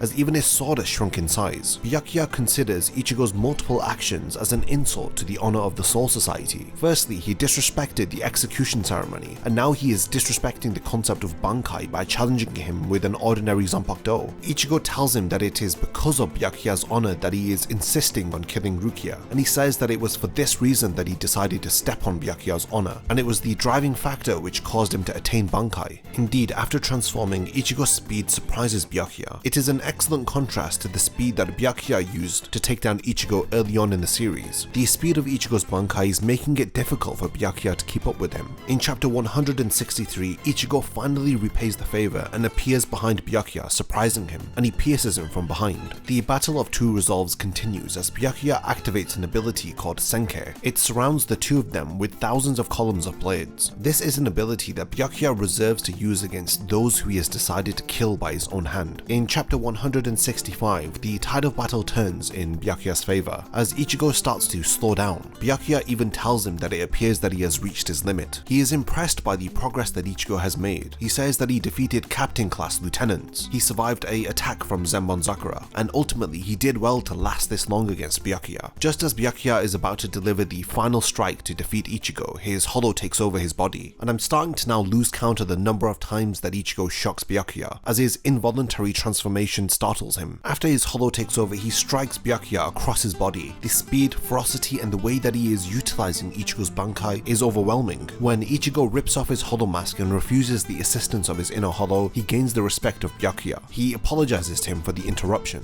Byakuya realizes that Ichigo doesn't want to defeat him through using an external power which isn't his own. Towards the end of their battle, Byakuya starts to open up a little bit, as he admits that neither of them have much strength left. Before they clash for one final time, Ichigo insists on asking why isn't he trying to save Rukia. Unexpectedly, he tells Ichigo that if he can defeat him, then he will reveal to him the answer to his question. After their final clash in chapter 167, Byakuya finally reveals the reason as to why he didn't try to save Rukia. He says that those who break the law must face justice. They need to understandably face the consequences of their crimes. That is of course the meaning behind the law, but Ichigo asks just for the sake of the law he is going to kill his own sister. But Byakuya makes an important and mature distinction. He says that the bonds of his family mean nothing in the face of the law. He says that he is not going to give in to sentimental emotions, even if the law is opposing one of his own family members. He says that the Kuchiki family is one of the 4 great noble families, and as its leader, they need to set an example for all Shinigami. If the Kuchiki family don't uphold the law of the Soul Society, then who will? Ichigo finds it difficult to relate to Byakuya's perspective, as he says that if he was in his shoes, then he would fight against the law in order to protect his own sister. These words cause Byakuya to be reminded of Kain Shiba, Rukia's former lieutenant who had passed away. He realizes that the enemy that Ichigo was fighting against was not Byakuya himself. This wasn't a personal battle. Ichigo has been fighting against the laws of the Soul Society in order to protect Rukia. This realization causes Byakuya to admit that Ichigo's persistence and his ferocity has won him the battle. He will no longer pursue Rukia as he humbly admits defeat against Ichigo. It doesn't take long for us to see a reformed version of Byakuya's character, as at the end of this Soul Society arc in chapter 176, he saves Rukia's life by preventing Gin from killing her. At the end of the arc, he opens up his emotions to Rukia and reveals to her the truth about why she was adopted into the Kuchiki family. He speaks about the conflict which I mentioned earlier. After hearing that Rukia was going to be executed, he had difficulty choosing between the oath that he made to his parents or the promise that he made to Hisana to protect Rukia. He came to realize that supporting Rukia's execution was not the right thing to do, and he thanks Ichigo for making him come to this realization. During this early portion of the series, Byakuya's character facilitated Ichigo's growth, and it forced Ichigo to push himself to become stronger so that he may defeat Byakuya. Byakuya's character also motivates Renji's character to become stronger, for the very same reason. During this arc, both of them pushed themselves to their limits, and ultimately it was thanks to Byakuya's character who pushed both of them to become stronger and acquire Bankai. By the end of this arc, he no longer feels pride for himself. Instead, everybody around him becomes an extension of his pride. He is proud of both Rukia and Renji and thankful to Ichigo. Another notable change that occurs at the end of this arc is the respect that he begins to have for Ichigo. This is proven during his battle with Tsukishima in the Fullbring arc. In chapter 473, he says that Tsukishima is Ichigo's enemy, and for that reason he will not hesitate in the slightest to kill him. At the beginning of his battle with Tsukishima, he says that he despises the way that he fights. He makes people forget the bonds and the relationships that they share with others, and he toys with his opponents, torturing them. Tsukishima does all of this from a distance. He doesn't even engage in battle. He believes that this is a coward's way of fighting, and it is for this reason Byakuya believes that the only punishment suitable for Tsukishima is death. Tsukishima's battle with Byakuya is an excellent pairing, as the two of them share a very similar demeanor. The two characters are both very calm and collected. As well as this, they do share somewhat of a resemblance with each other. In chapter 468, Tsukishima cuts Byakuya's Zanpakuto and inserts himself into his sword's memory. After having done this, he knows all of Byakuya's abilities and his techniques. Now that he is able to alter the past of his Zanpakuto, he will no longer be able to be cut by it. He also learns the weakness to Byakuya's Zanpakuto. Once he has scattered his blade petals, there is a protective area surrounding its user. This is the safe zone where the flower petals cannot breach. This prevents the caster of Zenbonzakura from being injured by the blade petals. This weakness exists within Byakuya's Shikai and his Bankai, and now that he has cut Byakuya, none of his techniques will be able to work against Tsukishima, as he says that he has studied all of Byakuya's techniques and none of them will be effective against him, so Senkei and Gokei have been rendered useless. Despite Tsukishima having this overwhelming advantage over Byakuya, it doesn't seem to faze him. He activates his Bankai and reduces the range of his safe zone. He takes this opportunity to hold some of Zenbonzakura's blades within his own hand, and when Tsukishima is caught off guard, he uses these blade petals to pierce Tsukishima through his chest. During these 17 months since the defeat of Aizen, Byakuya had been training, but all of the abilities and new techniques that he had acquired were useless against Tsukishima. Having to rely on his initiative, he comes up with an excellent method to take down Tsukishima. Byakuya is among one of the Shinigami who placed their Ryatsu into the sword that was prepared by Urahara, the one that Rukia used to restore Ichigo's powers. During the Fullbring arc, he assists Ichigo through helping to retain his powers and by defeating one of the Fullbringers. The same boy that he wanted to kill back in the Soul Society arc, he is now assisting and fighting alongside. In chapter 380, when Byakuya and Kenpachi arrive in Huecomundo to help Ichigo fight against Yami, Byakuya tells Ichigo to stay back. He tells Ichigo that there is nothing for him to do here in Huecomundo, and he tells him to go back to the world of the living where he is needed. When Ichigo insists that he needs to stay to help Byakuya and Kenpachi, and if all three of them work together it would be easier to defeat the Espada, Byakuya reminds him of his duty. He reminds him that assisting the captains of the Gotei 13 is not his duty. They do not require help from a substitute Shinigami. Instead, Byakuya tells him that his duty is to defend Karakura Town, for he is the substitute Shinigami of Karakura Town. It isn't his job to clean up the mess in Huecomundo. That is the job of the Soul Society and the captains of the Gotei 13. And it is this moment that I always think back to whenever I go and read the 1000 Year Blood War arc, and in particular when I read chapter 512. When the Soul Society is ambushed and attacked by the Quincy, Byakuya faces off against the Sternritter Asnot. In this heartbreaking encounter, he has his Bankai stolen by the Sternritter, and for the first time in a long while, he makes Byakuya feel the sensation of fear. Asnot ultimately uses Byakuya's Bankai against him, and he brings forth the flower petals from Zenbon Zakura Kageyoshi, and he uses his own ability to tear apart Byakuya's body. He reminds Byakuya that there is nothing that he can do. He is not able to overcome his own Bankai with just his Shikai alone. In an attempt to protect Renji, who is angered by Asnot disrespecting Byakuya's Bankai, he diverts his attention away from Renji, but is once again attacked by his own blade petals. He is attacked by an endless storm of blade petals repeatedly. The attack is so overwhelming that it crashes Byakuya's body into a wall, forming a crater. After this devastating attack, he apologizes to both Rukia and Renji before passing out. When Ichigo finally arrives in the Soul Society in chapter 512, the first person that he meets is Byakuya. In what seems like his dying breath, he asks Ichigo if Rukia and Renji are still alive, to which Ichigo replies that they are. He is relieved to know that they are okay, and he tells Ichigo that he doesn't feel like he's going to last much longer. Byakuya is a character who gives a lot of importance to responsibility and duty, because throughout his life he upholded the responsibility of a captain of the Gotei 13. He relays to Ichigo his embarrassment that he could not take out those who attacked the Serite, and he admits that he brought a lot of sorrow and suffering to all of the Shinigami that he led to their death during this invasion. He feels incredible shame that he is not able to avenge their deaths, and he is deeply embarrassed because at the end of all of this, he has to rely on a human. He tells Ichigo that this isn't his fight to be involved in, and rightfully, it is not Ichigo's duty to be here in the first place. Back in the Fate Karakura Town arc, he tells Ichigo that his duty was to protect Karakura Town, but now humbly asking for Ichigo's forgiveness for what he is about to ask of him, he requests that he please save the Soul Society. In my opinion, this was a really great send-off to Byakuya's character,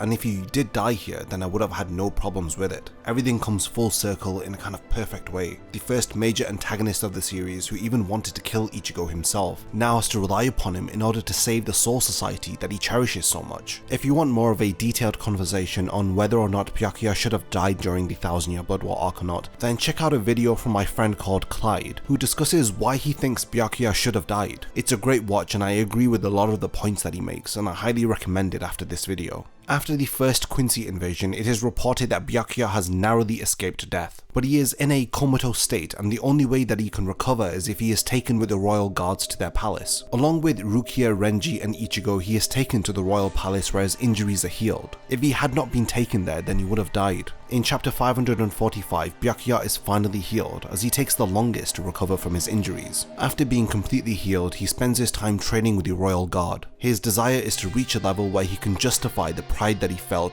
prior to being defeated. In chapter 568, he rejoins the battle against the Quincy's, as he arrives to save Rukia while she is being overwhelmed by Asnot's ability, causing her to feel fear. He cuts through Asnot's wall of fear-inducing eyes. The Sternritter mocks Byakuya for his prior defeat. Thanks to Asnot stealing his Bankai, Byakuya was able to re-evaluate his abilities. He was put in a position where he was forced to reassess his Zanpakuto. His power has increased to such a level that his Shikai now resembles his Bankai. During this encounter, Byakuya's relationship with Rukia is expanded upon. He says that on his way to assist her, he had been feeling her spiritual pressure, and he could tell that Rukia had become stronger. This acknowledgement from her brother means a lot to her. She had always looked up to him, but he didn't acknowledge her. You can clearly see the growth in Byakuya's character. He's able to freely express his emotions without holding back, and this has a positive effect on the relationships that he has with others. And in this case, him sharing his emotions has deeply impacted Rukia. He tells her that fear is born through the insecurities that we hold within our hearts. So he asks her if she still has any fears within her heart, and Rukia replies that she doesn't. He tells her that she will be the one who will defeat Asnod. He reassures Rukia that she is not the one who is afraid, instead it is Asnod who is the one who is fearful. His encouragement leads to the revelation that Rukia has attained Bankai. By utilizing her Bankai, she is able to defeat Asnod, and the two of them go on to assist the other Shinigami and protect the Soul Society.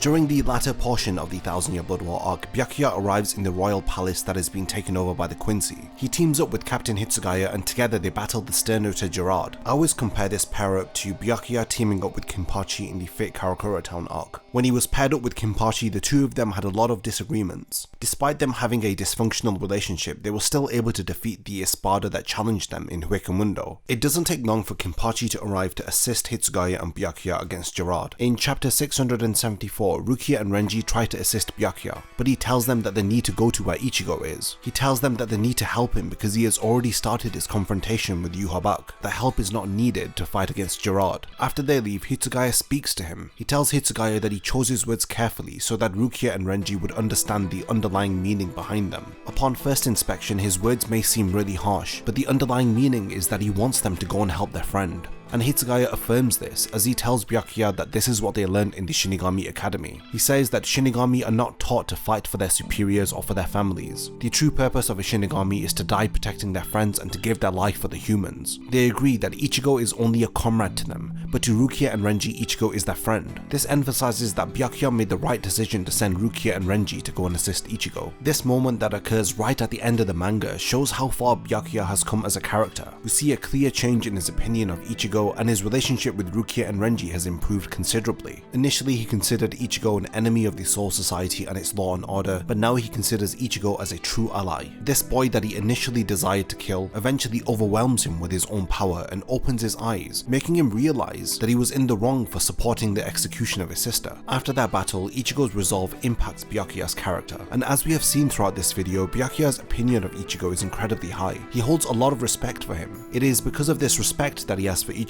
he is able to embarrassingly ask him to save the Soul Society on his behalf. He feels incredible shame to ask Ichigo, but he has confidence in his abilities. He entrusts the Soul Society to someone who he prior thought was disrespecting the Soul Society when Ichigo disrupted Rukia's execution and opposed the decision of the Soul Society to execute her. Byakuya is a very well written character and he is one of my favourite characters within Bleach. I have really enjoyed reading through all of the moments that he appears in during the manga. It is incredibly fun to read through all of his battles, as his abilities are very unique and interesting. As well as this, seeing his transformation from someone who holds his emotions to himself, becoming more open and understanding, is very rewarding. What are your thoughts on the head of the Kuchiki family? Do you agree with me that he is one of the best characters within Bleach? Do you think that he should have been killed during the Thousand Year Blood War arc? I would love to hear your thoughts on his character in the comments down below.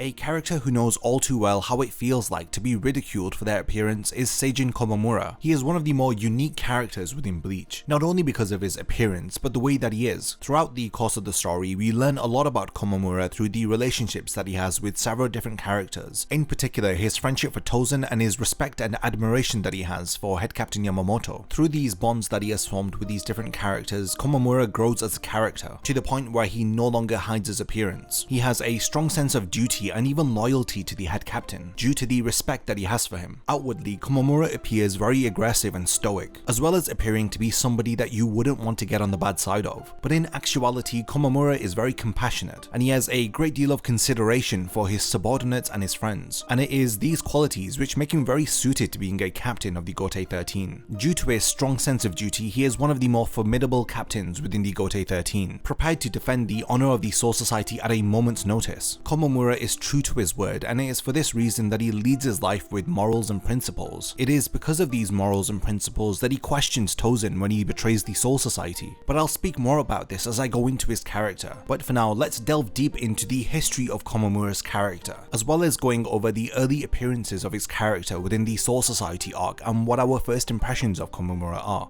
Komamura first appears in chapter 81 of the manga and in episode 24 of the anime. Aside from his large stature, the first thing that you will notice about his appearance is the way that he has concealed his face with a helmet. In a similar fashion, he conceals the rest of his body with various different shoulder pads or armor. We are not aware of this initially, but this is because he is ashamed of his appearance. It's either that or he isn't confident enough to show who he really is underneath the helmet. It is only after Tosen betrays the Soul Society that he actually removes his helmet. Despite his appearance being very intimidating, he is very kind-hearted, and when it comes to the intentions of his character, they are the most pure out of all of the other captains. He doesn't mix his words or bite his tongue. He says how he feels in any given situation. What is right to Komamura, and what is wrong is just plainly wrong. This degree of decisiveness that he possesses makes him a ruthless combatant. It is like there are two sides to his character, one when he is interacting with others and another when he begins fighting with someone, and in either occasion it's all or nothing when it comes to Komamura's character. Either he is kind-hearted and he cares about you, or he is ruthless and he wants to defeat you. There are two instances which really affect Komamura's character and which shape his growth. The first of course being Kaname Tosen's betrayal and subsequent defection from the Soul Society, while the second is the death of the head captain within the 1000-Year Blood War arc. Both of these instances serve to push Komamura's character to places that he has never been before. These situations ultimately lead to Komamura making the ultimate sacrifice within the 1000-Year Blood War arc, and I'll speak more about this when I talk about his involvement during that arc. Komamura originates from a clan of werewolves, hence why he looks like a wolf with human characteristics. Not only is he the tallest captain of the Gotei 13, but his appearance also makes it difficult to miss him in a crowd of people. Because he stands out so much, because he looks so different to those around him, he decides to conceal himself so that unnecessary attention isn't drawn towards him. You can tell that he has been ridiculed in the past for his appearance. Despite all of the hardship that he has gone through, he demonstrates his kind-hearted nature to those around him, like his subordinates within the division that he leads, or his friendship with Kaname Tosen, who is the only person who didn't judge him for his appearance, and decided to offer him support through a friendship that they formed with each other, as well as head captain Yamamoto, who he feels incredibly grateful for. The head captain had allowed Komamura to seek refuge within the Gotei 13, despite the fact that he wasn't a human. He gave Komamura a home to go to when everybody else rejected him, including his own people. We don't know much about Komamura's past, but let's go through all of the instances within the manga where his backstory is mentioned. In chapter 539, we learn some key pieces of information which reveal to us why Komamura had left his family when he was younger. In a conversation that Komamura has with his great-grandfather, we learn the reason behind why he had abandoned his family. He grew tired of his clan, choosing to live within the shadows. His great-grandfather explains that the werewolf clan has no business with meddling with the affairs of the outside world. No matter what happens or who decides to rule the world, they will continue to live within the shadows. Whereas Komamura desired to live freely, for the sake of their children and their grandchildren. He feels that their clan should not be feeling ashamed and hiding themselves from the world. As we know, initially when Komamura had abandoned his clan, he had been posing as a human by concealing his face under a helmet. He tells his great-grandfather that he stopped doing this because he learned that the world was becoming more accepting of him. He believes that the world is changing and it is becoming more tolerant, and it is for this reason that he tries to persuade his great-grandfather here that his clan no longer needs to live within the shadows. If they only chose to, they could live freely, and they would not be ridiculed or made to feel ashamed of their appearance. This conversation that Komamura has with his great-grandfather is very insightful. We get to learn about why Komamura had abandoned his clan and why his thoughts don't align with the thoughts of the other clan members, in particular the elders like his great-grandfather, who prefers that their clan just mind their own business and don't get involved in the matters of the outside world. We also learn how Komamura was invited into the Gotei 13 in chapter 138. He tells his lieutenant in this chapter that he has a great deal of gratitude for the head captain, and he owes a debt to him. He describes how because of his appearance he was shunned by the outside world, but head captain Yamamoto had accepted him and allowed him entry into the Gotei 13, and it is for this reason that Komamura is indebted to the kindness of the head captain, and he would go as far as to even sacrifice his own life for him. In chapter 176, we see the first time that Komamura and Tosen meet. Tosen apologizes for having bumped into him, but Komamura tells him that he is speaking in the wrong direction. This results in Tosen complimenting Komamura, stating that he has an exceptional ability to hide his presence. Of course, because Tosen is blind, his ability to sense the presence of others is heightened, but despite this, he didn't sense Komamura. This encounter was was prior to Komamura joining the Gotei 13. From what we can gather from this encounter, we can see that Komamura was hiding himself and minding his own business. It became a force of habit for him to conceal his presence so that he wouldn't be bothered by others. It appears that he is actually surprised that somebody is actually speaking to him and treating him as an equal, and you can only know this through the subtlety of the expressions that Kubo draws in these panels, like the surprise in Komamura's eyes, or the anguish that is drawn into his eyes when he states that it is a force of habit for him to conceal his presence from others. Tosen and Komamura would meet again when they discovered that both of them have joined the Gotei 13.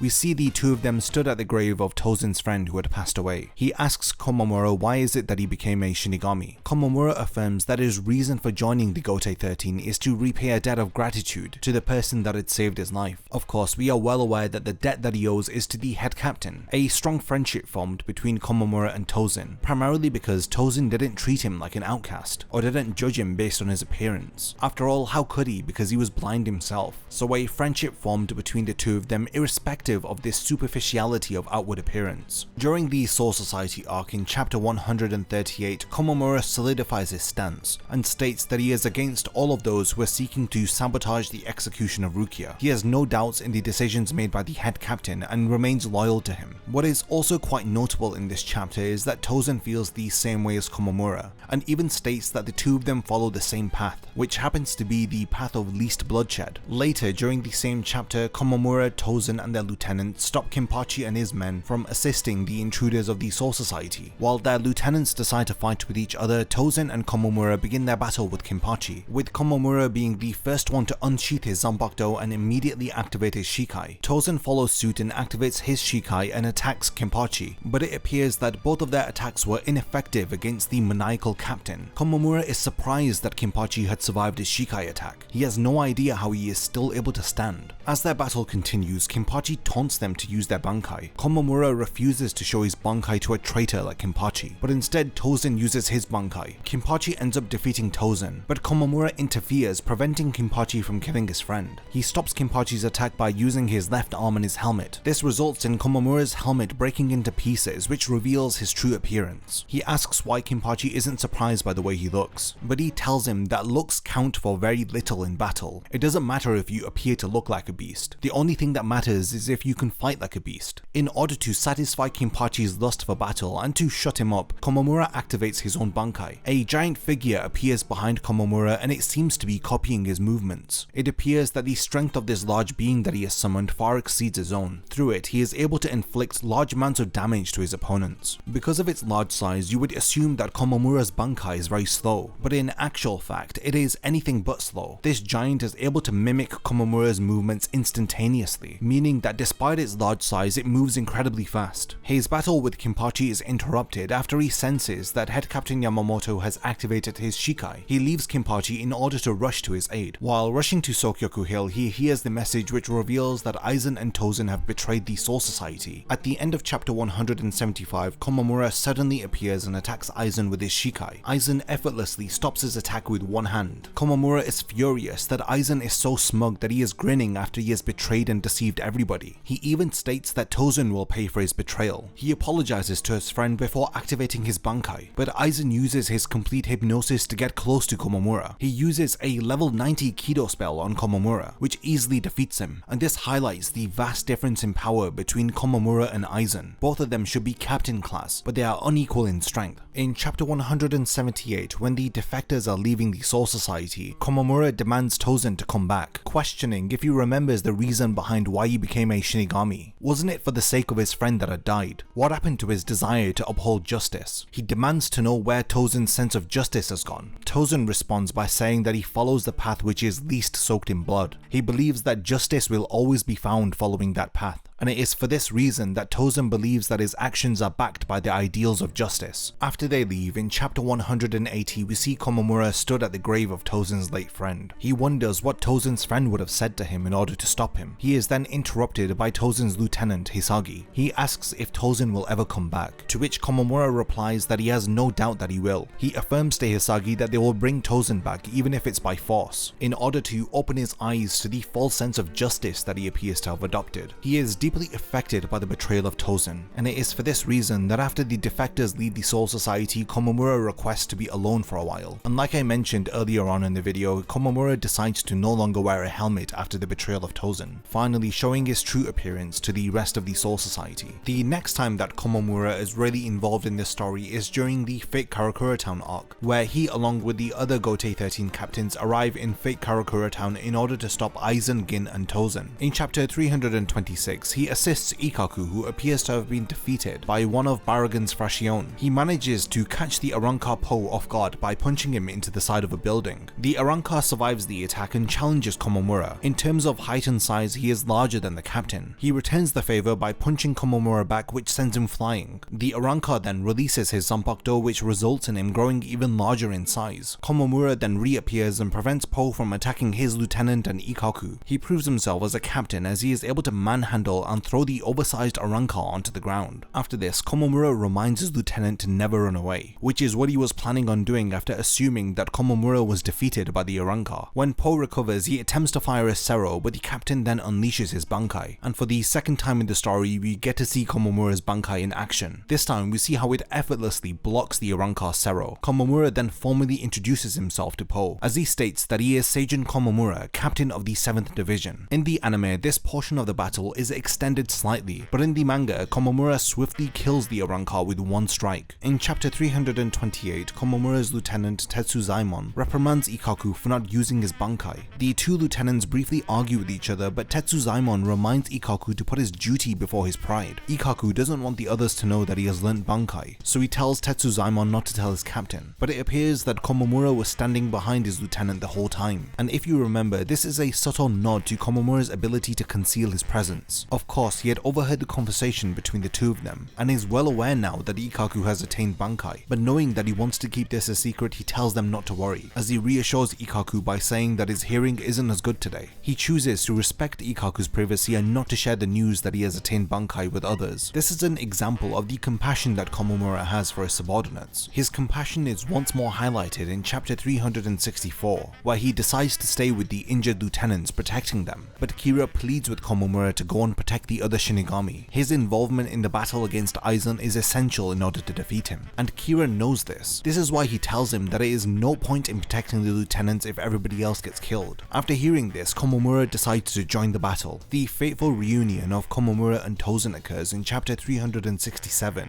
as Komamura protects Shinji from an attack from Tosen. Shinji is surprised that Komamura has decided to help him, as he describes himself as a oddball, but he notes that Komamura appears to be quite odd in appearance also. The captain affirms his reason for assisting the Vizard by stating that Shinji and the other Vizards didn't hesitate to attack the Menos Grande, and it is for that reason that he is assisting him, due to the fact that they have a common enemy before them. It is for this reason that he has decided to fight alongside Shinji, refusing to hear any objections that the Vizard may have. In response, Shinji describes Komamura as being rather rigid and stiff here, saying that he has a hard time dealing with such people. Regardless of this exchange, Komamura's eyesight appears to be fixated on Tosen, his former ally and friend. It appears that the roles have been reversed. In the past, Komamura had protected Tosen from Kenpachi's attack, but this time he is protecting somebody else from Tosen's attack. Komamura would never have guessed that he would have had to block Tosen's Zanpakuto from attacking somebody. Tosen responds in a very cold manner, as he states that he knew that this day would come. In a very small panel, Kubo draws the expression that is seen through Komamura's eye, as you can see that he feels sadness after hearing Tosen's remark. It appears that the battle between Komamura and Tosen is about to begin, and it's going to be a fight to the death.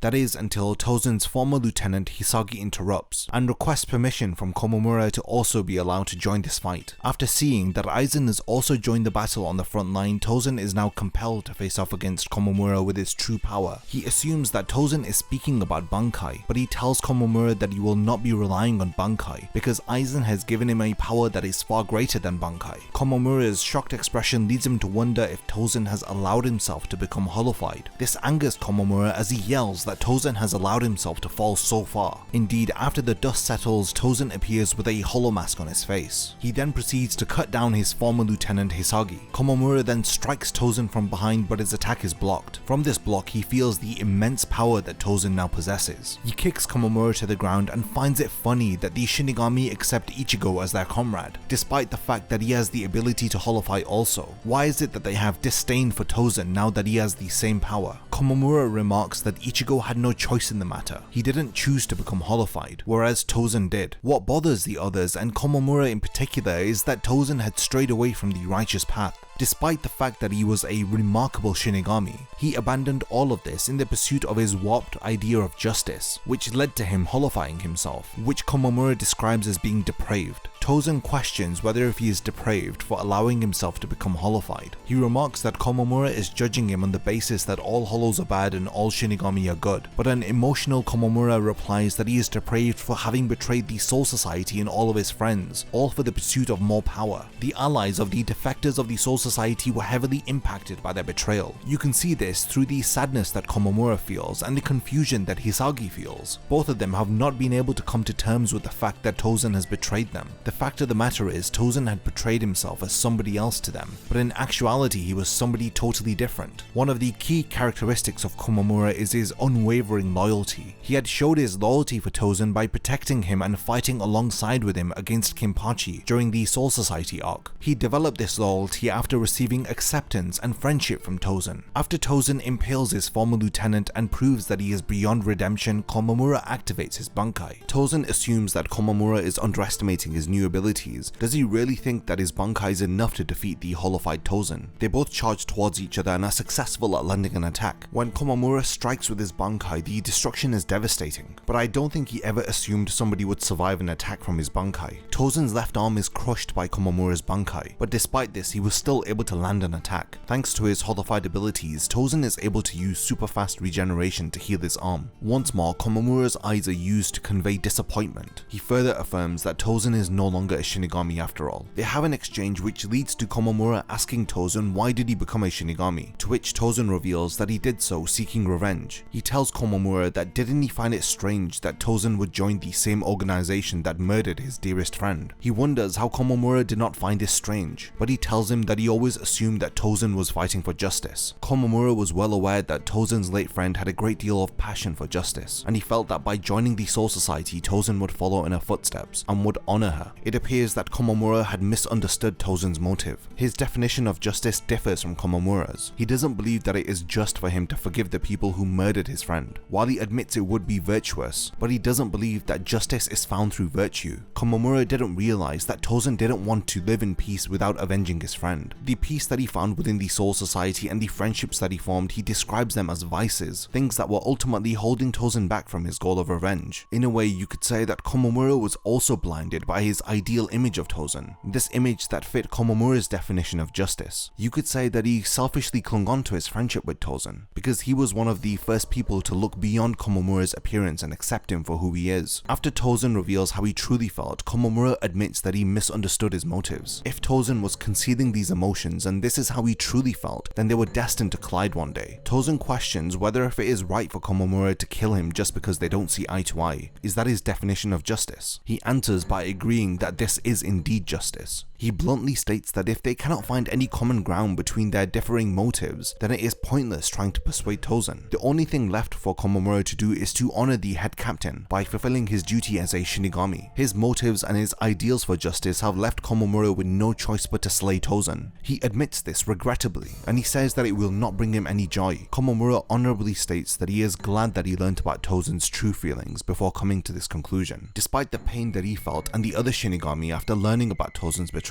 he tells him that his heart has already forgiven him. And I feel like this moment perfectly embodies the character of Komamura, somebody who is righteous and unwavering. His loyalty to the Soul Society is not clouded by the fact that he has to now face off against a former friend. He finds closure from Tosen admitting how he truly felt. After learning that Tosen was seeking revenge against the Soul Society this entire time, Komamura strengthens his resolve, and you can see this through the determined look in his eyes. Sadly, he has no choice but to defeat his friend. In these videos, I always credit Kubo's art style, and I find it fascinating how he is able to give so much emotion to an anthropomorphic character. And it's not just surface level emotions like anger. Kubo is able to subtly convey how Komamura is feeling. If you pay attention to a lot of the paneling of the pages where Komamura is engaged in conversation, you can see that Kubo purposefully draws his eyes, and it's like I've been mentioning in this video, through his eyes we get to understand Komamura's emotions. From my perspective, paying attention to this detail helped me to appreciate his character a lot more. And this method of conveying emotion is not exclusive to Komamura alone. There are various different instances or characters within Bleach who convey emotions through the subtle expressions of their eyes. I feel like this is just one of Kubo's techniques and it works very effectively. If you're one of those people who are not very forthcoming with how you feel, but your emotions are always written on your face, then you may be able to resonate with the way that Kubo conveys emotions from his characters. And I love that it isn't spoon-fed to you. It's very nuanced and you have to look for it. And this is precisely the reason why whenever I go back and look at old chapters of Bleach, I always pick up on subtle details that I missed on my first or second read through. So at the end of chapter 385, Tosen activates his resurrection. Will Komamura still be able to forgive him after he witnesses his new transformation? After Tosen transforms, he is finally able to see. He marvels at the beauty of the world, but when he looks upon Komamura, he describes him as being uglier than he had imagined. Komamura is beyond disappointed by this insult. You can feel the hurt that he must be feeling. He recalls an earlier memory when he is accompanied by Tosen and visits the grave of his friend. He describes how his friend had loved the world. She had become a Shinigami in order to maintain peace and to uphold justice. Tosen had confided in Komamura that he didn't want her sense of justice to disappear, so he continued with her heart's desire. He makes it clear that he wanted to continue upholding justice for the sake of his friend. After recalling this memory, Komamura has an internal dialogue, as he notes that Tosen was hiding a lie within his words. He remembers that Tosen would continuously speak about the world that his friend had loved, but he never spoke about the world that Tosen himself had loved. This led Komamura to conclude that maybe it's because Tosen hates the world. In fact, it is understandable. After all, anyone who loses a loved one in the way that Tosen did would understandably feel the same way. Komamura was glad that Tosen didn't portray himself as a saint or a perfect person, somebody who despite going through all of this hardship would lie to everybody and claim to still love the world. And it is for this reason that Komamura had decided to befriend Tosen. He wasn't pretending to love the world that took his friend away from him. Through this friendship, Komamura offered his wholehearted loyalty, resolving to embrace Tosen whenever he would feel sad. If Tosen were to feel joy, then he wanted to share in his happiness. If he were to go astray, then he would bring him back on the right path. If he made a mistake, Komamura resolved to forgive him. Even if the world had rejected him and he had nowhere to go, then Komamura resolved to be his refuge. The reason behind why he did this is one of the most revealing insights into Komamura's character. He formed a friendship with this man who could no longer love the world. He did so hoping that Tosen may learn to love the world again. Tosen easily defeats Komamura's Bankai. Just as he is about to deliver the final blow, he is struck by Hisagi from behind. After his defeat, Komamura shares his feelings with Tosen, telling him that he agreed with him that one day their swords would eventually clash. He describes that the friendship that they had prior to Tosen's betrayal was superficial, and it is for this reason that they were destined to fight one day, and this was so that they could truly get to know each other. Komamura has one request for Tosen. He doesn't want him to stop hating him or the Soul Society or to even put his grudge aside. He just requests that Tosen does not get consumed by his quest for revenge. He does not want Tosen to change the person that he is. Komamura admits that Tosen is irreplaceable and he would not want to lose him, the same way that Tosen's friend was irreplaceable to him. Komamura's very understanding words bring tears to Tosen's eyes, but he is enraged after Aizen decides to strike Tosen, effectively killing him. This angers Komamura as his feelings overwhelm him. He yells out Aizen's name and is about to strike him, until Ichigo joins the battle and charges towards Aizen from behind. Thankfully, Ichigo's appearance calms Komamura down, otherwise he would have irrationally charged towards Aizen and been taken out easily. When Aizen tries to shake Ichigo's resolve by taunting him, Komamura intervenes. He advises Ichigo not to let Aizen intimidate him, and this is hands down my favorite moment involving Komamura's character. It gave me chills the first time that I read it and it still gives me chills reading it now. He tells Ichigo that Aizen's taunts are his speciality. He advises him to remain focused, otherwise it will cost him his life. He reassures Ichigo by telling him that he knows why the captains within Huecomundo sent him to Fake Karakura Town. Of course, as we know, it's because Ichigo hasn't seen Aizen's Shikai. Komamura tells Ichigo that they will not allow this fact to change. Everybody, including the Vizards and the captains, will fight to protect Ichigo. We don't see much more of Komamura's character within the Fate Karakura Town arc after chapter 390, since he is cut down by Aizen, but the next time that his character has a significant role within the story is during the 1000 Year Blood War arc. During the first Quincy invasion, Komamura faces off against Bambietta. He expresses his surprise that the Quincy army have recruited a little girl like her. She is equally surprised that the Soul Society have hired a wolf, adding that they must be low on numbers. In chapter 496, Komamura activates his Bankai, but it is stolen by the Sternritter. In chapter 505, Komamura senses that the head captain has joined the battlefield. This causes him to yell at his subordinates to stand back up, describing it to be shameful that they are lying on the ground while the head captain is fighting on his feet. After the Quincy leave, the Soul Society is in terrible shape. All of the captains are distraught, especially after learning about the head captain's death. During the aftermath, the captains gather in order to mourn the death of head captain Yamamoto. We learn that the head captain's body was never discovered. We can only assume that the Quincy's destroyed the remains of his body. When the captains are informed about the current critical condition of Kenpachi and Byakuya, Soi-Fon breaks down. She steps out of line when she says that the other captains are calm because they resented the head captain. This leads Komamura to interrupt and tell her to stop. He questions her if she really thinks that she's the only person who wants to scream in this moment. Understandably, all of the captains are devastated, but they have to maintain their composure. Before the situation is escalated, Shunsui interrupts them, directing their attention towards the future and protection of the Soul Society, reminding them of the purpose of the Gotei 13, which is to protect the Soul Society. In chapter 538, we see Komamura travel to a cave outside of the Serete. He is accompanied by his lieutenant. He leaves him stood outside of the gate while he walks inside. He is met by a large oversized wolf who he refers to as his great elder. After recognizing Komamura, he tells him that he has some nerve to return here. After being asked what he wants, Komamura reveals his intentions, stating that he wants to learn the secrets of his clan. We learn that this giant wolf is indeed Komamura's great-grandfather. He laughs in Komamura's face after learning his true intentions. Earlier in the video, I mentioned that his great-grandfather was disappointed that Komamura had been concealing himself, pretending to be a human. Of course, Komamura is no longer doing this, but his great-grandfather is not willing to forgive him. His great-grandfather doesn't want to assist the outside world. He isn't bothered if the leadership of the Soul Society changes from the Shinigami to the Quincy. It won't affect the way that they live their lives. The world will still continue to exist. Whoever wants to rule it doesn't make a difference to them since they live in the shadows. But Komamura doesn't agree with this stance. He wants freedom for his children and his grandchildren. The Great Elder threatens Komamura not to disturb the tranquility of their life. If he can't do this, then the Great Elder will crush Komamura himself. We see Komamura strengthen his resolve and engage in battle with the Great Elder. In chapter 556, we learn about the outcome of their battle. Komamura learns of their family secret. It is an ability called humanification. Komamura's werewolf clan were sent to hell for the sins that they had committed during their lifetime, but this punishment wasn't enough, so they were returned to the Soul Society.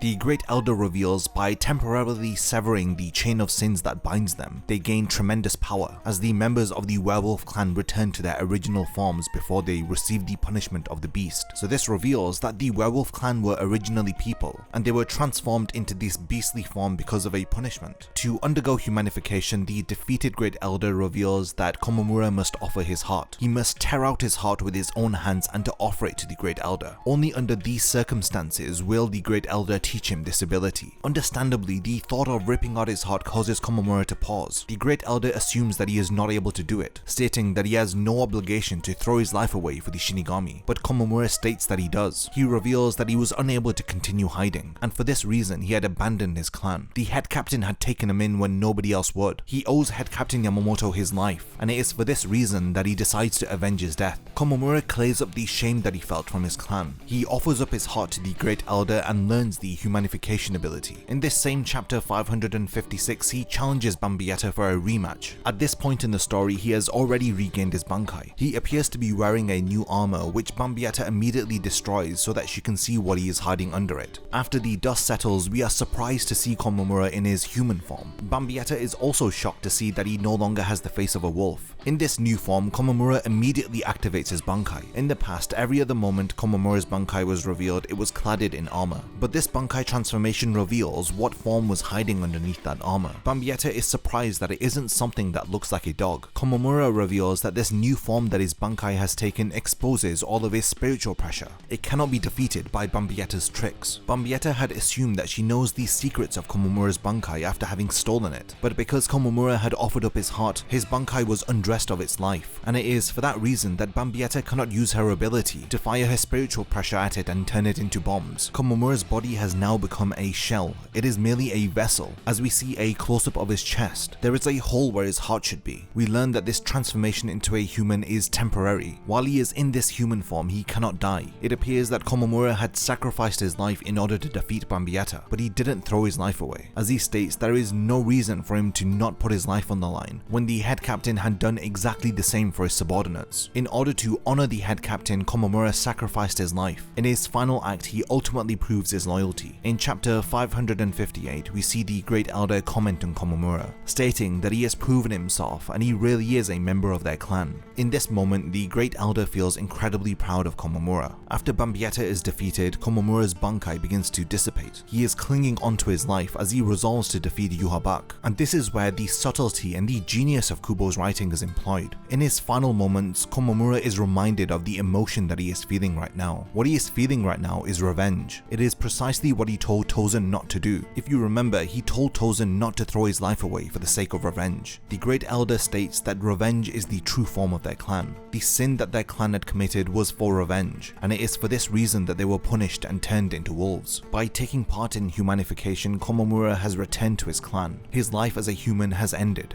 This is the price that he must pay. He is transformed into a beast of revenge. The Great Elder condemns him to be furious, to curse himself, to live with his desire for revenge until his very final moments. He effectively sold his soul for revenge. If only he had taken his own advice, if only he had listened to the words that he had said to Tosen. He now takes the form of a wolf as a consequence of using the humanification technique. Through this revelation, we learn that the werewolf clan that Komamura belongs to was born from revenge. The sacrifice of offering up his blood and his heart onto a plate for the Great Elder will result in him living longer. This will prolong his life while he is sipping on the blood of resentment and revenge. The animal that Komamura transforms into is picked up by his lieutenant, as he reassures his captain that he has done nothing wrong. He tells him that they will continue fighting until they have defeated Yhwach, for the head captain's sake. In this new form, Kubo draws a final shot of Komamura's eye here. To me, they give off a feeling of emptiness or concern. The final time that we see Komamura in the story is within chapter 612. Urahara had tried to summon all of the captains and lieutenants in order to go to the Soul King's palace, but Komamura and his lieutenant had declined. The reason for this being Komamura's injuries. They had also declined any medical help. Maybe it's because Komamura didn't want the other Shinigami to see him in this new form. At the point of making this video, I've not read the Can't Be Your Own World light novels, so I don't know what the outcome for Komamura's character ultimately is. Is he still able to speak in this new form, or has he just transformed into an ordinary wolf? During these final chapters where Komamura appears and we learn about the secrets of his clan, we can draw a contrast to Yoruichi. She is able to freely transform into a cat and back into a human as many times as she wants, but Komamura only had one opportunity to transform into a human before he was permanently transformed into a wolf. The theme of revenge is perfectly introduced into his character through the betrayal of Tosen, and then everything comes full circle as Komamura falls for revenge in his final act. After making this video, I've concluded that Komamura was not only unique because of his memorable appearance, but he also had a lot of character qualities which made him very admirable. Despite everything that Tosen had done, he was quick to forgive him. In his final moments, he accepted Tosen for the person that he was, despite him having resentment for the Soul Society, which Komamura has a lot of loyalty towards. It was really enjoyable to study and analyze this character and all of his appearances within the story. The perfect way to wrap up this video is to tell you about Kubo's description of Komamura from the official Bleach character data book called Souls. He described Komamura in a short phrase: unshakable, stable loyalty, and I think this perfectly sums up who Komamura is. If you want to learn more about Komamura's friendship with Tosen and to see it from Tosen's perspective, then definitely go and check out my Tosen character analysis video. Now, like I do with all of these videos, I want to hand over the discussion to you guys. I personally love Komamura a lot, and if you don't like him, then I don't think we can get along. What are your thoughts on his character? Did you enjoy this video and learn something that you didn't know about him? Or are there things that I missed out and forgot to mention? Be sure to leave a comment and let me know your thoughts on this character.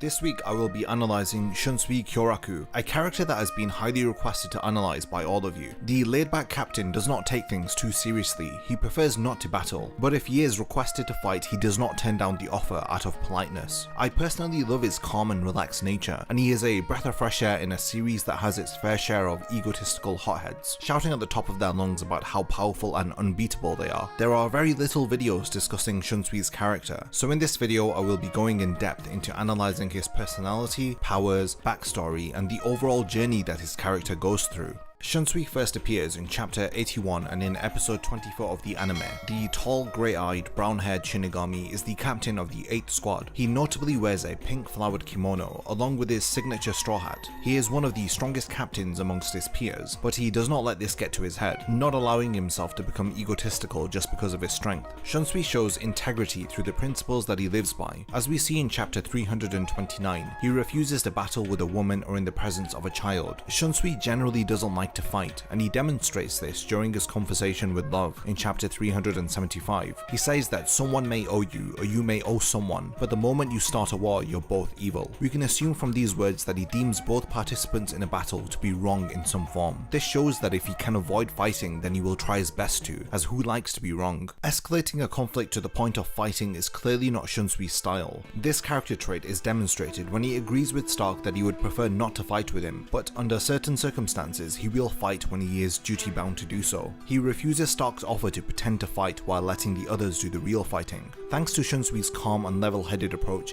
he does not allow his emotions to overcome himself. In chapter 108 he defeats Chad and learns from his lieutenant that Aizen has been murdered. Nanao offers to kill Chad, assuming that he may have been the one to kill Aizen. But not only does Shunsui deem this not to be a job for a young lady, he also does not think it is right to kill Chad based on an assumption. Through some of the descriptions and examples that I have given, we can see that he is a peaceful, soft-spoken man. He is also well-mannered and respectful to his superiors and his underlings. Shunsui is tested through responsibility when he is pushed into a position where he must shoulder the burden of the Soul Society during the 1000-year Blood War arc. His resolve and determination is put to the test, and he is forced to step up into a position of leadership. No longer can he wait on the sidelines for the dust to settle. He is put into the forefront of the action, and leads the Soul Society against the Quincy's during their second invasion. I want to now look at the past of Shunsui, seeing what information we can learn about his roots through his backstory, trying to understand how his past may have influenced his behaviours and his actions. The most information about the origin and backstory of Shunsui is revealed between chapters 651 to 653. The key information that we learn is that Shunsui had an older brother who he did not get along with.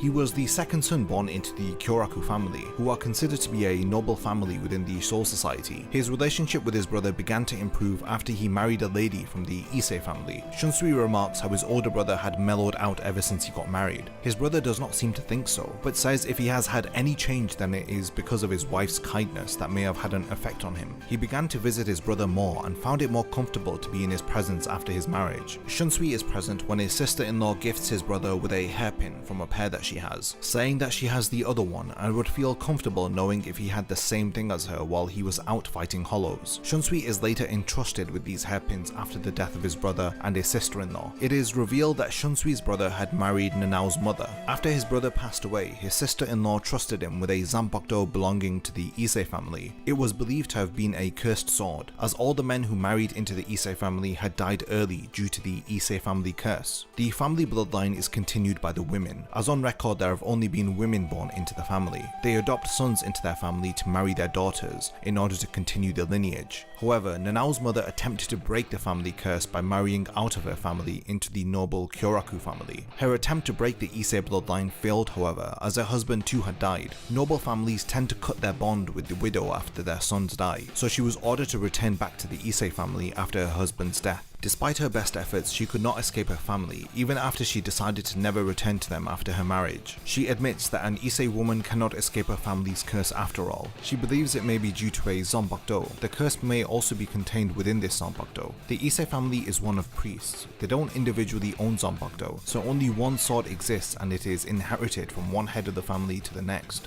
The blade is believed to have the power to challenge gods. Shunsui was given this sword to hide in the hopes that Nanao would not be burdened with the curse of the the Ise family. He was the only person that she could trust outside of the family. During his time at the Shinigami Academy, he is told by a younger Ukitake that his sister-in-law was executed for misplacing a treasured family item. The tragedy of Shunsui's past is that he feels responsible for her death. In an inner monologue, he says that it is his fault that she was killed because he was given the responsibility to hide that treasured family item. Even before his brother passed away, he gave him his hairpin to look after. He questions why is it that the people dear to him pass away and entrust to him their most treasured possessions. He wonders if they are aware that he is not comfortable with shouldering responsibilities. I feel a lot of sympathy for Shunsui. He does not complain or question being given additional responsibility, but rather he accepts it in order to ease the worries of others. He is a good man and demonstrates he is more than just a laid-back, lazy captain here. Despite trying to live an easygoing life, he is pushed into situations where he is burdened with the worries and problems of others. We see this firsthand during the 1000-Year Blood War arc, and I will cover this later on in the video.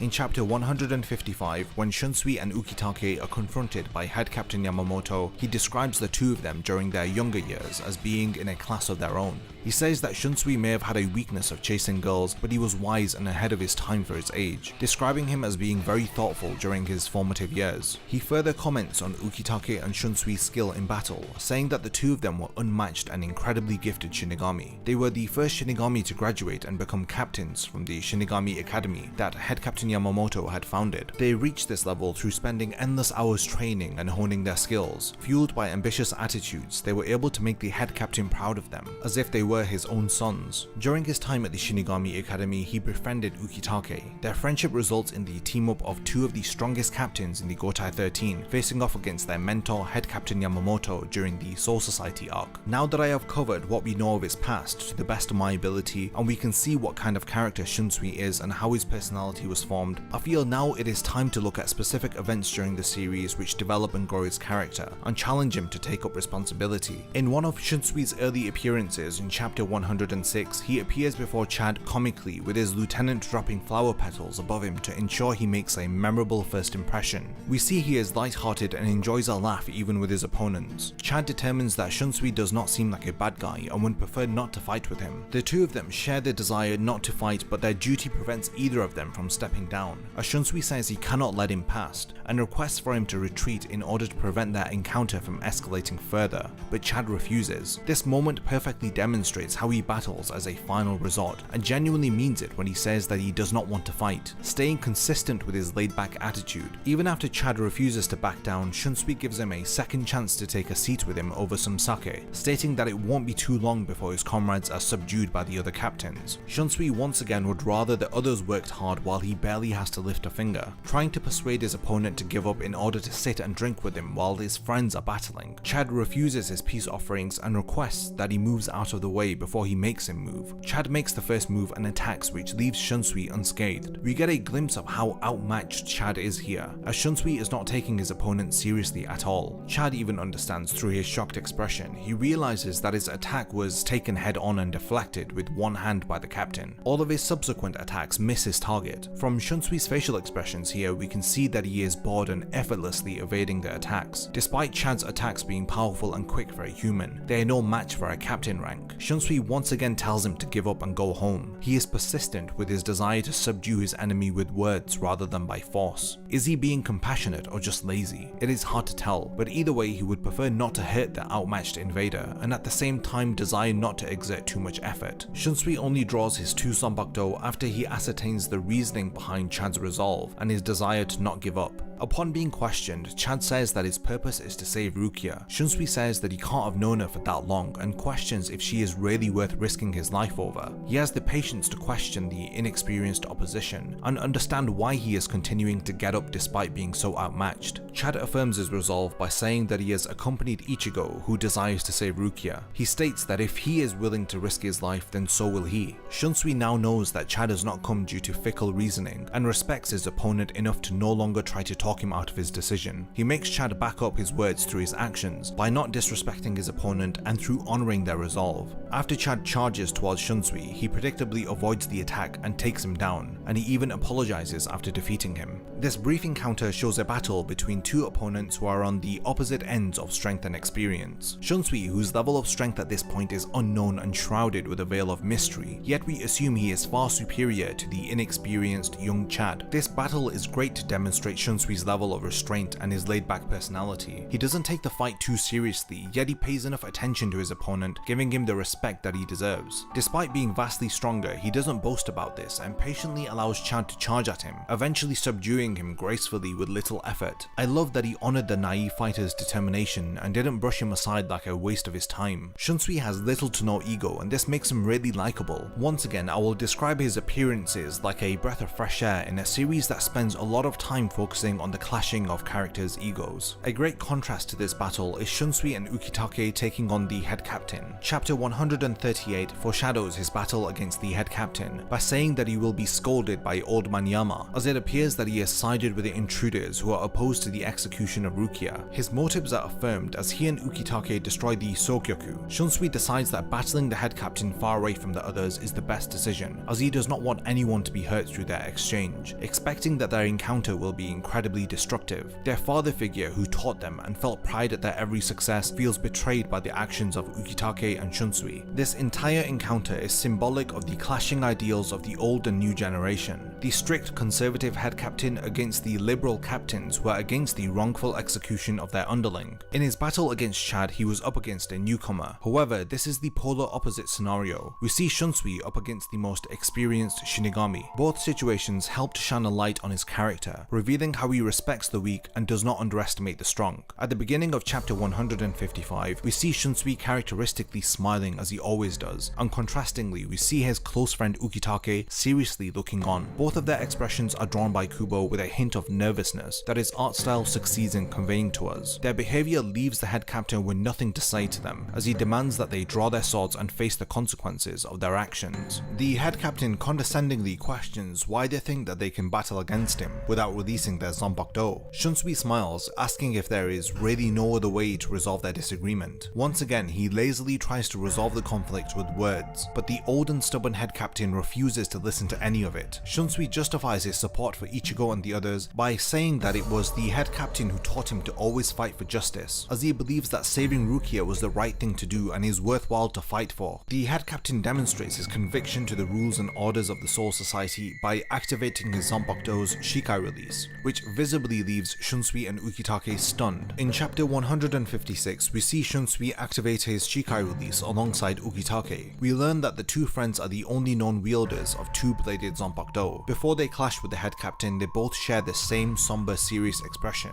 as Kubo only shows us one clash which leads to a large explosion during their brief battle. In chapter 172, we cut back to their battle as it is revealed that Aizen is a traitor. We are shown Ukitake and Shunsui's faces with blood running down them, and clearly looking like they have exerted a lot of power during their short battle. Shunsui characteristically advises that they shouldn't be fighting after all, considering what they have just learnt. He initially tried to talk his way out of the battle but stopped after one attempt. However, against Chad he tried several times to stop their fight. He only agreed when he respected and wanted Chad to follow through with his resolve. He respects the head captain enough to not test his patience more than once. After all, in this encounter he knows that he is the one who is disadvantaged against his old mentor. So far we have studied how Shunsui reacts when he faces off against a strong opponent and a weak opponent. How does he react when he battles against someone who is similar to himself? Shunsui faces off against Stark in chapter 329. It is established from the beginning that the two of them are very alike, not only in appearance but in attitude also. Stark suggests to Shunsui that they should just play around and not fight at their best, saying he would rather pretend to fight and let the others do the real fighting.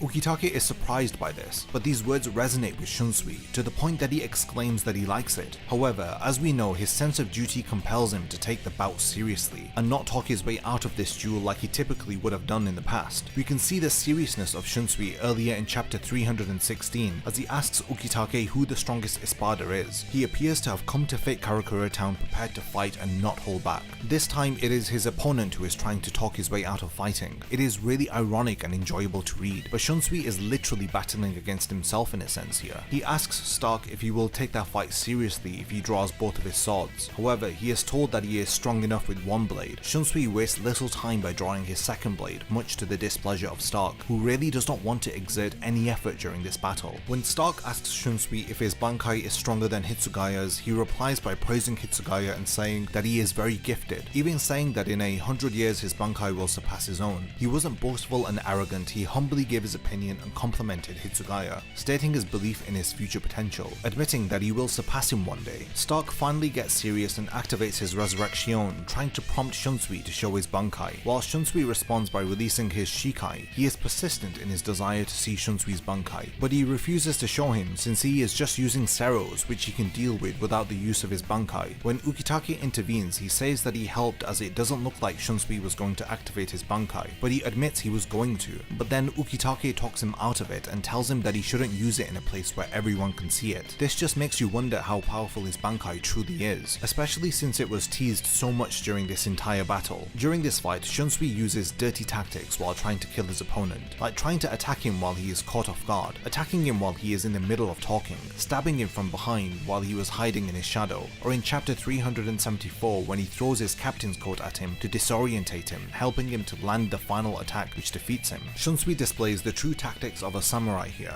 We can compare his actions to the real-life legendary samurai Miyamoto Musashi, who often used tactics that would confuse his opponents in order to create an opening, so that he could take advantage of his disorientated enemy and kill them. The true samurai way demonstrated by Miyamoto Musashi emphasized the importance of winning under any circumstance. It is those who win in battle who get to live. Notions of honor only hold you back and limit your abilities while you are in a life or death situation. This is why Stark tries to pull up Shunsui on his underhanded tactics, but he clearly is focused on surviving the encounter by defeating his enemy as swiftly as possible. After defeating Stark, Shunsui tells Love and Rose that the moment you start a war, you're both evil. He says this after Love tells him that he has no manners when he came to help them and involved himself in their fight against Stark. Shunsui then speaks of the samurai philosophy I just spoke about. He says that losers spend too much time focusing on means and lose sight of the real purpose of a war, which is to win. The means that Shunsui used are certainly considered to be dirty, but what does it matter when you are in a war where both participants are inherently evil? In a matter of life and death, any tactic which will leave an opening for attack will lead to survival. This is the mentality of a true warrior who doesn't wait around for their enemy to attack first. I talk more about Shunsui's battle with Stark in my Stark character analysis, so check that out if you want to know more about their encounter from Stark's perspective. So far we have seen Shunsui battle as a captain with little to no responsibility, but how does he change his approach to battle once he has the burden of the Soul Society on his shoulders? Shunsui is one of the characters who has the most development and growth during the 1000-Year Blood War arc. I mentioned earlier that Shunsui was forced to step up during this arc and take up the leadership of the Gotei 13. I want to now go into his growth during this arc and see how he deals with the threat of the Quincy's. Shunsui is one of the first captains to encounter the invading Quincy. He meets his opponent readied with his Shikai. Once again, the opponent he is up against is a gun wielder called Robert Acutron, who shoots his hat off and then shoots his right eye. He for the first time admits he felt as though he was calm, but it appears that he is flustered during this encounter, explaining how he lost his right eye. In chapter 505, when he feels the head captain's spiritual pressure rise as he joins the battle, he says that it feels like Old Man Yamamoto is scolding him, as though he is questioning if you raised him to be a coward who has difficulty with an enemy of this low level. After Shunsui senses the death of the head captain, he is overcome with emotion and yells out his name, causing him to be caught off guard and shot multiple times by Robert. After the first Quincy invasion, Shunsui wears an eye patch covering his right eye that he lost against Robert. He immediately tries to reign in control of the Gotei 13, who appear to be arguing with each other. He spends little to no time mourning over the death of the head captain, who he was in a way raised by. He immediately begins to take up the responsibility of calming the other captains after a distressing invasion, where so many of their comrades and underlings were killed and left in critical condition. Shunsui rightfully reminds the others that the Gotei 13 does not exist to mourn or cry about the damage inflicted upon the Soul Society. It exists to protect the Soul Society. He advises the others to look ahead and move on in order to fulfill their responsibility to the Soul Society. In chapter 520, Shunsui opens a letter where it reveals that he has been assigned as the successor to Old Man Yamamoto and is now the head captain and the captain of Squad 1. He reacts in the way that he normally does by expressing his dissatisfaction for this new promotion, which will only give him more work and responsibility that he cannot avoid. Shunsui later meets with the Central 46, where he begins to accept his duty as the head captain by immediately assigning himself with 2 lieutenants who will fulfill all the duties of assisting him. In his first task as the head captain, he orders that Kenpachi Zaraki will be taught Sanjutsu. His justification for this order seems to be as a backup in case Byakuya and the others in the royal palace do not return safely. Under these circumstances, Shunsui believes that unleashing Kenpachi's full potential is critical. He cannot be left the way that he is. The Central 46 object to this order, believing that if Kenpachi is allowed to get any stronger, then they will not be able to stop him if he opposes them. In the past, Head Captain Yamamoto had tried to teach Kenpachi and stopped only after one day. Despite their disapproval, Shunsui stays firm in his decision. He simply tells them if they were to be invaded once more by the Quincy, then the Soul Society would not be able to withstand the attack. It is not the Central 46 who will be able to protect the Soul Society, it is the Gotei 13, so Shunsui deems it necessary to make this risky and rash decision for the sake of their survival. He appoints Unohana to oversee Kenpachi's training, as he reveals her to be the first Kenpachi. The weight of this decision is immense for Shunsui. He is aware of the cost of having Kenpachi train with Unohana, knowing that one of them would die as a result of them crossing their blades. In chapter 523, we see his somber expression as he is sat alone contemplating the outcome of his first order as the head captain. In chapter 545,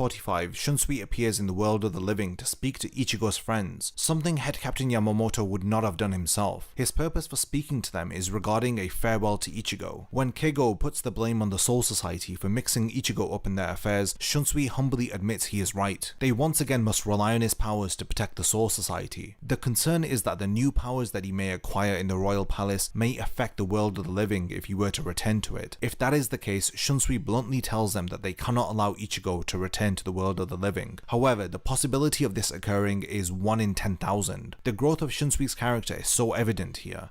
Something with such low odds of occurring causes him to feel compelled to inform Ichigo's friends. He says that it would be wrong to keep his friends in the dark about this, even if the chances are low, stating that by telling them he is doing right by Ichigo and honouring his efforts. He has no obligation to do anything for Ichigo's friends, but he gives them soul tickets to come and visit Ichigo in the Soul Society whenever they like. He reassures them and does what any great leader would do, and gives them hope by saying that they will see Ichigo again. He promises that he will ask Ichigo to come back after his training to spend some time in the world of the living before the second battle with the Quincy's. His actions on orders so early in this time as the head captain prove how well he has adapted to his new role, and his acceptance of his responsibility over the Soul Society. Losing Old Man Yamamoto and then being given the position without time to mourn places a huge burden on Shunsui. However, his decisions and actions demonstrate how well he has coped with the loss and honoured head captain Yamamoto by continuing his work to protect the Soul Society. When Shunsui returns, he quickly witnesses the total invasion of the Soul Society by the Quincy's. He is met by Hashwald, who lays out their plans to quickly exterminate the Shinigami. Later, he meets with the Central 46 for a mysterious reason. We learn in chapter 616, Shunsui visits Aizen in the underground prison. He has a set of keys and is allowed to undo 3 of the several seals placed on Aizen. He uses one to undo the seal placed on Aizen's mouth, but shockingly he removes the other seals and walks towards Shunsui. Aizen asks him that he has 2 more seals he can use, to which he immediately uses them to free Aizen's ankles and his left eye. This moment is significant as it shows the extent that this new head captain is willing to go to in order to defeat the Quincy threat. He does not hesitate to undo the 3 seals that are placed on Aizen. He did however take a precaution, or was forced to before entering Muken to free Aizen. He hid the key to the prison within his heart, so if Aizen kills him, then the gates to Muken would be permanently closed. This was the condition that the Central 46 imposed onto Shunsui to allow him to recruit Aizen to battle alongside them. He persuasively tries to convince Aizen by asking him wouldn't he want to breathe the air up in the Soul Society. He is not even asking him to help the Soul Society because he knows that Aizen shares this similar interest in not wanting Yuwatch to rule over all of reality. There is a relaxing air about the way that Shunsui is persuading Aizen. From his several appearances we know that he is not confrontational and prefers not to escalate matters. He takes the necessary precautions and persuades Aizen through teasing him with thoughts of breathing fresh air or being under the light of the sky. Despite their history, they share a common enemy at the moment. He asks for his help not for the sake of the Soul Society, but rather for the sake of Aizen's own ideals. He must agree that Yuwatch taking over reality is not what he would desire, even if his own plans to rule over the Soul King had failed. When Aizen reaches the surface, he is met with shock and anger from the other Shinigami, who immediately ask who would lift his sentence. Shunsui steps up and takes full responsibility for recruiting Aizen, stating that they need his powers. Renji, Rukia, Shuhei, and several other Shinigami all disagree with with this decision, asking Shunsui if he has lost his mind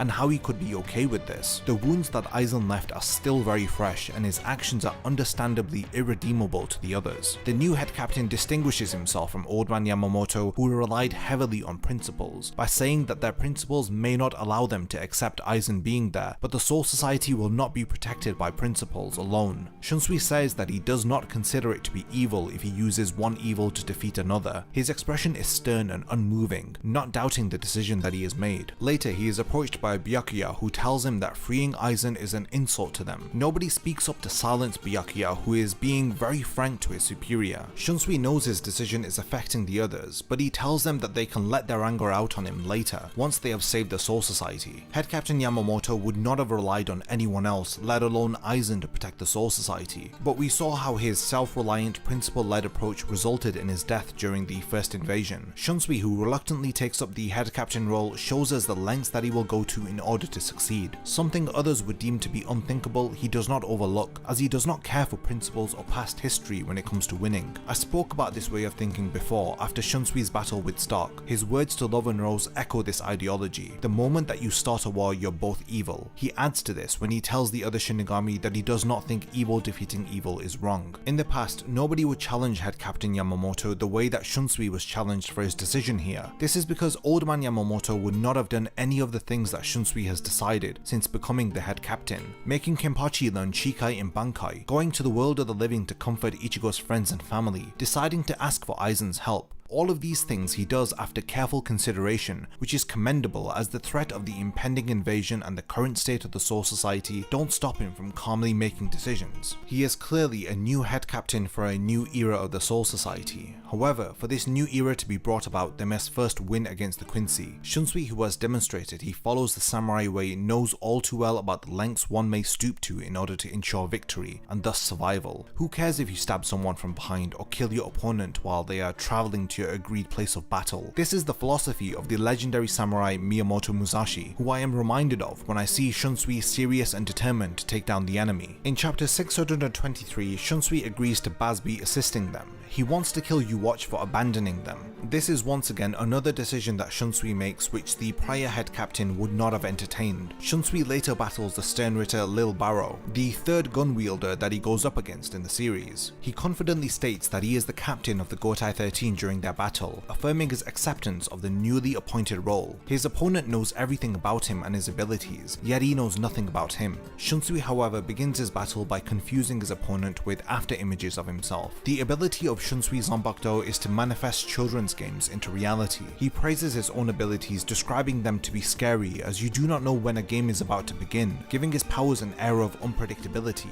When Nanao reaches the others to inform them that Shunsui is battling the enemy, they want to go and help him, but Shinji likens Shunsui to Old Man Yamamoto by saying that if he was still alive and had to stay behind to fight, then he would want the others to go on without him, because to give your life for your underlings is the duty of the head captain. These are incredibly powerful words as we cut back to Shunsui smiling as usual while facing off against the Sternritter Lil. Thankfully, he uses his abilities to attack from the shadows and pierces his opponent through the chest, but the Sternritter's abilities save him, as it is revealed that Shunsui's opponent was the last Quincy that Yuwatch gave powers to. He is considered to be a masterpiece, the best amongst the Sternritters. This is a great callback to Shunsui's prior encounter with the best Espada, Stark. When Lil activates his holy form, Shunsui is frozen in place and shot multiple times. He retreats and is chased down, but once he knows that the other Shinigami have gone on further than him, he finally activates his Bankai for the first time in the series. Everyone in the surroundings can sense a chilling spiritual pressure that overwhelms their senses. The first act of his Bankai causes any wounds that are inflicted on himself to appear on his opponent also. The second act takes place after Lil begins to regret attacking Shunsui. This causes an incurable disease to occur. It is manifested with several black spots all over Lil's body. The third act drowns the two of them underwater, forced to stay there until one of their spiritual pressures is exhausted. When Lil desperately tries to swim to the surface, Shunsui is reunited with his Zanbakudo's spirit, who we learn is rather dismissive of him and his silver tongue. Lastly, using his final act, he cuts Lil's throat, appearing to have killed him. Shunsui returns to speak to his Zanbakudo, but surprisingly his body is pierced through by a blast from Lil, who refuses to allow Shinigami's Bankai to kill him. After seeking refuge, his Zanbakudo spirit advises him to run away, requesting for him to rest while she carries him away, stating that nobody would fault him for running away after he fought as hard as he did. He closes his eyes and then is awakened by his lieutenant Nanao, who reveals that she is aware that her Zanbakudo is being hidden by Shunsui, as he is still keeping his promise to her mother to this day. He then returns her Zanbakudo to her with little argument. Nanao accepts that she will have to live with her family curse, but she is okay with it being this way. Together they defeat the Stern Ritter as Shunsui reassures Nanao, giving her the resolve to defeat Lil with her family's holy sword, which was made to defeat gods. Thus, after this fight, he is freed from the burden of hiding the Issei family blade and keeping his word to Nanao's mother. This battle shows us how he was willing to give his life as the head captain, as well as some flaws in his character when he does not object to his Zanbakudo telling him to run away.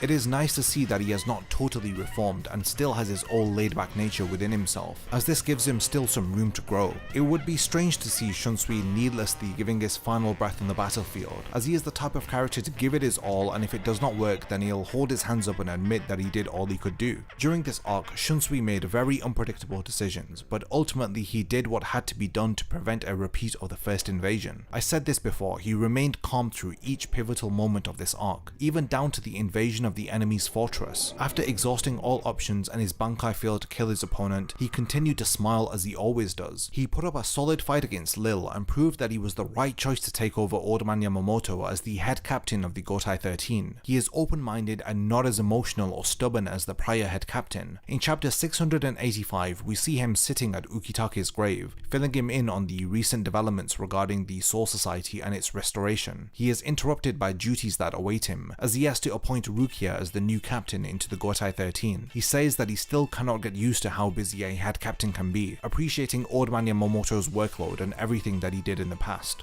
The people that he encounters and grows close to eventually pass away, leaving him behind with responsibility. We see this with his older brother, his sister-in-law, Old Man Yamamoto, Unohana, and then lastly his dear friend Ukitake. After they die, he has little time to mourn their passing, as he has handed down responsibility by his loved ones. These responsibilities push him into situations he would have otherwise avoided. He takes the hairpin from his brother. He hides the Issei family sword for his sister-in-law, taking up the role of the head captain after the death of his mentor. For the sake of honouring the dead, he forsakes his laid-back nature. He had many tragedies that occurred in his life through losing those dear to him, including a tragedy I have not mentioned, which is the regret he must feel after sending his former lieutenant Lisa to the mission that got her hollowified during the Turn Back the Pendulum arc. He suffers and goes through grief and regret, but he never shows this to anyone. He didn't get overcome by his sadness, even though he has every reason to. He instead remained smiling, cheerful, calm, and kind to those around him. Despite many believing him to be laid back and uncaring, he is one of the most considerate characters to feature within Bleach. The final arc of the series did his character a lot of justice also. After studying him for this video, he has become one of my favourite Bleach characters. He is the final member from his generation to survive, now the oldest member of the Soul Society. He continues to smile and joke around while leading the Soul Society on to a new era. I didn't think that this video was going to be as long as it turned out to be, so if you enjoyed it, definitely let me know by leaving a comment and let me know your thoughts on Shunsui as a character. There is a lot to discuss about Tosen's character, as his betrayal put him at odds with several members of the Soul Society. His morals and ideals that he lives his life by were called into question. So in this video, I want to analyse Tosen's character, trying to understand his past and how it correlates to his motives and traitorous acts. As well as this, I really want to explain how conflicted Tosen became, and how his actions raised questions about his ideals, as his behaviour makes him come across as a hypocrite, causing his former friends to be puzzled by the decisions that he makes. So let's break down and analyse Tosen via his many appearances within Bleach. Tosen first appears in chapter 81 and in episode 24 of the anime. He has braided hair and wears goggles or a visor over his eyes, which stylishly gives us something to look at as opposed to his closed eyelids, as he was born blind in both eyes. He also wears an iconic orange scarf around his neck, which he changes to an orange rope after he leaves the Soul Society. Before his defection from the Soul Society, he was the captain of the 9th Division, with Shuhei Hisagi serving as his lieutenant. In chapter 178, after seeing Tosen's betrayal, Komamura yells at him, "Where has his sense of justice gone?" He replies that he follows the path least soaked in blood, stating that there is always justice in the path with the least bloodshed. To Tosen, that is the path of justice. This is his way of life. Contrary to this, he has taken part in killing members of his own division during the Turn Back the Pendulum arc, while he was the 5th seat of the 9th Division. He even helped to holify his former captain Kensei shortly after.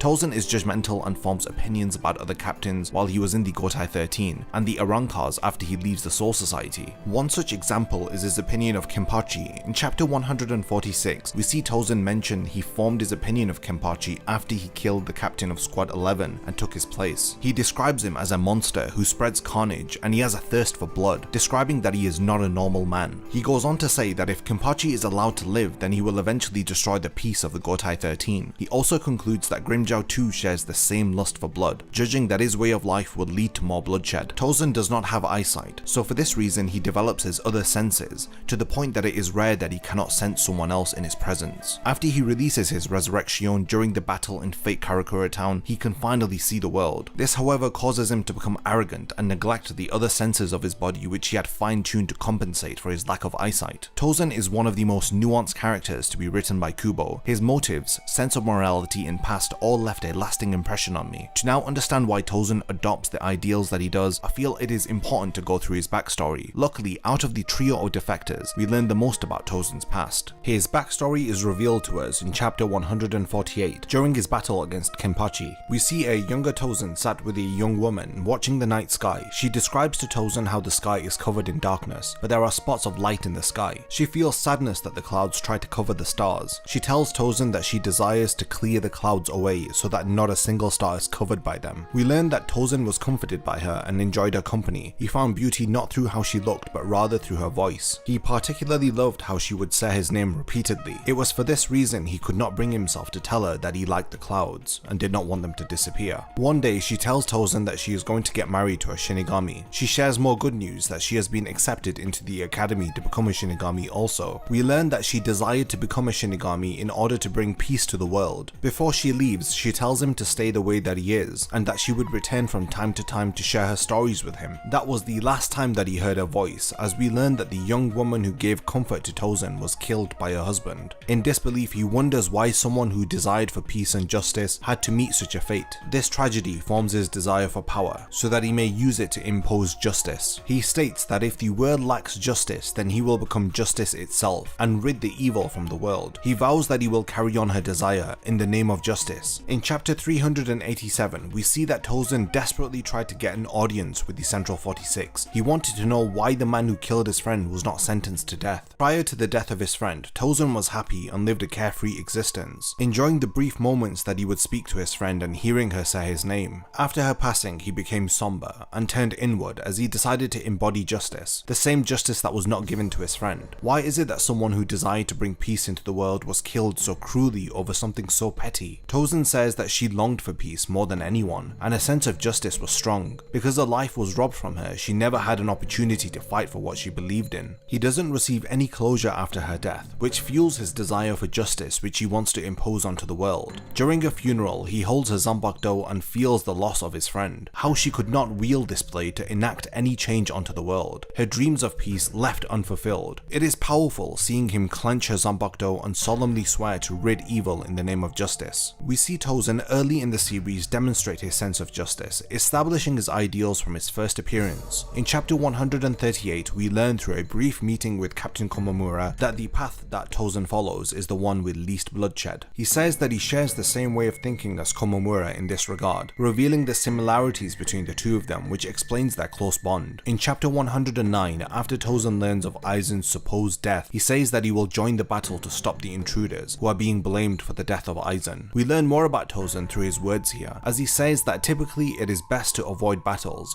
but due to the death of a captain there is no alternative. He reiterates his idealistic perspective by saying that if people didn't let themselves be deceived by ugly emotions, then there would be no need for battle. As a result, many tragedies could be avoided. When he subdues Uryu in chapter 126, he says that he must do this in order to maintain the peace. He uses his Shikai release to stop Uryu and apologizes to him, saying that the pointless battles are over now, and that his struggles will soon be over too. Tosen takes part in several conflicts, most notably during the battle in Fate Karakura Town. I want to now cover his various encounters in the series, and see what they reveal about his character, and what challenges he has to face by taking part in the act of battling which he deems to be pointless. Tosen battles with Kenpachi after realizing that he has teamed up with the side aiding the intruders. Their battle begins in chapter 139 as he tells Kenpachi that he has lost his honor for helping the intruders, and his sanity for thinking he can single-handedly defeat Tosen, Komamura and their lieutenants. Kenpachi lives up to his boastful claims by taking on Tosen and Komamura 2 against 1. Tosen is frustrated by his taunting, and we see his Bankai for the first time in chapter 146. He reveals that ever since he learnt that Kenpachi became a captain by killing the prior captain of the 11th squad, he had a feeling that he would eventually destroy the Gotei 13 with his carnage. His suspicions have been proven to be correct, as Kenpachi is indeed helping the intruders to stop Rukia's execution, and in effect disrupting the peace of the Gotei 13. Tosen assumes that he is helping them because of his bloodlust. He is not willing to admit that he hates Kenpachi. He simply states that he is beyond redemption for his actions. Because of his behavior, he has indeed broken the peace of the Gotei 13. We see firsthand Tosen's sense of justice as he burdens himself with the duty to eliminate Kenpachi in order to restore peace once more. His Bankai prevents Kenpachi from seeing, hearing, smelling, and feeling spiritual pressure. He has been placed into an area without light or sound. Tosen relies on the assumption that Kenpachi will feel fear upon being placed into a situation where his senses are rendered useless, and he is surrounded by darkness. Typical of Kenpachi, he does not feel any fear as he strikes Tosen,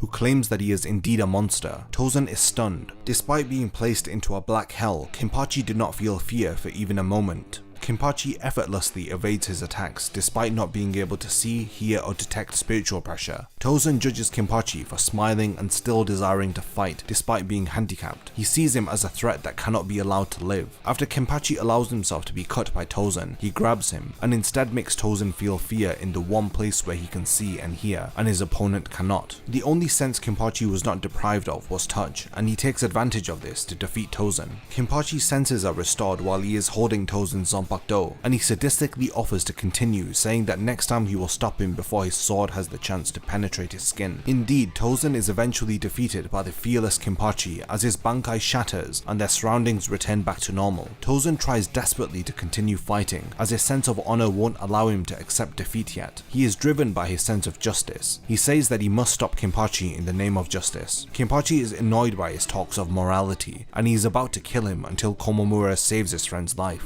He receives treatment for his injuries, and we learn soon after in chapter 171 that Tosen has been working for Aizen this whole time. Tosen's first actions during the battle in Fake Karakura Town involve him defending Aizen from an attack by Shinji. Before Tosen has a chance to attack Shinji once more, he is stopped by Komamura as the two of them are reunited after Tosen's betrayal. Komamura comments on how previously he prevented Kenpachi from killing him, and now he defends an attack from Tosen, emphasizing the polarity between the different circumstances. He states that he never thought that he would be blocking his sword to protect someone else. Tosen finds himself battling his former friend Komamura to the death. His former lieutenant Hisagi also joins the battle. He thanks him for all of his teachings. Hisagi desires to use everything that he was taught in order to figuratively open his former captain's eyes, so that he may return to the Soul Society. In chapter 384, we shockingly learn that Tosen has undergone holification, as he is donning a hollow mask. They are stunned and puzzled and ask why, but Tosen attacks Hisagi without any remorse for his former lieutenant. He asks them why is it that they despise him for undergoing holification. He compares himself to Ichigo and says that he has hollow abilities too. Why is it that they don't despise him? Komamura tells him that Ichigo had no choice in the matter, as he was born with hollow abilities, but Tosen however strayed off from the right path. He had great potential as a Shinigami, but he allowed himself to fall so low by undergoing holification. Komamura is sickened by what Tosen has become. He calls him depraved for betraying his comrades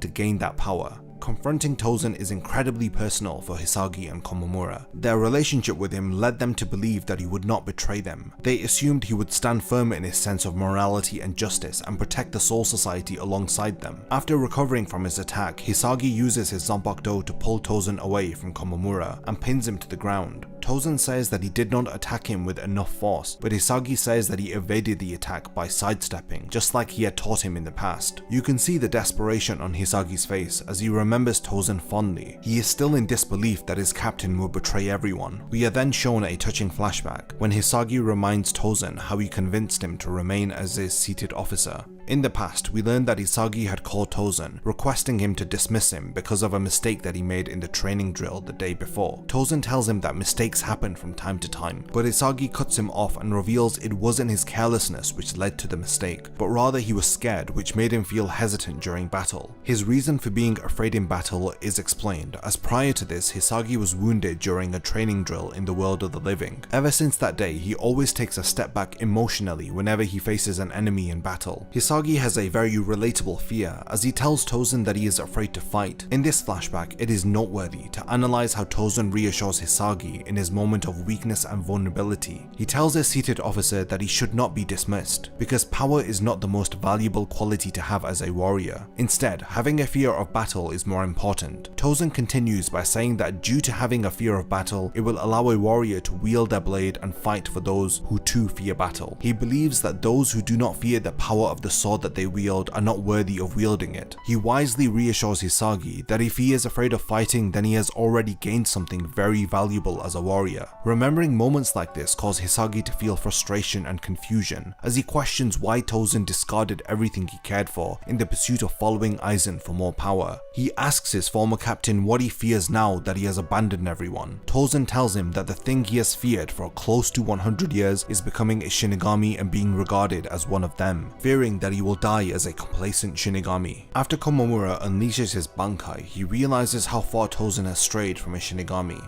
as his fast regeneration heals his arm after an attack. Here we learn more about Tosen's logic. He questions the use of the word depraved that Komamura had called him earlier. He asks what is worse, deceiving his comrades to acquire more power, or to join an organization for the purpose of revenge and losing sight of this purpose and becoming complacent with a new life. He asks, wouldn't the latter be more depraved? According to Tosen, losing sight of one's purpose is worse than betrayal and deception. We understand Tosen more when he tells us that he became a Shinigami in order to get revenge. He questions Komamura, asking him if he ever thought about why Tosen would join the same organization that the murderer of his dearest friend was a member of. Didn't he find it strange that he became a Shinigami, the very organization responsible for the murder of his friend? Komamura answers that he assumed he became a Shinigami for the sake of justice. He believed that Tosen wanted to honor his late friend by continuing her passion for peace and justice. He agrees that he did become a Shinigami for justice, but we finally begin to understand why Tosen defected, as he lays out his true purpose that he had hidden behind his claims of justice. He says that forgiving the murderer of his friend is indeed a virtuous deed, even describing the act of forgiveness to be blindly beautiful. However, he says that virtue is not justice. We learn that Tosen came to believe that living in peace without avenging the dead is immoral. This revelation is a surprise to us and even Komamura, who realizes that he misunderstood Tosen's motives from the very beginning, saying if that is how he had been feeling like all along, then they were destined to clash blades, as they had very differing interpretations of justice. This exchange that occurs between the two of them reveals the most about Tosen's character and allows us to truly understand how he coped with the death of his friend and why he really became a Shinigami, what he felt about living in peace, and his true feelings regarding the Shinigami. Tosen eventually has enough with Komamura and reveals that he has a resurrection. He releases it to challenge Komamura's Bankai. He transforms into a large moth-like creature.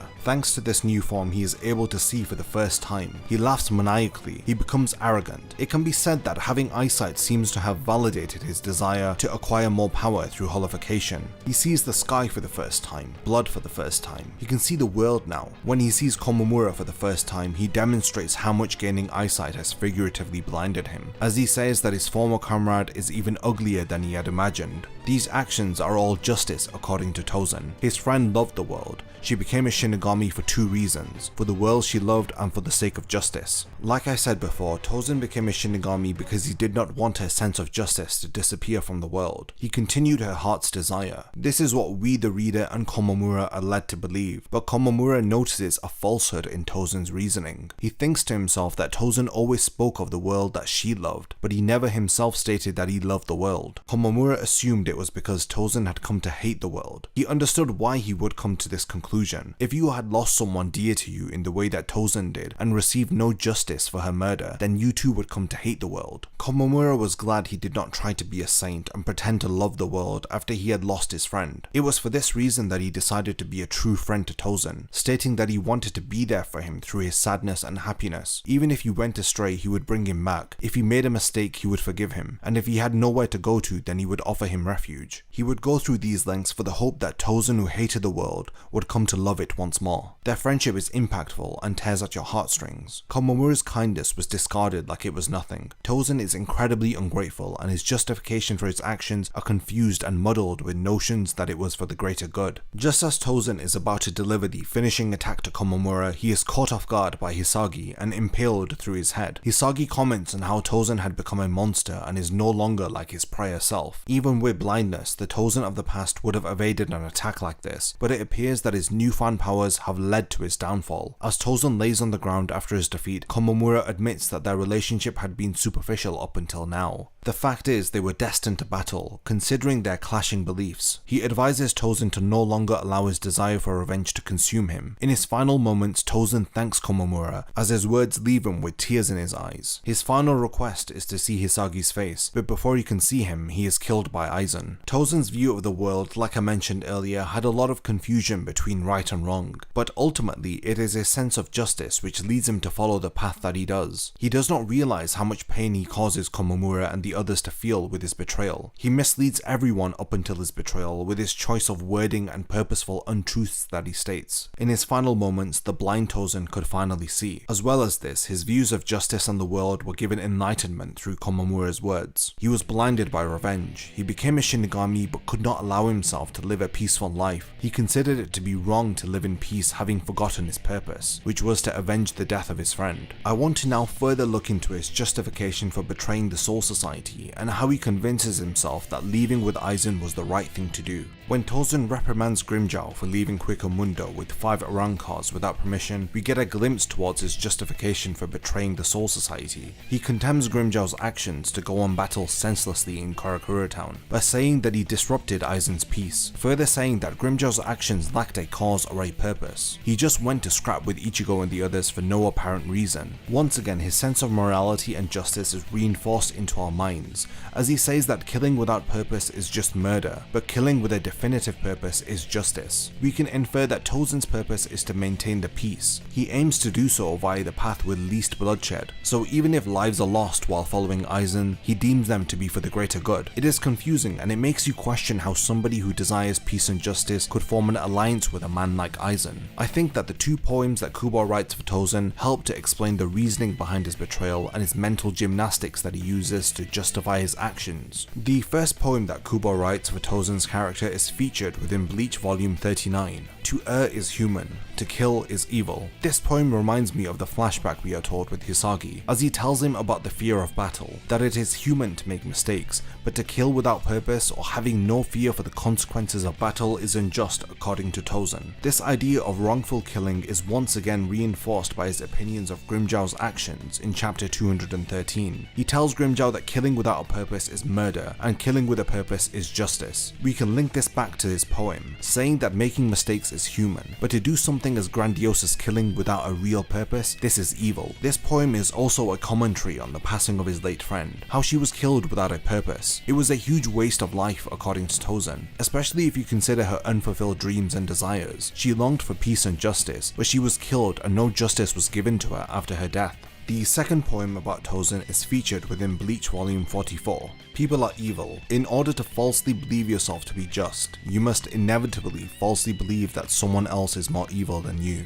In this poem, an assumption is made that people are all evil. Based on Tosen's experiences, it is understandable to come to this conclusion. If Tosen truly believes this statement, then he must admit that even he has evil within himself. How he deals with this is by believing in a falsehood. For Tosen, this is his own sense of absolute justice, which is the only right in his world. To convince himself that this is the best course of action, he believes that there is an evil greater than himself. This is the justification he uses to follow through with his actions. The evil that he considers to be greater than himself stems from the unjust murder of his friend. She was killed by a husband who is a Shinigami. So does he consider the Shinigami to be more evil than himself? Well, in chapter 385, we learn that Tosen became a Shinigami out of revenge. This confirms that he deems the Shinigami to all be more evil than himself. He wrongfully allows the depraved actions of one man to form his opinion of the entirety of the Shinigami. His actions are fueled by revenge, and he justified this through his warped sense of justice. He could not accept living with an evil he considered to be greater than himself. He did not want to lose sight of his desire for revenge through leading the life of a complacent captain, living peacefully. Ultimately, the death of his friend impacts Tosen, and forms his motivation to conspire against the Shinigami, thus explaining his alliance with Aizen and his betrayal. Originally, I wasn't going to include this into the video, but I posted that I was uploading a Tosen analysis on the community tab of my channel, and so many of you requested that I mention the Can't Feed Your Own World novels. I wasn't planning on mentioning them, but since all of you want me to talk about them, I'll try my best to cover what new pieces of information we learn via the novels about Tosen. Bear in mind, I have not read all of the novels, but for this video I have gone through the mentions of Tosen and what we learn about him through the additional material. A lot of you share the sentiment that you began to see Tosen in a different light after reading the novels. Can't Feed Your Own World reveals more information about Tosen's friend who was murdered. We learned that her name was Kakyo. She married a Shinigami called Tokinada Tsunayashiro, who is the main antagonist of the Can't Feed Your Own World novels. Tokinada is from the Tsunayashiro family. They are one of the great noble families. We learned that Tosen's friend Kakyo became a Shinigami, and her Zanpakuto was the same one that he uses throughout the series. We see that he took her Zanpakuto in the manga and resolved to carry on her purpose while clenching it. But in the novels it is clarified that Tosen began to wield her Zanpakuto after her death. Now interestingly, we learn that Tokinada did indeed kill his wife Kakyo. When Tosen tried to get justice for her and urged the public to arrest him, he was ignored. Tokinada cunningly shifted the blame of her murder onto someone else and thus gets away with his crime. This better explains Tosen's feelings of hatred and resentment towards nobility, the Shinigami, and the system that they fight to protect. Kakyo received no justice after her murder. This causes Tosen to believe that the system of the Shinigami is corrupt. We also learn through the novels that it was during this very vulnerable and sensitive time that Tosen was recruited by Aizen to aid him with his plans. He took advantage of Tosen's anger for the Shinigami and helped to reinforce his newfound sense of justice. After making this video up until this point, I was puzzled as to why Aizen suddenly killed Tosen, just as he requested to see Hisagi's face. Thankfully, we receive an answer from the novels. It seems that Aizen cared for Tosen and decided to kill him after his battle with Komamura as a show of mercy. He knew that if Tosen survived the battle after being healed by either Unohana or Orihime, then he would fall into despair, because the realization of his actions would begin to overcome his mind. Through these novels, we learn that Tosen was the only person that Aizen somewhat cared for and considered as a friend. He considered Tosen to have a strong resolve, describing it as beautiful. He could not bear for him to survive and continue living in despair. So in his own words, he bestowed upon his most loyal subordinate a merciful death. In a later flashback, we learn that Tosen asked Aizen to kill him if his resolve started to waver and he started to side with the Shinigami. This would cause him to regret the path that he had chosen. He believed that the world that Aizen would have ruled over as a replacement of the Soul King would have been just. He had decided to kill himself after Aizen had accomplished his goal, as he found it unfitting for someone who desired for revenge to exist in a world of pure justice that Aizen would have created. This was a last-minute addition to the video, so if I have missed anything from the novels regarding Tosen, then let me know by leaving a comment under this video. I read all of the comments and would love to know if there's anything that I have missed, if there are any other revelations about Tosen that we get from the novels.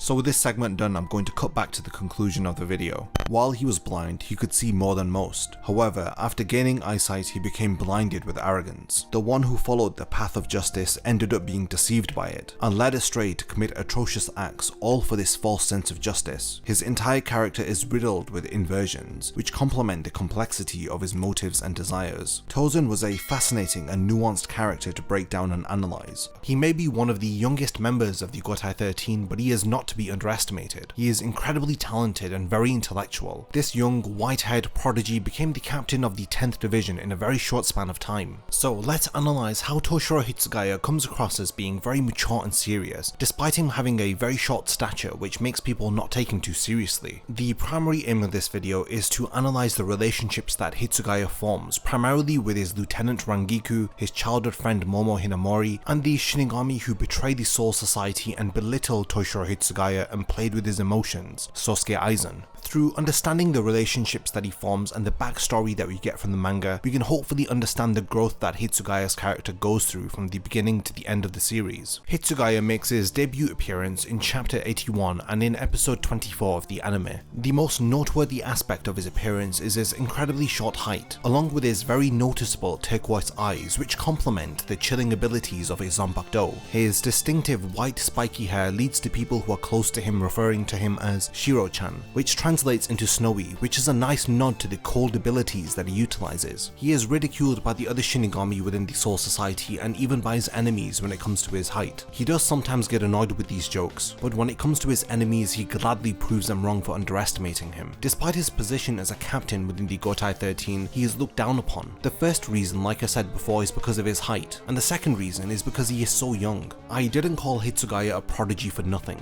He is one of the youngest Shinigami to have ever become a captain of the Gotei 13. He is incredibly talented, but his young appearance does make his enemies think that he is inexperienced to be challenging them. He is far from reaching his full potential, and we see this when Shunsui compliments him during the Fate Karakura Town arc. He says within 100 years, which isn't really a long time in the span of the Soul Society, Hitsugaya will indeed surpass him and his abilities. When you put this into perspective, Shunsui, the future head captain of the Gotei 13, will be surpassed by Hitsugaya in a relatively short period of time, thus highlighting the untapped potential that Hitsugaya has. He has a very serious and no-nonsense approach when it comes to doing his missions and carrying out the orders of the Soul Society. This is contrasted with his laid-back and easygoing Lieutenant Rangiku. Despite their obvious differences in their personalities and their approaches towards their work, they both appear to have moved up in the ranks of the Soul Society together, and because of this they seem to have a mutual understanding with each other and a strong bond is formed between the two of them. Because of his intellect and his sense of intuition, he is one of the few Shinigami who suspects that something is wrong after hearing the news of Rukia's execution. He is one of the first people to suspect Gin Ichimaru to be behind the circumstances which are unfolding, but he is surprised to learn that it was Aizen who is behind all of this, the man who is the captain to his childhood friend Momo Hinamori. Hitsugaya has an incredibly close bond with Momo. This is because they were raised together and they come from the same area of Rukongai. To now further understand the dynamics of Hitsugaya's character, it is vital that I go over some of the past that is revealed to us throughout the Bleach manga. Unlike the other characters of Bleach, Hitsugaya has a special chapter which was dedicated to him, which reveals a lot about his past. In volume 32 of Bleach, we learn from Kubo's author comments that he wrote a short story in this volume about Hitsugaya. This was done after he watched the second Bleach movie. He says that the story that he had written is different to the movie because they exist within two different canon universes. During this special chapter, we get a glimpse of Hitsugaya's past. The chapter that this is featured within is referred to as chapter -16, or chapter 286.5. It is titled Death on the Ice Field. This chapter features a young Hitsugaya who is living with his grandmother. It's a short yet revealing insight into Hitsugaya's character, showing us how he is going to deal with his childhood friend Momo leaving to attend the Shinigami Academy. We also learn about the true potential of Hitsugaya through the dreams that he has at night, and how his latent abilities make him a perfect choice to also attend the Shinigami Academy. During this glimpse into Hitsugaya's past, we also learn how Rangiku was introduced into his life, and how she helps Hitsugaya to come out of his comfort zone and stop worrying about abandoning his grandmother. He holds back his own development because he is afraid of leaving his grandmother alone. The chapter begins with him having a dream of an icy field. During this dream, he feels that the ice that he steps upon has a presence, and along with this presence, he feels like he hears a voice. It is like this voice begins to surround him and almost crush him. It's an overwhelming sensation that seems to rumble in the distance like thunder. Before his dream can continue, he is awoken by Momo, who is incredibly excited about attending the Shinigami Academy. Much like his current self, this young version of Hitsugaya seems to be very easily annoyed. He also has this very uninterested expression on his face after waking up. When Momo leaves to attend the Shinigami Academy, she says that she'll be back on her holidays, but Hitsugaya conceals his emotions in front of his grandmother by acting tough. He tells Momo not to come back, and he calls her a bedwetter. His grandmother consoles the young boy and asks if he's going to miss her, but he continues to stay strong and says that she'll be back over the holidays, so it's not that much of a big deal. After Momo leaves, an internal dialogue occurs where Hitsugaya reveals to us a lot about the environment that he was brought up in, which shaped his thoughts and his beliefs. We learn that while he was young, a lot of people were afraid of him, even Momo's friends. He had never done anything to them, but still they were afraid of him. The only people who weren't fearful of Hitsugaya was Momo and his grandmother. He wonders if it's possibly because he looks different, because he has silver hair and green eyes, but he also wonders if they are fearful because of his cold personality. He was well aware that everybody had likened him to ice, but because his grandma never associated him with having a cold cult personality or relating him to the ice, he was incredibly fond of her. After this, we get a 5-year time skip which reveals to us that Momo has grown a lot and has moved on from her prior life living with Hitsugaya and his grandmother. She doesn't spend much time with him anymore because she is focused with a goal that she has. It appears that everything has changed, but Hitsugaya has stayed the same. During this time, he hasn't even grown an inch in height, further emphasizing the stagnation within Hitsugaya's life at the moment, how he is being left behind. Also, during these 5 years, his grandmother, who he is incredibly attached to, becomes more frail as she is losing more weight. I always compliment this ability of Kubo to convey emotions without any dialogue. We see the frustration on Hitsugaya, who is feeling stagnant, and we see the guilt of his grandmother, who feels like she is holding him back. Through the visual imagery that Kubo portrays, we can see that Hitsugaya is a very compassionate and kind young boy. His attachment to his grandmother is preventing him from moving on with his life. The dreams that he has at night beckon him to awaken his latent potential, but all the while he feels too much guilt to leave his grandmother behind and go on to form dreams and goals like Momo has. He first meets Rangiku after he is shortchanged by a shop owner. She tells him to stick up for himself and scolds the shop owner for stealing his money. During this appearance, we can see that she is already a Shinigami. Once again, during that night, he has another dream where he can hear a voice and he can hear the rumbling of thunder. This time in his dream, he sees the manifestation of his Zanpakuto spirit Hiyorimaru, but just like before, he is awoken from his dream, but this time by Rangiku, who advises him to lower his spiritual pressure. It appears that in his sleep, involuntarily, he has been freezing his grandmother. She tells him that a child who is as powerful as he is needs to learn how to control his powers. She advises him to become a Soul Reaper because if he stays here, he's going to end up killing his grandmother. The only way that he will find out where that voice is coming from in his dreams is if he becomes a Shinigami. When he seeks permission from his grandmother to go ahead and become a Shinigami, she is aware that he was holding himself back, and he was afraid of leaving her alone. She is happy for him and gives him her blessing. The chapter concludes with Hitsugaya moving forward, aiming to control his powers and to seek out the voice that he can hear. He resolves to progress with his life, even if it means that he will die on this icy field that he dreams of. Upon entering the Shinigami Academy, he graduates earlier than he is supposed to because of his innate talent and his potential. During the Everything But the Rain flashback, we learn that Hitsugaya has been assigned the rank of the 3rd seat of the 10th division, just under Rangiku. His captain is Ichigo's father, Isshin Shiba. Shortly after Isshin leaves the Soul Society, he becomes the youngest Shinigami to have ever become a captain within the Gotei 13. Now that we know about his past and the origins of his character, we can now understand the role that his character plays during the Soul Society arc, and how he is affected by the manipulation of Momo, his childhood friend, someone that he has a strong familial bond with. And because of this strong connection that he shares with her, he warns her in chapter 99 to be wary of the 3rd division, and in particular of their captain, Gin Ichimaru. Because of this warning, it causes Momo to immediately suspect Gin as the culprit behind Aizen's supposed death. Her overwhelming emotions cause her to attack Gin and his lieutenant Kira. Their battle is prevented from escalating when Hitsugaya gets in between them and demands that they stop. After the two of them are taken away, Hitsugaya has some alone time with Gin. During this short but brief exchange, which occurs very early on in the series, we learn that Hitsugaya is not the type to mix his words. When it comes to the safety and well-being of the people that he cares about, he becomes incredibly serious. He questions Gin as he immediately suspects that he was about to kill Momo if he didn't intervene.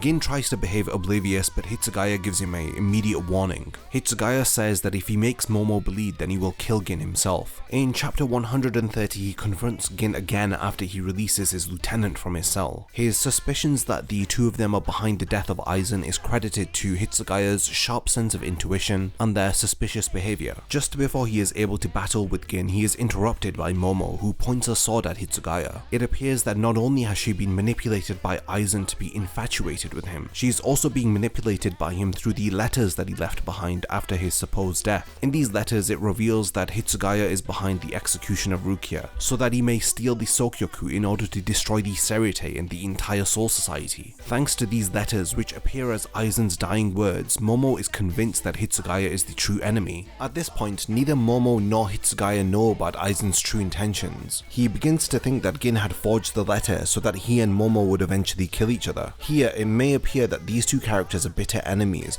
but they have more in common than meets the eye. The two silver-haired captains we learn later on in the series share a common hatred for Aizen. Hitsugaya later develops his hatred for Aizen after he learns that he was behind the manipulation of Momo, while Gin had already been working under Aizen for a century, pretending to be his closest accomplice. Of course, this is revealed much later on in the Fate Karakura Town arc, but looking at these events retrospectively and the two of them facing off here, reveals to us the lengths that Gin Ichimaru's character went through in order to prove himself to Aizen. He continues Aizen's manipulation of Momo and he pits her against Hitsugaya. He allows Hitsugaya to believe that he was behind the killing of Aizen. He does nothing to stop Momo from acting irrationally and watches as the two childhood friends face off against each other. Hitsugaya, who is understandably angered and frustrated, begins to charge towards Gin, but he is interrupted by Momo, who he is forced to swiftly take down. Gin begins to taunt the captain and says that he didn't have to incapacitate her with that much force. He is confused and has no idea what's going on. He doesn't know what Gin is up to. He firmly believes that Gin was behind the killing of Aizen, and he says that even Aizen wasn't enough and he had to make Momo suffer too. Gin's taunting and his smug attitude has gone too far, as Momo was gripping onto her sword with so much force that she began to bleed from her hands. If you remember earlier, Hitsugaya promised that he would kill Gin if Momo shed a single drop of blood. During this battle, we learn that Hitsugaya controls a water and ice dragon which is created from his overflowing spiritual pressure. His incredible Zanpakuto can control the weather. Through manipulating water and ice, he freezes Gin's left arm. Hitsugaya has the upper hand, but Gin tries to kill Momo as a distraction. Rangiku interferes and protects Momo, which causes Gin to retreat. Hitsugaya and Rangiku both learn that the date of Rukia's execution has been brought forward, and she will be executed 29 hours from now. Hitsugaya's frame of mind right now is that he firmly believes that Aizen has been killed, and the letter that Aizen had left behind that Momo had read was fabricated. He believes that this fabrication was done by Gin. He believes that if the execution is allowed to go ahead and the Sokyoku is released, then Gin Ichimaru will use the Sokyoku as a part of his plan. And this is the logic and the reasoning behind why Hitsugaya wants to stop Rukia's execution. In order to appeal the execution of Rukia, Hitsugaya goes to the Central 46, but when he arrives there he discovers that all of the 46 members have been killed. His persistence and constant questioning has started to unravel Aizen's plan. Of course, he had his suspicions from the very beginning, since the decision to execute Rukia was a very harsh punishment. But on top of this, he is personally invested in finding out what on earth is going on with the Soul Society, since his childhood friend Momo has been dragged into this entire situation. Initially having suspicions that Gin is up to something and he is behind the death of Aizen, now that he has discovered that all of the members of the Central 46 have been killed, he immediately deduces that someone else has been issuing orders in their place. In chapter 170, Hitsugaya learns of Aizen's betrayal and discovers the bloodied body of Momo, who was just attacked by Aizen. Through his facial expressions, you can see the shock and disbelief that Hitsugaya must be feeling. When he discovers Momo's body laying lifelessly on the floor, his emotions turn from confusion into anger. He asks Gin and Aizen how long they have been conspiring against the Soul Society. Aizen tells him that he had concealed his true intentions ever since he first became a captain, and the only person that he had considered his closest ally was Gin. Aizen had played the role of the caring and compassionate captain so convincingly, it leaves Hitsugaya feeling speechless, as he comes to realize that this whole time Aizen has been betraying everybody, his lieutenant Momo, himself, and all of the other Shinigami. Due to the childhood connection that Momo and Hitsugaya shared, it appears that Aizen's division and Hitsugaya's division were closely connected, and it appears that the two divisions also spent time together outside of their work duties. The betrayal that Hitsugaya must be feeling is further emphasized when we study a side chapter that Kubo had written. This side chapter is numbered -12.5. It was published in volume 20 right at the beginning, before chapter 169. This side chapter tells us a story about Hitsugaya's birthday. Hitsugaya is invited to a rooftop where Aizen, Momo, and Rangiku are sitting. He is surprised to see Momo and Aizen there as he plays it cool and tries to forget that it's his own birthday. They sit and watch fireworks together as we see a very rare interaction between Aizen and Hitsugaya before Aizen's betrayal. Aizen wishes him happy birthday, but he replies that birthdays don't mean anything to him. He explains how people who are born in Rukongai don't really remember the day that they were born and are considered to all be the same. Birthdays are a novelty for citizens of Rukongai and are considered to be important for those who are born into nobility. Hitsugaya's logic is that he doesn't see the point in celebrating a birthday if you don't even know the day that you were born, but Aizen tells him that it doesn't matter if the day is true or not, because celebrating one's birthday makes that person happy and that's all that matters according to him. It's a very wholesome moment as they all sit together celebrating Hitsugaya's birthday. This special side chapter was published just before Aizen revealed that he was still alive. I believe that it helps to add some more context into the emotions that Hitsugaya must be feeling. Through this one side chapter, we see one of possibly many experiences that Hitsugaya may have had with Aizen. All of these wholesome interactions were all a lie. Aizen had faked his whole character. He feels that sense of betrayal for himself and the other Shinigami, but most importantly, he feels a sense of betrayal for Momo. He is fully aware of the extent that she trusted him, and he knows how highly she thought of him. I spoke of a goal that Momo was working towards during Hitsugaya's backstory. After learning the truth, he speaks of Momo's goal that he knew that Aizen was aware of. He says that it was because of of Aizen that Momo had worked so hard. Her goal was to serve alongside him. She wanted to be his lieutenant. Despite knowing this, Hitsugaya is left to wonder how he could be so cruel. Aizen continues to shatter this image of a heartwarming and kind captain. He says that because of Momo's devotion to him, it made it very easy to manipulate her, and it was for this reason that he had requested for her to work under him. On Momo's behalf, Hitsugaya is personally now affected by Aizen's actions. This is the beginning of the anger and the resentment that Hitsugaya begins to feel for Aizen. His betrayal has now directly impacted Hitsugaya. Consequently, he activates his Bankai and resolves to kill Aizen himself. He attempts to attack Aizen, but his efforts are in vain. He realizes that he was targeting an illusion from Aizen's Shikai. After falling for his Kyoka Suigetsu, the young captain is swiftly taken down by Aizen. Following Aizen's departure from the Soul Society, Hitsugaya recovers from his injuries. In chapter 180, we see him visiting Momo, who is still critically injured. Hitsugaya is deeply impacted and is distressed by the events that have unfolded during the Soul Society arc. At the end of this arc, his character has every reason to want to kill Aizen. His conviction to kill Aizen was formed through the way that his character was personally affected by Aizen's actions. It is these feelings that he carries forward into the Arrancar arc and the Fate Karakura Town arc. I have spoken a lot about Momo's character, and this is to emphasize the history that he shares with her. They share a close connection because of the childhood that they shared together, and this is exactly why he cares about her well-being to the extent that he does, and it explains why he is deeply impacted by Momo being hurt. We see this firsthand when he confronted Gin and questioned why he was about to kill her, and we see him once again emotionally impacted after he discovers Momo's body and learns that Aizen had been manipulating her and deceiving everybody. The pain and the suffering that Momo's character endures results in Hitsugaya forming a lot of resentment towards Aizen. During the following arcs, we see how he deals with these emotions and how he channels his anger during the Fate Karakura Town arc to challenge Aizen himself. So let's now analyze what his character goes through before Aizen's defeat and how it impacts him after Aizen is defeated.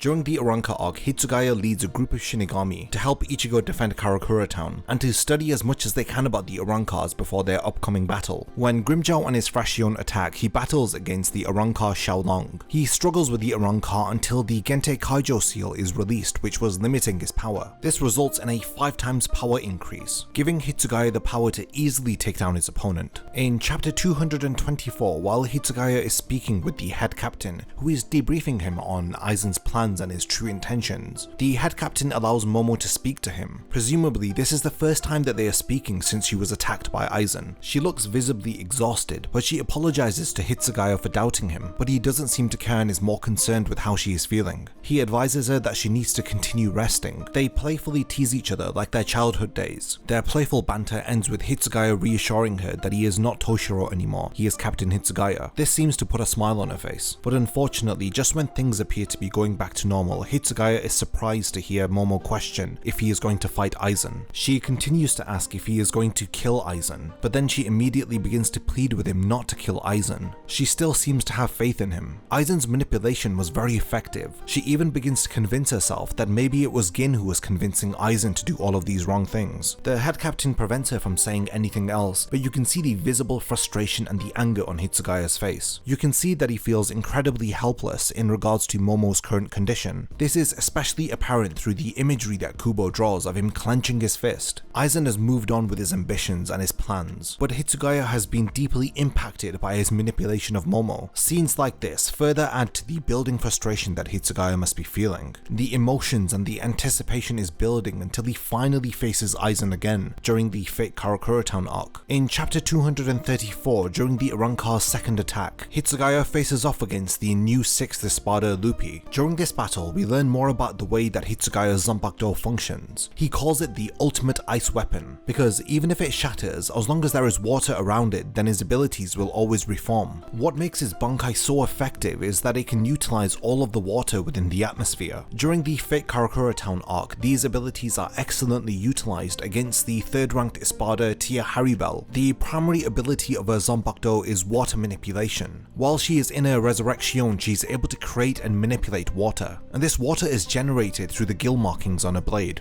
to prevent Hitsugaya from manipulating and controlling her own water that she is creating, she turns it into a boiling stream. This way, Hitsugaya can no longer manipulate it, and it also serves to melt the ice that Hitsugaya is forming. During the end of their battle, they both appear to be waiting for the atmosphere to fill up with more moisture. He assumes that Haribel is waiting for the opportunity to defeat Hitsugaya with one final attack, but Hitsugaya grows tired and he reveals that his Zanpakuto is able to control all of the water around him, and this is including the entire sky which is under his control. After Haribel is defeated by Aizen, Hitsugaya teams up with the other Shinigami to collectively attack Aizen. In chapter 389, Hitsugaya is the first Shinigami to attack him. Hitsugaya speaks to him about the difference between swinging a sword out of duty, which is what a captain does, as opposed to swinging a sword out of hatred, which is just violence. Through this example, he deems Aizen not to be worthy of being a captain. Aizen taunts him as he ironically says that it is Hitsugaya who in fact feels hatred towards Aizen. He asks Hitsugaya if he has forgotten his feelings of hatred, just because Momo has appeared on the battlefield fully healed. Hitsugaya once again appears to be overwhelmed by his emotions as he immediately activates his Bankai. He admits that Aizen was right, there is indeed hatred within his Zanpakuto. Hitsugaya didn't come here to just fight Aizen, he came here to violently kill him. Based on his prior statement that a Shinigami who has hatred within their sword isn't worthy of being a captain, Hitsugaya admits that if it means that he can kill Aizen, then he will gladly give up his rank as a captain. All of the anger and the frustration that he's been building up has been for this one moment, and Hitsugaya declares that he's not going to show Aizen any mercy at all. After Aizen is trapped in his ice, Hitsugaya rushes towards him, but Aizen thinks to himself that Hitsugaya is so young. It is his naivety which causes him to not think his attacks through, as he is attacking him at the first opportunity that he has. He states that this is Hitsugaya's greatest weakness, but thanks to Shinji Hirako's Shikai, it causes Hitsugaya to not attack from the front, but instead to attack from behind. It appears that Hitsugaya has successfully stabbed Aizen through the chest, but in chapter 392, Ichigo, who hasn't seen Aizen's Shikai, reveals that Hitsugaya has instead attacked Momo. Even after all of this time, Hitsugaya was once again fooled by Aizen, and you can see the despair on his face. When Momo questions and asks why Hitsugaya stabbed her, he understandably loses his logic and his reasoning, and he gives in to his emotions. He's feeling a mixture of desperation, anger, and regret. He wanted to help Momo, but instead Aizen manipulated him into attacking her. Despite being a captain, his inexperience and his young age is telling, as he charges Aizen without any care or consideration for how open he is to receiving an attack himself. Predictably, Aizen takes advantage of Hitsugaya's rage and cuts him down. He falls to the city below where he can helplessly watch on as Aizen continues his plan. In chapter 423, 10 days after Aizen's defeat, we learn that Hitsugaya has fully recovered from his injuries, and he has started to regularly train in a cave. He is trying to push himself to his limits. The cause of this is because of his inability to protect Momo. Through Aizen's actions and his manipulation, he realizes that he has to be able to control his Bankai more effectively, and it is for this reason that he resolves to get stronger. In chapter 538, we learn that during the 17 months after Aizen's defeat, Hitsugaya put all of his effort into mastering his Bankai. He refined his Bankai to the point that it could be called a true Bankai. During the 1000-year Blood War arc, his Bankai was taken from him. He tries to forget about that which he has lost, as the Soul Society doesn't have time to let him lament over the loss of his abilities. Instead, he characteristically decides to move forward. He proves that rank means nothing to him as he humbly asks other Shinigami to train him. He willingly decides to restart his training from the very basics. But prior to losing his Bankai, he does help Ichigo to regain his powers during the Fullbring arc, and he faces off against one of the Fullbringers called Yukio. We see the fruits of Hitsugaya's training as he easily takes down Yukio and forces him to disable his Fullbring. At the end of the Fullbring arc, Hitsugaya says that he was glad that Ichigo became the next substitute Shinigami after Ginjo Kugo. He didn't side with Ginjo and turn against the Soul Society. It appears that he is glad that the Soul Society has somewhat changed after coming into contact with Ichigo. Now, during the 1000-year Blood War arc, Hitsugaya's character is challenged by various enemies, and like I mentioned before, his Bankai is stolen from him, and he is forced to come to terms with this and move forward from it. The most significant change that I see in Hitsugaya's character after the defeat of Aizen is his level of maturity and his control of his own emotions. Of course, during this arc, nobody close to Hitsugaya is being personally targeted, like how Aizen was personally targeting Momo in the previous arcs. During the second Quincy invasion, Hitsugaya and Rangiku are beaten by Kangdu and Bazbi. That is until Unohana utilizes a method to return this stolen Bankai to their respective users. His Bankai slowly returns to him and begins to speak to him, as Hitsugaya says that he hasn't heard the voice of his Zanpakuto in a long time. Unohana Hitsugaya holofied their Bankai so that they would return to them. Because of this, Hitsugaya's iced armor appears different than normal. Hiyorimaru also appears to have manifested itself in a darker manner as a result of the Bankai holification. After his battle with Kangdu, Hitsugaya collapses onto the ground, and we don't see him again until chapter 591, when he returns as a zombified version of himself. He and Rangiku have been turned into zombies by the Sternritter Giselle. Mayuri does indeed help them and returns them back to normal, but at the cost of shortening their lifespan. After recovering, they make their way over to the Soul King's palace to help the other Shinigami with battling the Sternritters. In chapter 658, he begins battling the Sternritter Gerard. During this battle, he teams up with Byakuya and Kenpachi, and we get to see some very interesting character interactions. For the most part, he teams up with Byakuya and works alongside with him, but Kenpachi interferes and ruins their teamwork. When Hitsugaya begins to reach his limit, the ice petals around his Bankai begin to break. In chapter 670, Byakuya advises him to release his Bankai, but Hitsugaya surprisingly reveals that once all of the ice petals of his Bankai break, then the complete form of his Bankai is activated. He transforms into an adult version of himself. He tells Byakuya that his power isn't fully developed enough to have full command of his Zanbakudo, and this is probably the reason why he grows older once his Bankai activates into its complete form. In this new form, Hitsugaya is able to freeze anything within 4 seconds. His final battle in the series concludes when Yhwach uses a Schwallen to kill Gerard. 10 years after the defeat of the Quincy, we see Rangiku and Hitsugaya going to attend a ceremony where Rukia is going to be promoted into the captain of the 13th squad. Hitsugaya notes happily that during these last 10 years they've had nothing but peace. Through covering Hitsugaya's character and all of his appearances in the series, I've come to realize how underappreciated he truly is. I think that he is one of the most consistently well-written characters within Bleach. It is true that he does have great potential, but it is because of his age that we don't really see him actualize all of his full power. Because he is a prodigy and he was made a captain at such a young age, we don't really have the opportunity to see him at his best. If the series had continued and we got a really lengthy time skip, then I'm sure that Hitsugaya would have been one of the strongest characters within the series. But this doesn't take away from the fact that he is still one of the most memorable characters to feature within the series, and his role during the Soul Society arc was pivotal, because instead of challenging Ichigo and the other intruders, he was instead performing his own investigation. His sharp sense of intuition leads him to suspect that there is something wrong within the Gotei 13. His suspicions of Gin lead to him being the first person to find out Aizen's true colors. If you've seen the video up until this point, then you know that his character was made to endure a lot of suffering because of Aizen's manipulation. I do find it sad that he never truly got to get payback against Aizen, but it is his actions after Aizen's defeat which have always impressed me. How he committed to training and improving his Bankai. He let go of what happened and he moved forward instead. And this is exactly the same way that he deals with losing his Bankai. He doesn't let issues which reside within the past bother him. We truly see how far his character has come, through how Aizen took advantage of his feelings of hatred and made him act on his impulsive emotions, to the final arc of the series where we see a more composed and calm Hitsugaya, who shows truly how much he has matured from the beginning to the end of the series. Another point about his character that isn't spoken about enough is his relationship with his lieutenant Rangiku. Despite arguing and disagreeing with each other, they are incredibly close. Prior to making this video, I didn't know that Rangiku had first met Hitsugaya when he was a young boy, and it was her who prompted him to join the Shinigami Academy. Despite their differences, they do care and have respect for each other, and this is the reason why we never really see them apart from each other. His opponents may not take him seriously, but he is not to be underestimated. Just because he looks like a child, Hitsugaya is far from immature and weak. He doesn't take his position within the Soul Society for granted, and is very self-aware that he must continue to work hard despite having already achieved so much, and this is why we always see him so bloodied and battered after his fights. During each encounter, he tries his hardest and fights with his life on the line for the sake of the Soul Society. What are your thoughts on Hitsugaya's character? Have you learned anything from this video that you didn't know before? Have you always loved his character, or do you think that he is cocky and overconfident? Kenpachi Zaraki is the instinctive monster who appears to want nothing more than to rip apart his opponents, as he enjoys the thrill of battle over anything else. It is not an exaggeration to suggest that Kenpachi lives to battle strong opponents. He takes pleasure in being wounded by a worthy adversary and finds it incredibly enjoyable to inflict pain onto others. Some would say that he isn't the deepest character to feature within Bleach, and he doesn't really have much growth throughout the series. I believe some of these criticisms are true, but in this video I want to convey what makes Kenpachi so appealing as a character, as his fanbase of loyal supporters have continuously pestered me to analyze his character. Well, here is my in-depth look into Kenpachi Zaraki, so be sure to watch until the very end in order to understand what makes him one of the strongest characters in Bleach. Kenpachi first appears in chapter 65 of the manga and in episode 20 of the anime. It is difficult to miss Kenpachi as he has a very unique character design, which I feel makes him very memorable and a little bit more distinctive than the other captains. Yes, Mayuri may have makeup all over his face, but he doesn't have wild spiky hair that has bells attached to the ends of each spike. The tall and muscular captain of the 11th Division has a scar which runs down the left side of his face, and he dons a black eye patch over his right eye, which serves to seal his true power. Kenpachi loves fighting to the extent that he purposefully wears accessories which help him to experience a satisfactory battle. What fun would it be if Kenpachi were to battle an opponent and the fight would end within mere seconds? To avoid this, his eye patch seals the bulk of his power, and the bells on the tips of his spikes are purposefully there to give his opponents the advantage. We learn in chapter 109 when he battles Ichigo, the sound of the bells can only be heard by opponents who are concentrating their Reiatsu while battling him. Kenpachi describes these self-imposed handicaps as elements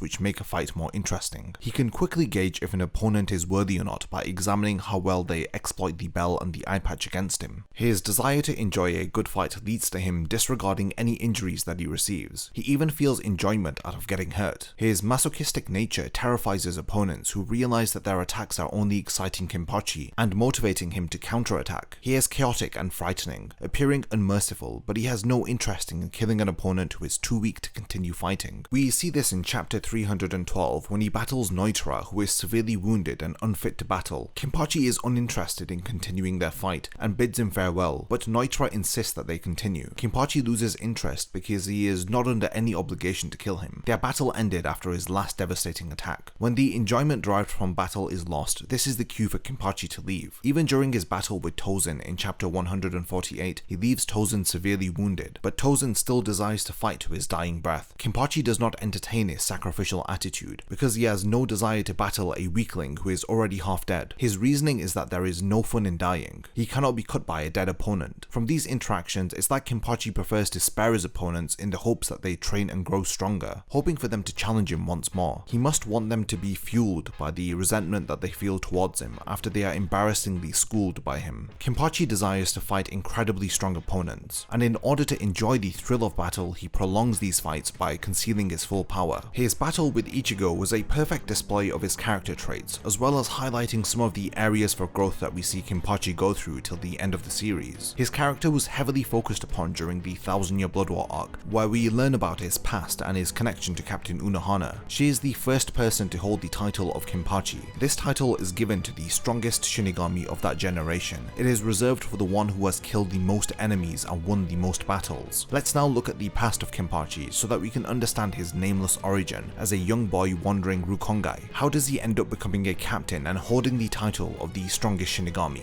Kenpachi's past begins to be told to us in chapter 525 during his training with Unohana. When she first meets Kenpachi as a young boy in the outskirts of Rukongai, she notices him standing on top of a pile of corpses. In chapter 529, we learn that Kenpachi acquired a blank Zanpakuto from a dead Shinigami he came across. He shaped this Zanpakuto into his own. He was not given a name, so he took upon the surname Zaraki, which was the name of the district that he was raised in. Zaraki is known as the most lawless region within Rukongai, and it is populated by criminals. When Unohana remembers the first time she met Kenpachi, she recalls that they were both bored with fighting, which led to them both wandering in search for a worthy adversary. While she was the captain of the 11th Division, she was led to the young Kenpachi. Their blades crossing was the first time in a long while she had felt the thrill of battle. This too was a defining moment for Kenpachi's character. It led to him imposing restrictions onto his own power. During that battle, they both felt excitement. Unohana was the first opponent in Kenpachi's life who rivaled his own strength.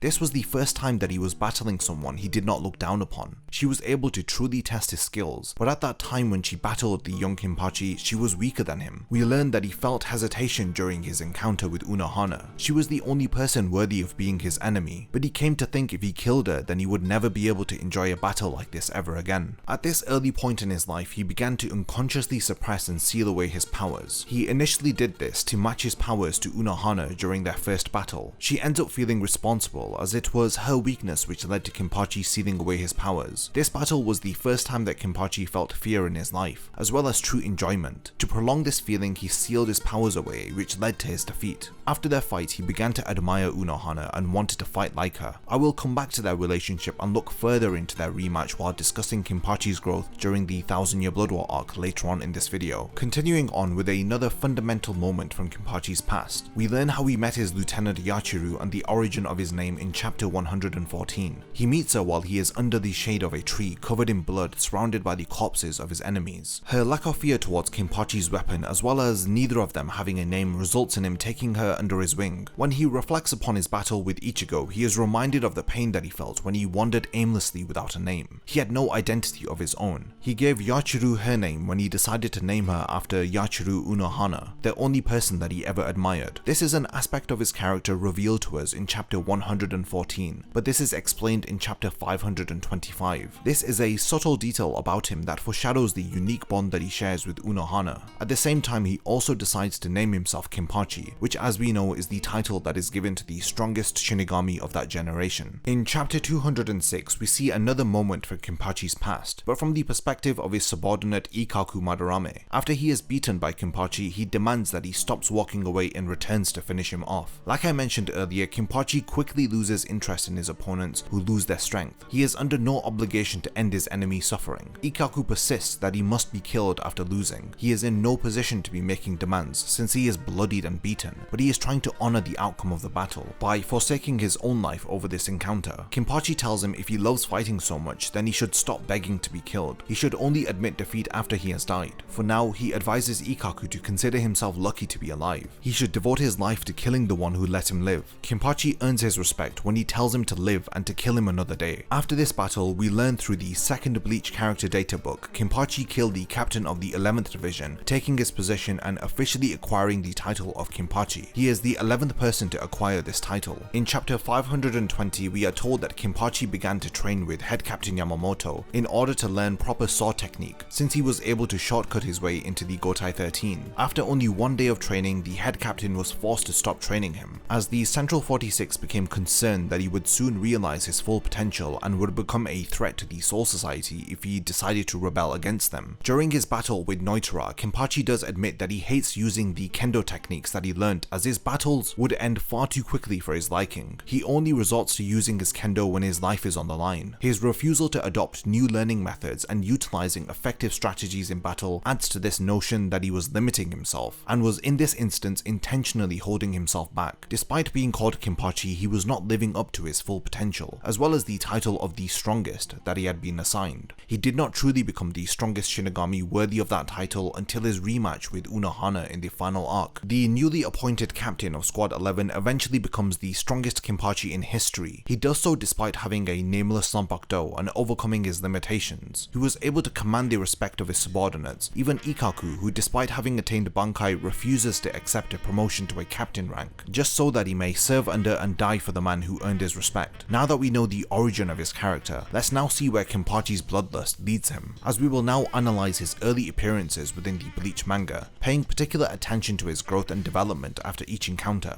How every battle that we see leading up to his rematch with Unohana served to unlock some of his power, enabling him to leave a battle stronger than when he entered it. Let's now analyze how Kenpachi restored his full potential and removed his subconscious limitations, returning to how he was when he first battled Unohana as a young boy. Kenpachi battles Ichigo after he searches for the strongest amongst the invaders. In chapter 103, he makes himself known by releasing his incredible Reiatsu, which also helps him to identify Ichigo, who appears to be withstanding his spiritual pressure better than Ganju and Hanataro. During this terrifying first impression, Ichigo comes face to face with the personification of battle. His aura of murderous intent results in him experiencing a sensation of being stabbed before Kenpachi even draws his Zanpakuto. His desire to battle the strongest invader, coupled with his expectations of Ichigo to provide a thrilling battle, leads to Kenpachi becoming incredibly excited. From the onset of battle, he makes his intentions known. He is here to either kill Ichigo or die trying to. He is confident that Ichigo does not stand a chance. He offers him to attack first, but Ichigo refuses to attack Kenpachi while he is unarmed. Just to remind you, this is the first time that we see Kenpachi in battle. We quickly understand that he selfishly wants to enjoy a long drawn out battle with a worthy adversary. He feels as though Ichigo is not taking taking advantage of his generous offer to attack first. He doesn't realize that he is playing by Kenpachi's rules, which are kill or be killed. Ichigo is unable to cut Kenpachi because his spiritual pressure while he is attacking is weaker than Kenpachi's unconscious release of spiritual pressure while he is standing around doing nothing. The first half of their battle, Ichigo is running away and frankly overwhelmed by Kenpachi's brute force and desire for battle. At the end of chapter 108, Ichigo finally manages to cut Kenpachi after remembering his resolve. This affirms Kenpachi's suspicions that he would indeed enjoy his battle with the young intruder. Despite being cut across his chest, he is smiling and even giving advice to Ichigo, reminding him to stay alert and to not relax just yet. He reassures Ichigo right before he counterattacks for the first time. I have always loved how Kubo can show us everything that we need to know about a character through the way he depicts them while in battle. Kenpachi in chapter 109 grabs Ichigo's Zanbakudo with his bare hand so that he may pull Ichigo towards him in order to pierce him with his own Zanbakudo. We quickly learn that he has no fear in battle. It is like every injury he receives increases his strength. Kenpachi grabbing Ichigo's Zanbakudo without any second thoughts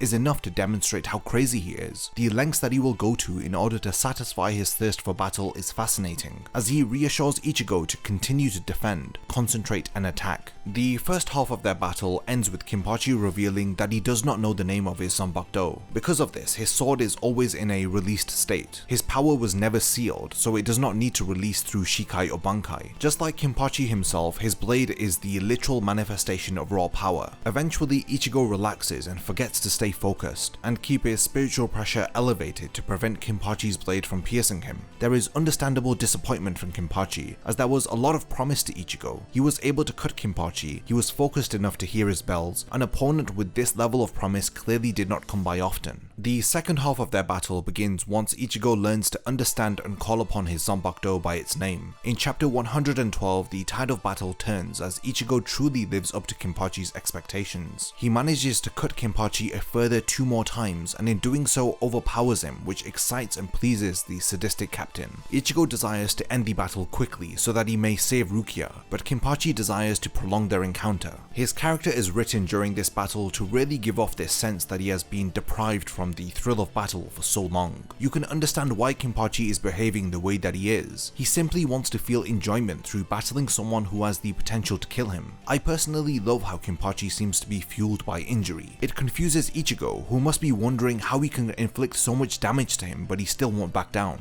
He calls him crazy, asking if he enjoys battling more than being afraid of getting cut or even killed. Kenpachi simply tells him that he is crazy, as he wonders how Ichigo cannot love fighting to the extent that he does, despite him being so strong. Pain and death are the rewards of battle according to Kenpachi. This explains why he is not afraid of being killed and he enjoys feeling pain through battle. Both Ichigo and Kenpachi during their battle were evenly matched. This leads to Kenpachi taking his eye patch off, removing the seal to his full power. He cannot remember the last time that he felt such joy, and understandably wants to finally fight with all of his might. A key difference between the two of them reveals to us a limitation to Kenpachi's power. Ichigo is able to hear and understand his own Zanbakudo. He can even hear the cries of Kenpachi's blade. This is because he is fighting alongside his own Zanbakudo. He understands his blade, and this is something that Kenpachi, who only trusts in his own strength, is unable to comprehend. This battle with Ichigo serves to teach Kenpachi the importance of understanding his blade. Kenpachi, up until the end of this battle, believed that the Zanbakudo is a weapon and nothing more. He judges Ichigo for borrowing the strength of Zangetsu, stating that he is unable to fight on his own. That's why he relies upon an external source of power. After the two of them clash one last time, Ichigo collapses, apologizing to his comrades, but Kenpachi declares him the victor as he too collapses to the ground. In chapter 114, Kenpachi remembers the pain of not having a name during his younger years. He holds his Zanbakudo, admitting that he ignored it for the longest time. However, he wonders if it is too late to hear its name. Sadly, his Zanbakudo doesn't reply to him. The way that Kubo draws Kenpachi's outstretched arm holding his Zanbakudo to the sky, awaiting for a response from it, is impactful. You can almost hear the silence emanating from his blade when you look at this moment in the manga. Kenpachi at the end of this fight affirms that he wants to be stronger. In a moment moment of frustrating enlightenment, he realizes that he has a lot of room to grow in order to truly honor the title of the strongest Shinigami that he holds. This battle serves to free Kenpachi from one of his several shackles that are limiting his full potential. His battle with Ichigo is a character-defining encounter, which serves as a stepping stone to his next major battle in the series, which I will now go over. So now let's examine his battle with Noitra, an espada who shares a lot of similarity with Kenpachi, but differs when it comes to what he gives importance to. This is seen firsthand through how he despises Neliel, a woman who is ranked above him, as he believes that she does not deserve her ranking and status within the espada, as opposed to Kenpachi, who admires Unohana, the woman who at the time defeated him, and instilled within him a belief that the only thing that matters is the thrill of battle. He was taught this by a woman who was stronger than him, and he grew to admire her, while Noitra grew to despise the woman who is ranked above him. Kenpachi, as we know, has incredible raw power, but he subconsciously suppresses it, especially after his battle with Unohana. As well as this, he intentionally suppresses it via his eye patch. He was born as an anomaly, a truly gifted warrior. Without knowing it, he relinquished his power so that he may maintain his connection with Unohana, who gave him his first true glimpse of enjoyment through battle. He felt that she was stronger than him, when in actual fact Kenpachi was stronger than her. He did not envy her, instead he admired her for her power. This contrasts well with Noitra, who was born weak, which leads to him feeling envious of those with power. He desires to be powerful, but cannot accept someone who he deems unworthy of power to be stronger than himself. Noitra looks down at his opponents and belittles them as he is consumed by his own pride, and he has a need to constantly prove himself. In comparison to Kenpachi, who continues to look up, desiring enjoyment through battle by fighting the strongest opponents, he casts aside his pride, focusing solely on his desire to feel alive through experiencing pain and fear while facing an adversary who has the power to take his life. Noitra's skin is as hard as steel. He claims that it cannot be cut by a Shinigami like Kenpachi. In chapter 307, Mayuri describes Kenpachi as a wolf while he is on the battlefield. Once he smells the scent of his victim's blood, it is foolish to try and stop him. If you get in Kenpachi's way, he will devour you like a beast. He says it is best to leave Kenpachi to battle Noitra on his own when Renji suggests to assist him. Noitra's claim that his skin cannot be cut does not deter Kenpachi in the slightest. Their fight is a very memorable one that is really fun to go back and read through, both of them smiling and enjoying every clash of their Zanbakudo, not allowing either one to fight cautiously from a distance. Kenpachi pulls Noitra towards him fearlessly. He is ready to pierce his steel skin with his blade. Noitra gloats and underestimates his opponent. He tries to convince him that he has met his match, but Kenpachi laughs in his face because now he knows that if he is able to cut him, then it means that he can indeed die. He is aware that this is a glaring vulnerability for Noitra. All Kenpachi really needs to do is increase his spiritual pressure in order to pierce his skin. Unlike other opponents who could endure being cut,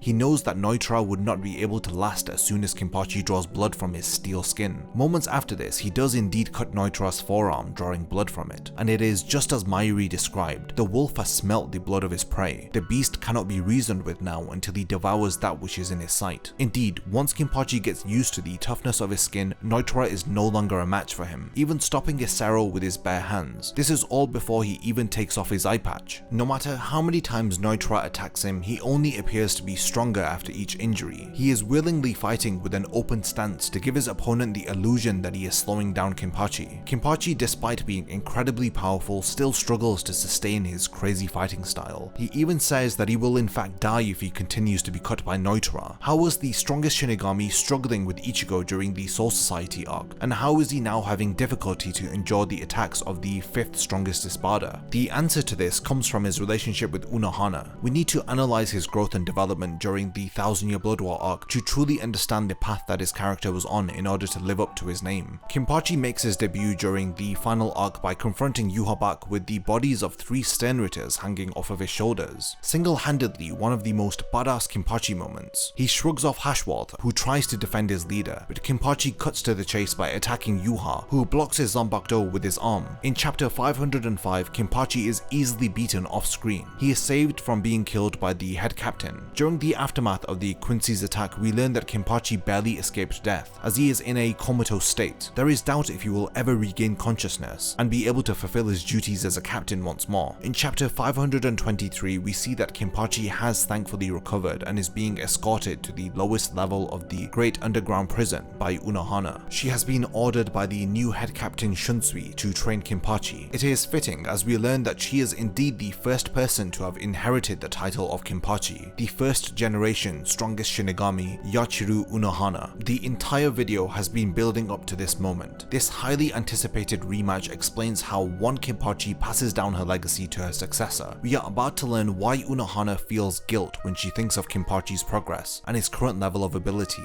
why she feels responsible for having held him back. The two of them enter Muken, the infinitely large underground prison where they may freely swing their swords without any hesitation. Kenpachi's excitement cannot be contained as he is overly talkative, like a child presented with a long sought after gift. There can only be one Kenpachi per generation. This is not training as much as it is a do or die situation, where only one person will emerge with their life intact. As their battle commences, Kenpachi is clearly being bested and finds himself defending Unohana's graceful offensive style. She notes how he began the battle without his eye patch, but is disappointed by the capacity his power reaches even without it. Unohana scolds Kenpachi like a disappointed teacher, as she questions if he is even enjoying their battle, considering he is holding back by not using both of his arms. He too expresses a similar sentiment of disappointment by commenting on her use of cheap tricks, which is unlike the person he thought of and had admired for so long. Ever since the past, he grew feelings of admiration for her after their first fight. He even wanted to fight like her. He sold himself short after imagining Unohana as being stronger than him. He felt she was a goal he had to strive to reach, when in actual fact his raw talent and innate ability blessed him with the power to surpass her, even as a young boy. Unohana realized this and was able to understand quickly that she was battling the heir to the title of Kenpachi. The purpose behind Unohana training Kenpachi is revealed when she affirms that it is not him who will die after this battle is over. He will survive the fight and grow stronger from it. As we have come to realize, each encounter that Kenpachi survives, he reappears stronger than before. Like every injury he sustains removes a seal that is holding his untapped potential at bay. Unohana describes the subconscious seal that Kenpachi placed on his own power as a flaw that he put upon himself. She also takes responsibility for it by referring to it as the sin that she committed. He is being one-sided by Unohana, continuing to lose consciousness. However, he is healed repeatedly by Unohana. He loses count of how many times he was healed, but it does not stop him from rushing back to clash blades with her again. He is unaware that every time he is being healed, he is reborn as a stronger version of himself. As each time a seal on his power is being released, he is able to respond to her attacks through his reflexes as opposed to reacting to them. Finally, he is returning to his former self. In chapter 525, it is explained how Kenpachi had been restraining his powers during battle. It explains why he just barely lost to Ichigo, why he had barely defeated Noitara. It wasn't necessarily because these opponents were strong, but rather because he was restraining his powers to their very limit. When he first fought Unohana, he had experienced the pleasure of fighting on the edge, an experience far removed from his daily encounters with weaklings. She was the first person that he encountered who was at a caliber that could rival his own. He didn't want to kill her, because that would mean he would never be able to feel this level of joy ever again. He sealed his own power deep within himself, just so that he could match her level. This disappointed Unohana, but after each battle that he experiences throughout the series, she began to realize that Kenpachi was consciously removing these limits to his power. We see this at the end of his battle with Ichigo when he desired to learn the name of his Zanpakuto, how he utilized his kendo training with Noitara, and now, after being defeated by the Quincy's, he is willingly training with Unohana in the pursuit for more power. Unohana is indeed the ruthless first Kenpachi, the first one to be titled the strongest Shinigami, but she admits that she is not stronger than Kenpachi of Zaraki, the 11th Kenpachi who stands before her today. She desires to kill him and heal him as many times as it will take so that he may return to who he truly is. Despite activating her Bankai, Kenpachi is unable to restrain himself after removing the limits to his power. He finally defeats Unohana, taking her life and acquiring the title of the strongest. He proved himself worthy to be the Kenpachi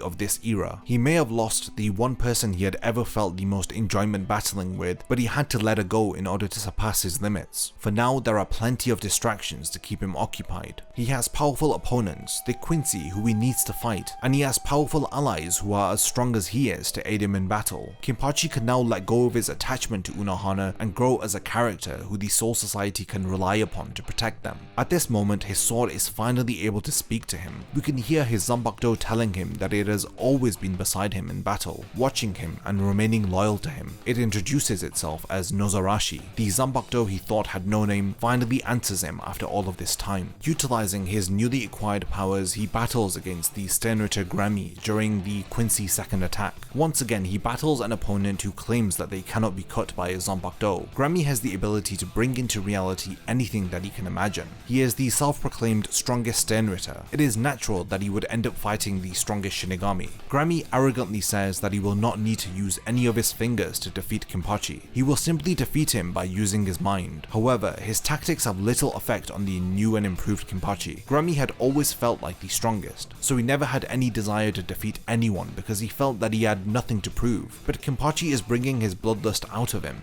He now desires to crush Kenpachi, wanting to prove his claim that he is indeed the strongest Sternritter. Despite using his imagination, Kenpachi cuts him in chapter 576, proving that there is indeed nothing that he cannot cut. Grammy delays in realizing that he was cut, which leads to him being slower to react to Kenpachi's next move. He takes advantage of the Sternritter being preoccupied with thinking about healing himself to land another attack on him. Kenpachi repeatedly attacks him and even funnily asks if he has started to imagine himself losing, but his words cause Grammy to regain his focus. Grammy creates a doppelganger of himself and reveals that now the power of his imagination has been doubled. Kenpachi during this battle literally uses his Zanbakudo Nozarashi to release his Shikai, so that he can destroy a meteorite that Grammy summons to destroy the Serite. This singular moment brings into perspective just how powerful he has become after his training with Unohana. We see his Zanbakudo during its Shikai form, and it is a sight far removed from the weathered and beaten blade he had been carrying throughout the series. Nozarashi's appearance complements Kenpachi's power and attitude. His blade is more than just a tool. He is fighting alongside it now, and he has been rewarded for realizing this. Grammy does eventually cause damage to Kenpachi by imagining him being in a void of space, which causes his bodily fluids to evaporate out of his eyes. But despite this, he takes advantage of Grammy forgetting to harden himself and cuts his doppelganger in half.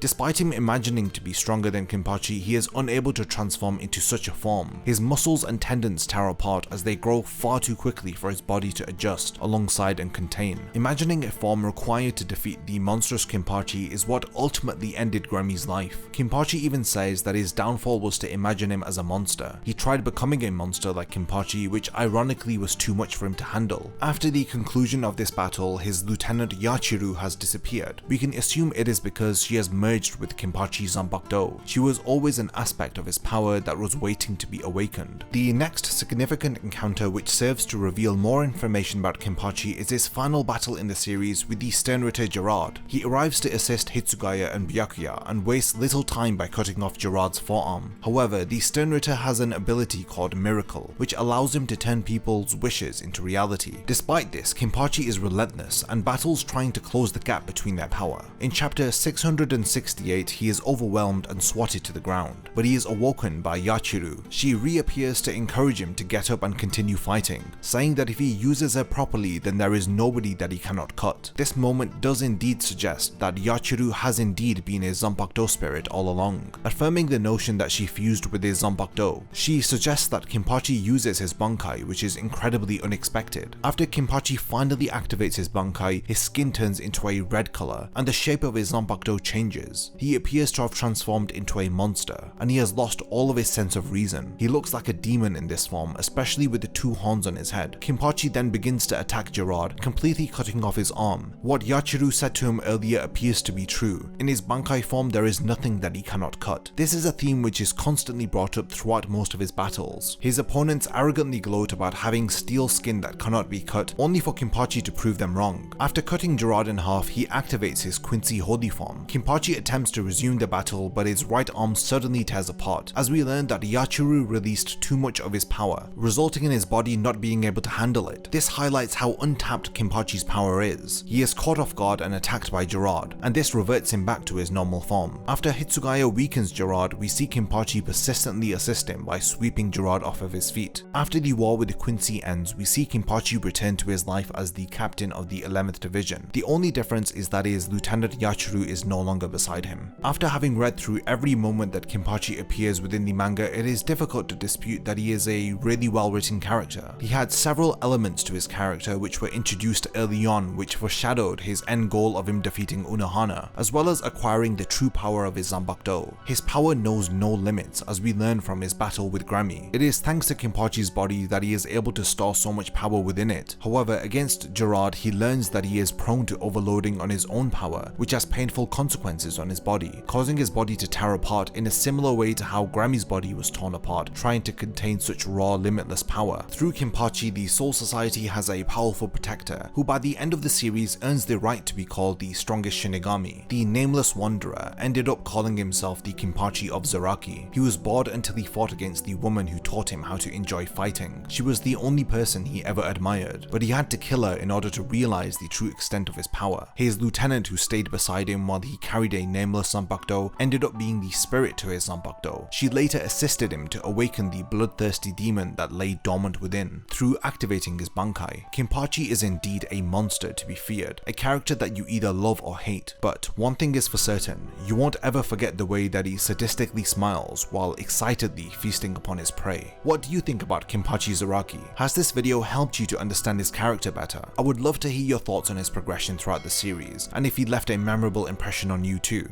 Cruel, sadistic, and even somewhat psychotic. These words describe the character that I am analysing this week. Mayuri Kurotsuchi is the mad scientist of the Gotei 13. His character design is incredibly unique and distinctive, as well as his personality being one of a kind. He plays the role of a researcher who desires to capture and examine as many specimens as he can. Because of this desire and the way that his character is, he cares very little for the lives of others. He is also very apathetic, and this is shown through his relationship with Nemu, who is the closest person to him, having spent the most time with him. After all, she is his own creation. He regularly insults her and goes as far as hitting her during the Soul Society arc. Despite having this disregard and lack of care for life, his dream is to create life. Mayuri's crazy dream is to create a Shinigami. I will discuss more about this later on in the video, but for now, let's see how Mayuri's character changes from his initial introduction in the Soul Society arc to his invaluable involvement during the 1000-Year Blood War arc. Let's see how his crazy personality fits into the dynamics of the Gotei 13. As well as this, I want to go into the relationships that he has, especially with characters like Urahara, Nemu, and even the other captains of the Gotei 13. Mayuri first appears in chapter 81 and in episode 24 of the anime.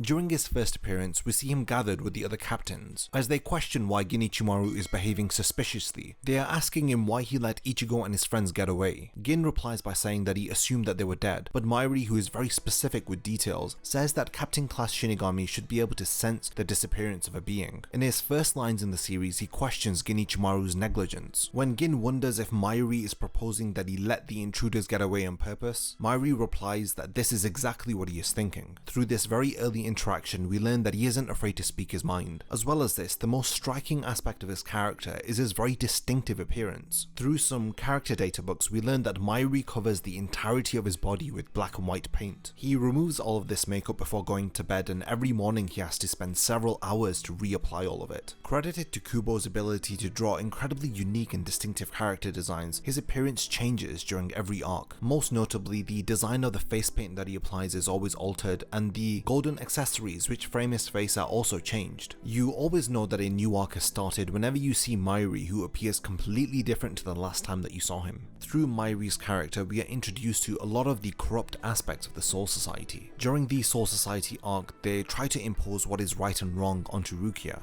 but they turn a blind eye to Mayuri's blatant disregard for life and his cruel actions, especially towards his subordinates. Like in chapter 121, we see him blow up one of his own underlings. At the beginning of this chapter, we learn that this individual had dreams of his own. Mayuri had promised to him and a group of other Shinigami that he would consider promoting them if they were to help assist him in this assignment. He wanted them to get as close as possible to the invaders, in an attempt to try to bring them back to the Squad 12 barracks. He lied and he promised his underlings that this wouldn't be a dangerous mission. Mayuri's blatant disregard for life is shown in this chapter when he blows up one of his own men. Kubo emphasizes the emotionless impact of Mayuri's actions through this no-name Shinigami who works for Mayuri. He had dreams of his own and he desired this promotion so that he could fulfill his own goal, but his whole life was tossed aside like it was nothing as soon as Mayuri presses the self-destruct button. Mayuri has a very limited sense of humanity, as he sees people as research subjects instead of living beings. We see this in chapter 121 when Orihime uses a shield to protect Uryu. Mayuri instantly becomes fascinated with Orihime and her abilities. He starts to negotiate with Orihime whether if she would like to be his research subject. The terms that he offers are a restricted daily drug regime to 8 doses and only 5 hours of biomechanical experiments. He thinks that by feeding her through the mouth and giving her clothes while she sleeps are good terms for a research subject. He even offers not to modify her body to the extent that it might kill her. Moments like this give us an insightful look into Mayuri's character. Now, to further break down his character, I want to look at the backstory that we learn about Mayuri, as well as the various different opponents that he faces off against during the series. Hopefully, through going over all of his appearances, we can see the transformation from a sadistic, cruel character who you care very little about into someone who is very dependable and helps a soul society during a war in the final arc of the series. Hopefully by the end of the video you will have an appreciation for Mayuri's character and why he is one of the most well-written and memorable characters to feature within Bleach. Very little is known about Mayuri prior to his detainment within Maggot's Nest. 110 years prior to the current events of the series, Mayuri was a prisoner. We learn about this during the Turn Back the Pendulum arc. He was considered to be a very dangerous individual, and it was for this reason that he was confined within a prison cell of his own. As well as being confined within a cell, he was also chained to the wall. His life is turned around when he is approached by Unohana, who offers him to become the second in command of the newly founded Shinigami Research and Development Institute. He initially did decline the offer, but Unohana, who knows him well, teases him by saying that he has nothing to play with down here within this confined cell. He also proposes to him that he would inherit everything that Unohana has if something were to happen to Unohana. This obviously explains how Mayuri went from being imprisoned into the captain of the 12th Division and the leader of the Shinigami Research and Development Institute after Unohana's exile. Also, within the Turn Back the Pendulum arc, we see Mayuri studying about the left arm and the right arm of the Soul King. This is excellent foreshadowing as he ends up fighting the left hand of the Soul King during the 1000-Year Blood War arc, but I'll talk more about this later on. A flashback in chapter 642 features his creation Nemu, and it reveals more about Mayuri's character and his past. During this chapter, we learned that Mayuri had begun developing the Nemuri project. Through this project, he modified his Zanpakuto, and once his abilities and his powers were significantly enhanced, he was able to succeed Unohana as the captain of the 12th Division. The Nemuri project was devised as a way for Mayuri to fulfill his dream of creating a Shinigami. Before the creation of the Nemu that we see during the series, there were 6 others. They had all died due to various different circumstances, but when this 7th iteration of Nemu outlived the lifespan of all the previous Nemus, Mayuri was incredibly pleased. Nemu is Mayuri's successful attempt at creating an artificial soul. She is his masterpiece, and this is why he changes her surname from Nanago to Kurotsuchi. This indicates the pride that he has in his accomplishment. It also reveals that he does feel strongly about Nemu, but rarely if ever shows these emotions to her. In chapter 123, we learn that at some point in the past, Mayuri had experimented on a large number of Quincy. One of them was Uryu's grandfather, Soken Ishida. As of making this video, this is everything that we can gather about Mayuri's past from the manga. Now I'll be covering some of his most iconic appearances and battles. During the Soul Society arc, Mayuri's aim is to capture the intruders. He desires to use them as research subjects. In chapter 120, Mayuri encounters Uryu and Orihime, and like I mentioned before, he detonates his own men in order to capture Orihime and Uryu. The first person that Mayuri battles within the series is Uryu, and during this encounter he is surprised that Uryu doesn't know who he is. He judges them for invading the Soul Society without doing any background research, stating that the bare minimum they should have known is the names of all of the captains. This reveals that Mayuri isn't the type to go unprepared to any situation. We see this firsthand before he arrives in Hueco Mundo. He studies the Arancars and only challenges them once he has sufficient knowledge about the weaknesses of the Espada. And this is also the case during the 1000-Year Blood War arc when he and Nemu lock themselves in their study to research about methods to defeat Yhwach and his invading army, as well as coming up with methods to assist the Soul Society, like devising a way to travel from the Serite to the Soul King's palace through his Ryatsu amplifier device. During his battle with Uryu, he is perfectly fine with not capturing him as a research subject, as he says that he has sufficient knowledge about the Quincy despite them being a rare species. He resolves to kill Uryu during their encounter, but he remains very persistent about capturing and researching on Orihime. In chapter 122, Mayuri activates his Shikai, but before Uryu can fire one of his arrows at him, Nemu gets in the way. She holds onto him, distracting him, which allows Mayuri to attack both of them. From what we've seen of his character, it was pretty obvious before that he doesn't care about his subordinates, but what he does to Nemu here is very sickening. He attacks her for letting go of Uryu, and his logic is that he taught her to never let go even if her arms were ripped off. She begs him for forgiveness, but Mayuri just appears to be disappointed in her. In chapter 123, Mayuri is angered by Nemu once more. After the attack, she's panting and she is in incredible pain. She requests for a captain to give her flesh healing medicine. It appears that Mayuri's attack has damaged her lungs. She is concerned that very quickly she is not going to be able to breathe. What happens next is very revealing to the depraved and twisted nature of Mayuri's character, as he begins to stamp on his lieutenant. She is in agony and in pain and is worried about her survival. These things anger Mayuri because it is like she is insulting his work. Nemu is his creation. Because she was created by him, he doesn't think that she would be killed this easily. Even when Uryu expresses concern and tells him to stop attacking his own lieutenant, he even considers these words as an insult to him. These concerns about Nemu's safety are interpreted by Mayuri as them mocking him. Nemu is his daughter, and he declares that he doesn't need anyone telling him how to treat her. Not too long after this, we learn about the ability that Mayuri Shikai possesses. Whatever his blade pierces or cuts, it becomes instantly immobilized. We discover this through Uryu's arm, which is paralyzed. He goes on to explain that his Zanpakuto prevents the nerves involved in movement from functioning properly, but the nerves that are associated with experiencing pain are still fully functional. Here we can see that he enjoys hearing the screams and the suffering of others. With an ability like this, it is evident that he gains pleasure from seeing others in pain. He says that the screams of a man lack the charm that a woman's screams have. He expresses his disdain for hearing him scream, and he orders Nemu to get up and kill him, but he soon realizes that she too was paralyzed by a Shikai, and he begins to stamp on her body once again.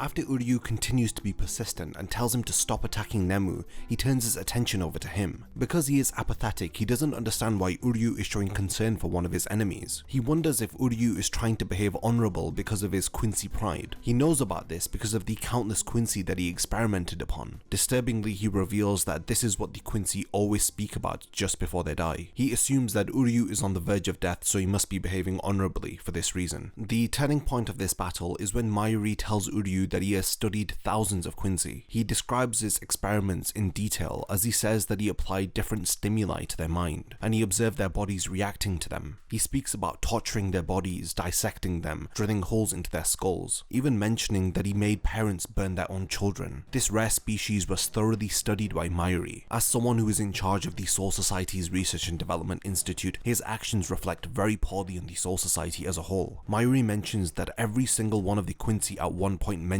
their Quincy honor. He speaks about how their Quincy honor would prevent them from carrying out some of Mayuri's experiments. He was able to overcome their resistance through stabbing them with his Zanpakuto and forcing them to partake in his twisted experiments. During the time that Mayuri began his research, it is made apparent that there were only a few surviving members of the Quincy race. One of the last Quincy that he experimented upon just so happened to be Uryu's grandfather. He shows Uryu a picture of what was left of him after his research had concluded. We can see the photograph reflected in Uryu's eyes in chapter 123. The image is a pile of flesh and bone. It resembles nothing like the grandfather that he used to know. His original form has been butchered by Mayuri. His lack of compassion for sharing these details with another Quincy, as well as the pride that comes off of his character after he says that he thoroughly knows everything about the Quincy, knowing the inhumane and barbaric acts that he committed, it makes Mayuri very despisable. He is oblivious and he expects Uryu to sit down and just listen to everything without reacting in anger. It causes Uryu to swear on his pride as a Quincy that he is going to kill Mayuri. At this point in the series, their battle becomes very interesting. Because of his extensive knowledge of Quincy's, he is able to understand all of the abilities that Uryu is utilizing, and he has full knowledge of them. He is aware that Uryu is not to be underestimated, because he is using abilities that were thought to be lost arts. None of the Quincy's that he had researched exhibit the power or the techniques that Uryu is now performing. Because of this, Mayuri has now decided not to kill Uryu. He is excited by the prospect of conducting experiments on him in addition to Orihime. In order to gain the power to defeat Mayuri, Uryu removes his Sanrei glove. This glove is a powerful Quincy tool, but once it is removed, it momentarily gives the user immense power, but this comes at a cost. The anger that he feels after learning about Mayuri's experiments has pushed him to make a decision. He would kill Mayuri even if it meant that he would lose all of his Quincy powers. In this new form, the arrows that he is firing at Mayuri are too fast for him to dodge. In a very satisfactory beatdown, Mayuri is critically injured after he is attacked by an arrow from above. above. The attack was so powerful that it completely destroys Mayuri's left arm and injures the left side of his body. He is immediately enraged, and it is probably because he has been severely wounded by an opponent that he underestimated. He made the mistake of gloating about experimenting on Quincy, feeling proud of his barbaric acts, and then showing no remorse by admitting that he is going to continue his research by capturing Uryu and Orihime. Angered that his opponent has proven to be stronger than expected, he activates his Bankai and gets very serious. His Bankai called Konjiki Ashisogi Jizo sprays a lethal poison which is made from Mayuri's blood, and it surrounds a 100-mile radius. Everybody around him is affected by this poison, excluding himself. Mayuri aims to take out Uryu with his fatal poison, while Uryu aims to fire an arrow at Mayuri before he's able to release it. The two of them attack each other simultaneously. The battle concludes after Uryu's attack leaves a gaping hole in Mayuri's abdomen, and it splits his Bankai in two. Mayuri is utterly defeated, and his only way of escape is to liquefy himself. He returns to his department in order to recover. Before leaving, he admits that Uryu proved to be more troublesome than he had expected, but in the end he will die because Mayuri's poison is already running through his body, and Mayuri will survive after he is recovered. After this battle, he is in a liquefied state for a few days. In chapter 172, we see Mayuri again. This is immediately after he hears an announcement of Aizen's betrayal. It would appear that he has recovered after his battle with Uryu, and this is the first and only time in the series that we see his face without any makeup. He is asked by Nemu if he wants to get involved and help the other captains battle against Aizen, but he says that he has no interest in getting involved. This brief moment, which occurs in the anime and the manga, is easily overlooked. Until I started to break down Bleach and really analyze the series and pay more attention to the subtleties within it, I had no idea how Mayuri's face looked like without all of that makeup on it. I just assumed that he had modified his body and he became a robotic being, but seeing this manga panel in chapter 172 of his face without any makeup on proves the lengths that he will go to in order to maintain this appearance that he has, and his passion for research and experimentation, as he has even modified his own body. Mayuri isn't really involved in the story again until the Huecomundo arc, where he faces off against the mad scientist of the Espada, Zaioloporo. In chapter 298, he arrives to assist Renji and Uryu. When he sees Mayuri again, Uryu is confused, but Mayuri refers to the Quincy as an inferior creature. He turns his attention over to the Espada. He makes his intentions clearly known, as he says that he has come to Huecomundo to collect research specimens. He wants to know the Espada's name so that he can correctly label his specimen jar after he has defeated him.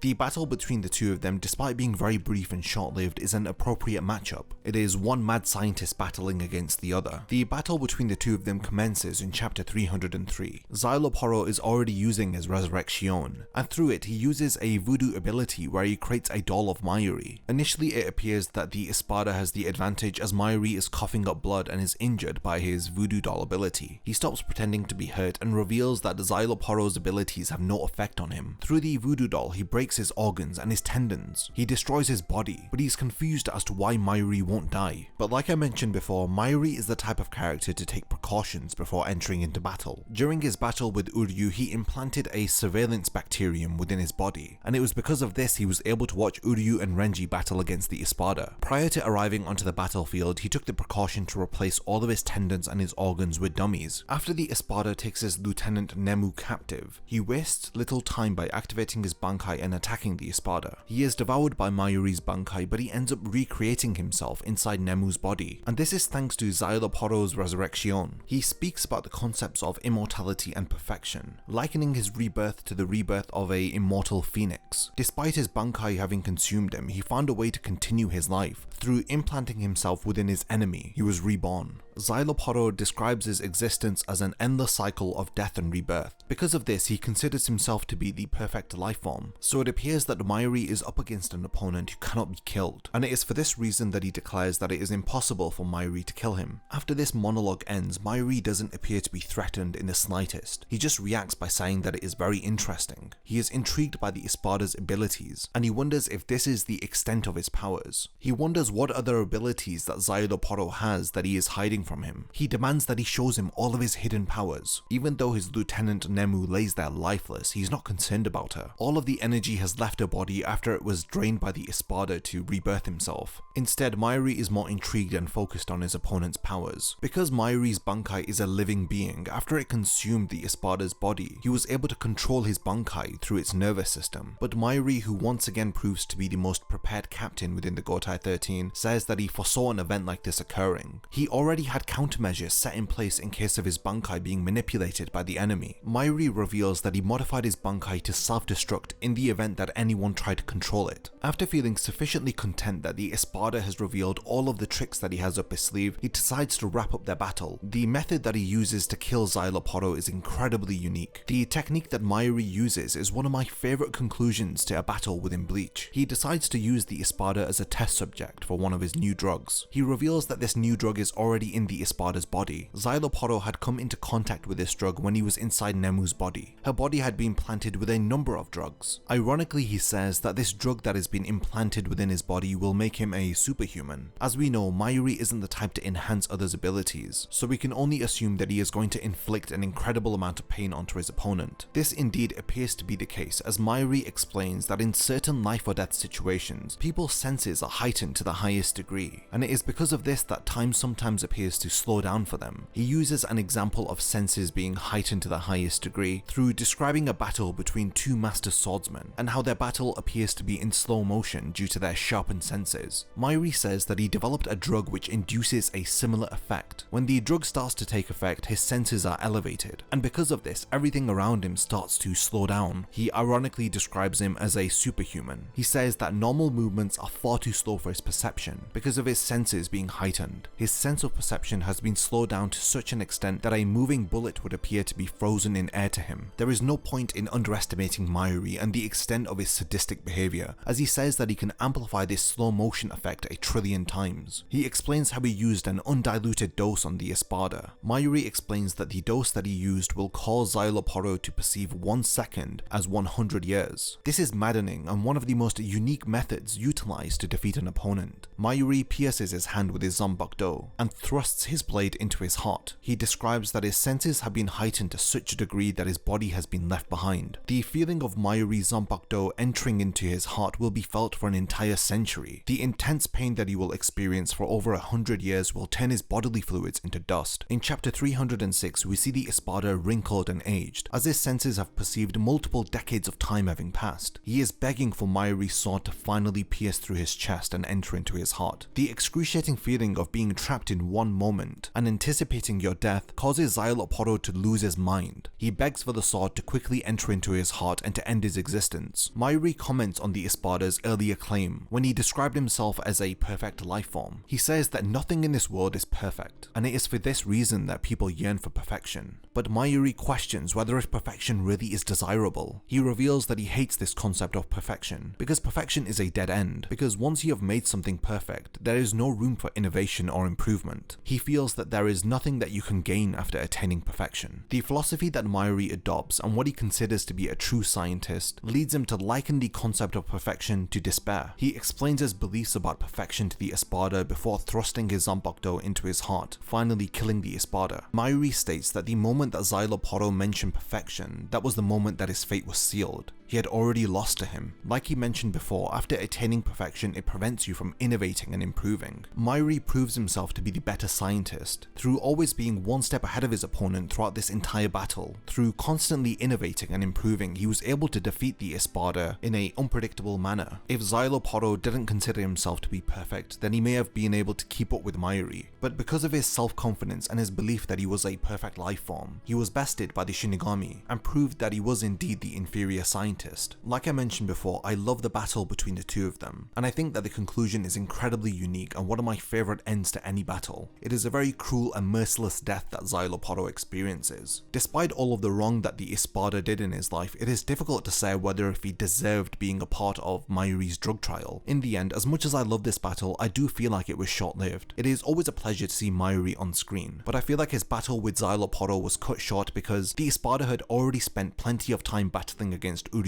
and Renji, so by the time that Mayuri had involved himself into the battle, it was time to wrap things up. I just wish that there was more interaction between the two of them, as it was really interesting to see two very similar characters pitted against each other, their differing ideologies and philosophies, and how their differing beliefs caused them to approach their research and their experiments in very differing manners. It is because of these differences, and in particular their beliefs about perfection, which ultimately lead to Mayuri defeating the Espada. After this battle, he heals Nemu, and together with her, he goes to Xyloporo Toro's lab, where he retrieves a pair of bodies, which foreshadows his usage of these bodies in the Thousand Year Blood War arc. After this, he doesn't really appear much in the Fate Karakura Town arc, but he does help Ichigo by facilitating him with a method to return back to Karakura Town. In chapter 380, Ichigo complains that Unohana isn't here, so there isn't a way for him to return back to Karakura Town. But then Mayuri appears after scavenging the entirety of Hueco for different research specimens. He reveals his hatred or even jealousy for Unohana by scolding Ichigo for assuming that only Unohana can help him in this predicament. When Unohana decides to accompany Ichigo back to Karakura Town, she tells Mayuri that if his method to return them does not work, then Unohana will not stop laughing at him. Despite Unohana having freed him from his prison, you can tell that being compared to him angers Mayuri. Even Ichigo teases him about this point by calling him the second director of the Soul Society's Research and Development Institute. He compares Mayuri to Unohana and he says that both of them are kind of similar. Ichigo's teasing of course angers Mayuri. He even says that when this battle is over, he wants to trap him inside the Garganta, forcing him to experience the depths of true terror. Mayuri doesn't really get himself involved in any more of the fighting. When Byakuya questions why he didn't go to the world of the living, Mayuri tells him that he is far too interested in the specimens that he has found in Hueco. He says that once the battle with Aizen is won, then he will take his time by going to the world of the living and examining all of the corpses he finds there. Very interestingly, Byakuya pulls up Mayuri on an assumption that he makes. He is assuming that by Ichigo going to the world of the living that this battle is going to be resolved. Byakuya bluntly tells him that it sounds like he has belief in Ichigo, that he will be victorious and he will defeat Aizen. Mayuri simply responds to him by telling him that it appears that Byakuya feels the same way too. After the defeat and capture of Aizen, it is revealed that Mayuri is spending his time researching within Hueco,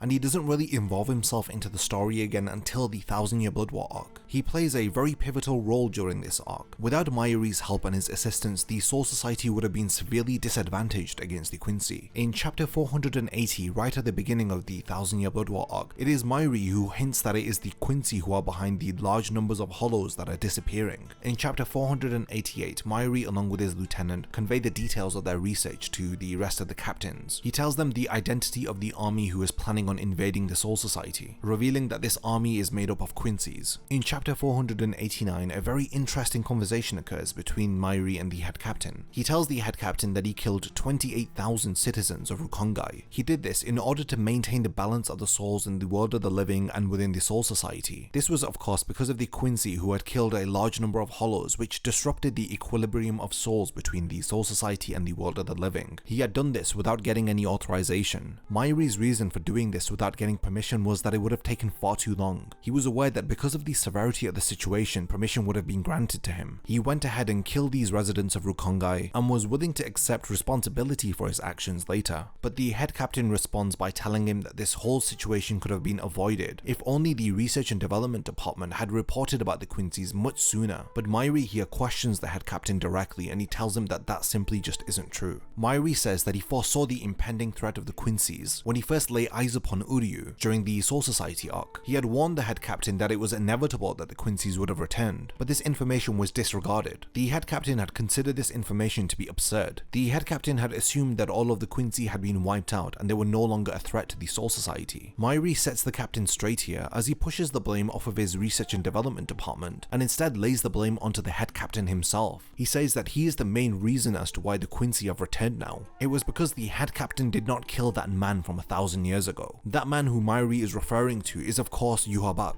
During the first Quincy invasion, Mayuri is spending his time analyzing the enemy, but he is angered by the other captains who didn't wait for him to finish his research, and thus went on to activate their Bankai and have them stolen from them. In chapter 516, after the Quincy's first invasion, he is seen to be examining Ichigo's Zanpakuto, which has been split in two. He explains to Ichigo that a Bankai that has been destroyed can never return to what it once was. In chapter 539, we learn that Mayuri and Nemu are in the Research and Development Department and have locked themselves into a room. It appears that he hasn't left this room not even once. He disabled all of the surveillance cameras within the room because he was conducting an experiment that he didn't want anyone to see. His lieutenant Akon, who luckily had a bug implanted into the room, spies on his captain and learns that Mayuri is reviving an Arankar. It is here that we see the fruits of Mayuri's research and his specimen collection within Hueco Mundo coming into fruition. In chapter 547, Mayuri and Nemu finally emerge. They confront the Sternritter Askin, who has infiltrated the Research and Development Department. He explains how the Quincy had created another world within the shadows, and it is for this reason that he modified his lab to not have any shadows. As well as this, his clothing is also now free of shadows. Mayuri's preparations cause Askin asking to retreat, as it would be too troublesome for him to battle with Mayuri here. In chapter 551, he is contacted by Unohana, who tells Mayuri that he has found a way to recover the stolen Bankai. Unohana arrives in Mayuri's lab detailing a weakness that he has found with the Quincy's, which will enable the Bankais to be returned, but he needs Mayuri's help. It appears that the two of them are now working together for the first time since the Turn Back the Pendulum arc. Unohana is proposing a method to holify Bankai. We learn that Unohana came up with this method after he studied why the Quincy weren't stealing the resurrection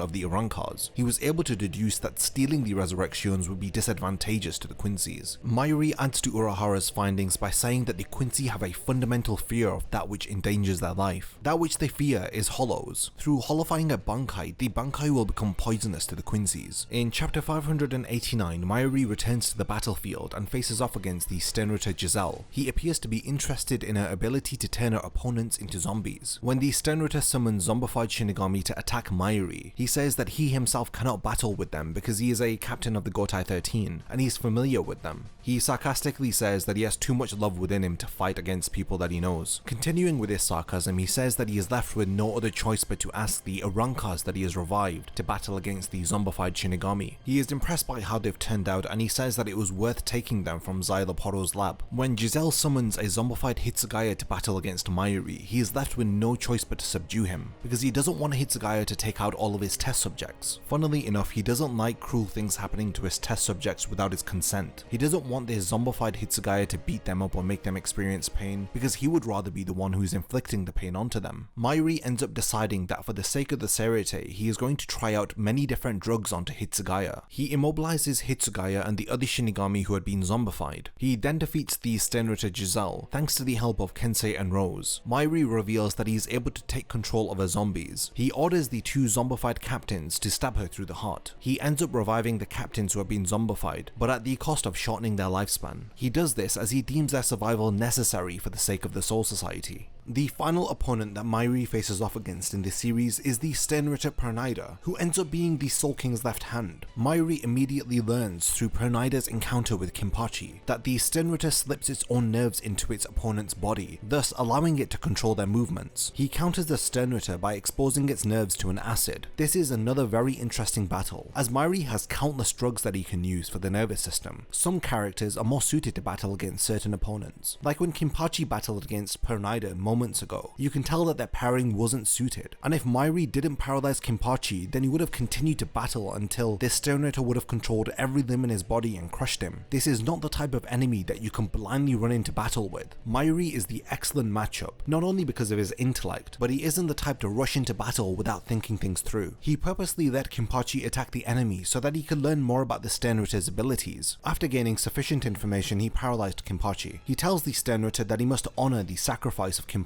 He sarcastically remarks that the Sternritter should just give up and hand himself over as an experimental subject. When Pernida comes out of the cloak that it was hiding behind, Mayuri immediately recognizes it as the Soul King's left arm. He is incredibly curious as to how his opponent is functioning, and this definitely appears to motivate Mayuri to battle against the Sternritter. The sensation that he is feeling during this battle is of joy, because he has discovered a brand new research subject which he knows nothing about, and on top of this, his opponent continues to exceed his expectations, which must fuel his desire to want to study and research the corpse of his opponent. The Sternritter manages to use its nerves to infiltrate Mayuri's arm. This causes his arm to explode, but Mayuri quickly stitches it back together. In order to prevent the Sternritter from controlling his body through the nervous system, he reconfigured the arrangement of his nerves, as well as his blood vessels and muscles. He is not going to allow his opponent to easily take over his body. Pernida makes two copies of itself, as Mayuri remembers studying about the Soul King's left arm and right arm. He recalls that the Soul King's right arm controls stillness, and the left arm is in control of advancement. Mayuri activates his Bankai, and we learn that he doesn't intend to kill his opponent by using poison, but instead he has modified his own Bankai. His altered Bankai is giving birth to a new Ashisogi Jizo. This new version has all of the information that Mayuri has gathered during his battle with the Sternritter. Pernida tries to take control over his Bankai, but Mayuri explains that he brought the nerves of his Bankai up to their surface, and he divided them up into 70,000 layers. So every time that Pernida tries to take control of his Bankai, then a layer will simply peel back and it will be ineffective. Ashisogi Jizo tries to devour Pernida and its clones, but they burst out of his bankai. As the battle continues, it appears that Pernida's vocabulary is improving. Initially he wasn't able to even speak, but gradually as the battle has progressed, it appears that the Sternritter has been evolving. When the Sternritter begins to fire arrows at Mayuri with nerves attached to them, he ends up being saved by Nemu. He is angered because she is making decisions for herself, and she is exhibiting behaviors that weren't taught to her. Mayuri appears to be angered at the thought of losing Nemu. In his own strange, unique way of showing emotion, he says that it is going to be incredibly difficult to raise another version of Nemu if anything were to happen to her. Mayuri learns that Pernida evolves by obtaining information from everything that his nerves are connected to. This is what is causing him to speak like Kenpachi. Nemu increases the power of a body, but at the cost of also increasing the decomposition rate of a body. She does so in order to attack Pernida. She is successful in her attempt as she bursts through the Sternritter, blowing it into pieces. Mayuri states that he didn't order Nemu to sacrifice herself and do these actions. The purpose for her creation was to witness her growth, but Nemu says that she believes that she can show Mayuri her growth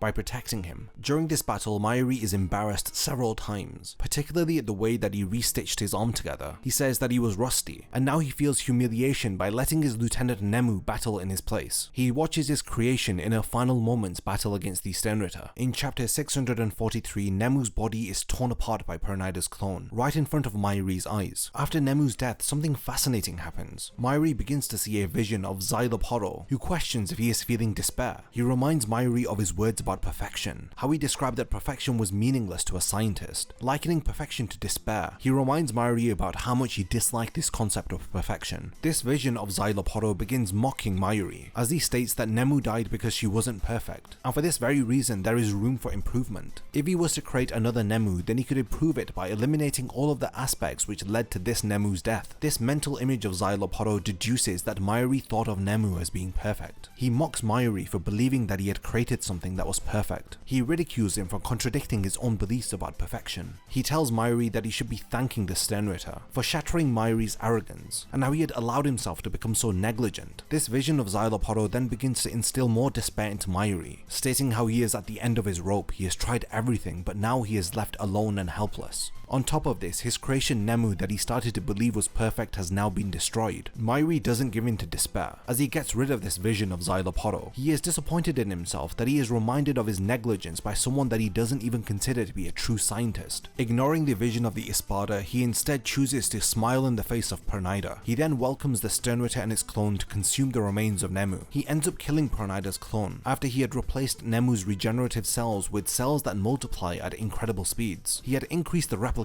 of these cells, which causes Pernida's clone to grow excessively. It grows to the point that it explodes. Mayuri walks away from the battle victorious as he holds Nemu's brain in his hand. He eventually ends up collapsing due to exhaustion. At the end of this battle, Mayuri is taken with Kenpachi to be healed. When he arrives to be healed, it appears that Hitsugaya and Rangiku have fully recovered. Before leaving, Hitsugaya thanks Mayuri for helping him. After Ikaku and Yumichika place Mayuri into a recovery pod, they also thank him for saving Kenpachi. It is strange to see Mayuri being thanked, considering how little he cares for others. He even remarks that it feels unpleasant for him to be thanked so much, but he doesn't care about that, because while he is recovering, he's thinking about the evolution that Nemu had undergone. He begins to think about how he created a soul from nothing that was able to evolve on its own, and for this reason he states that he has surpassed Unohana. It appears that Unohana has left a significant impression on Mayuri. This helps to explain a lot of his actions and his relationship towards Nemu. She ended up being the creation that allowed him to surpass Unohana. We then see Mayuri after the 10-year time skip at the end of the series. He is accompanied by someone that we have never seen before. This appears to be his new assistant called Nimuri Hachigo. She is revealed to be the 8th iteration of Nemu. She appears to be a child, but the difference is she is very outspoken. Mayuri tells her off for being so outspoken, and he doesn't know how she's gotten this way, but it appears that this 8th iteration of Nemu has even more room for evolving and improving. Unlike the previous version of Nemu, this version appears to have a personality of its own. A fascinating point about Mayuri's character is Xyloporo's reappearance. It appears that the speech that Mayuri had given to him during the Hueco Mundo arc was setting him up to witness Nemu's death. It was like Kubo has set this speech up for Xylopolo to reappear later in the series, and to throw these words back at Mayuri's face, and question his feelings of perfection that he felt towards Nemu. He reminds Mayuri of what it means to be a true scientist, and reaffirms his feelings of dissatisfaction towards the concept of perfection. Another aspect which makes Mayuri's character fascinating is the way that he conducts himself within battles. He is very sarcastic and witty with his opponents, and he doesn't shy away from making fun of himself. I would even liken some of his behavior to that of a troll. His humorous banter is complemented by the tactics that he utilizes within battle. It is always enjoyable to see the creative ways that Mayuri utilizes his knowledge and his scientific expertise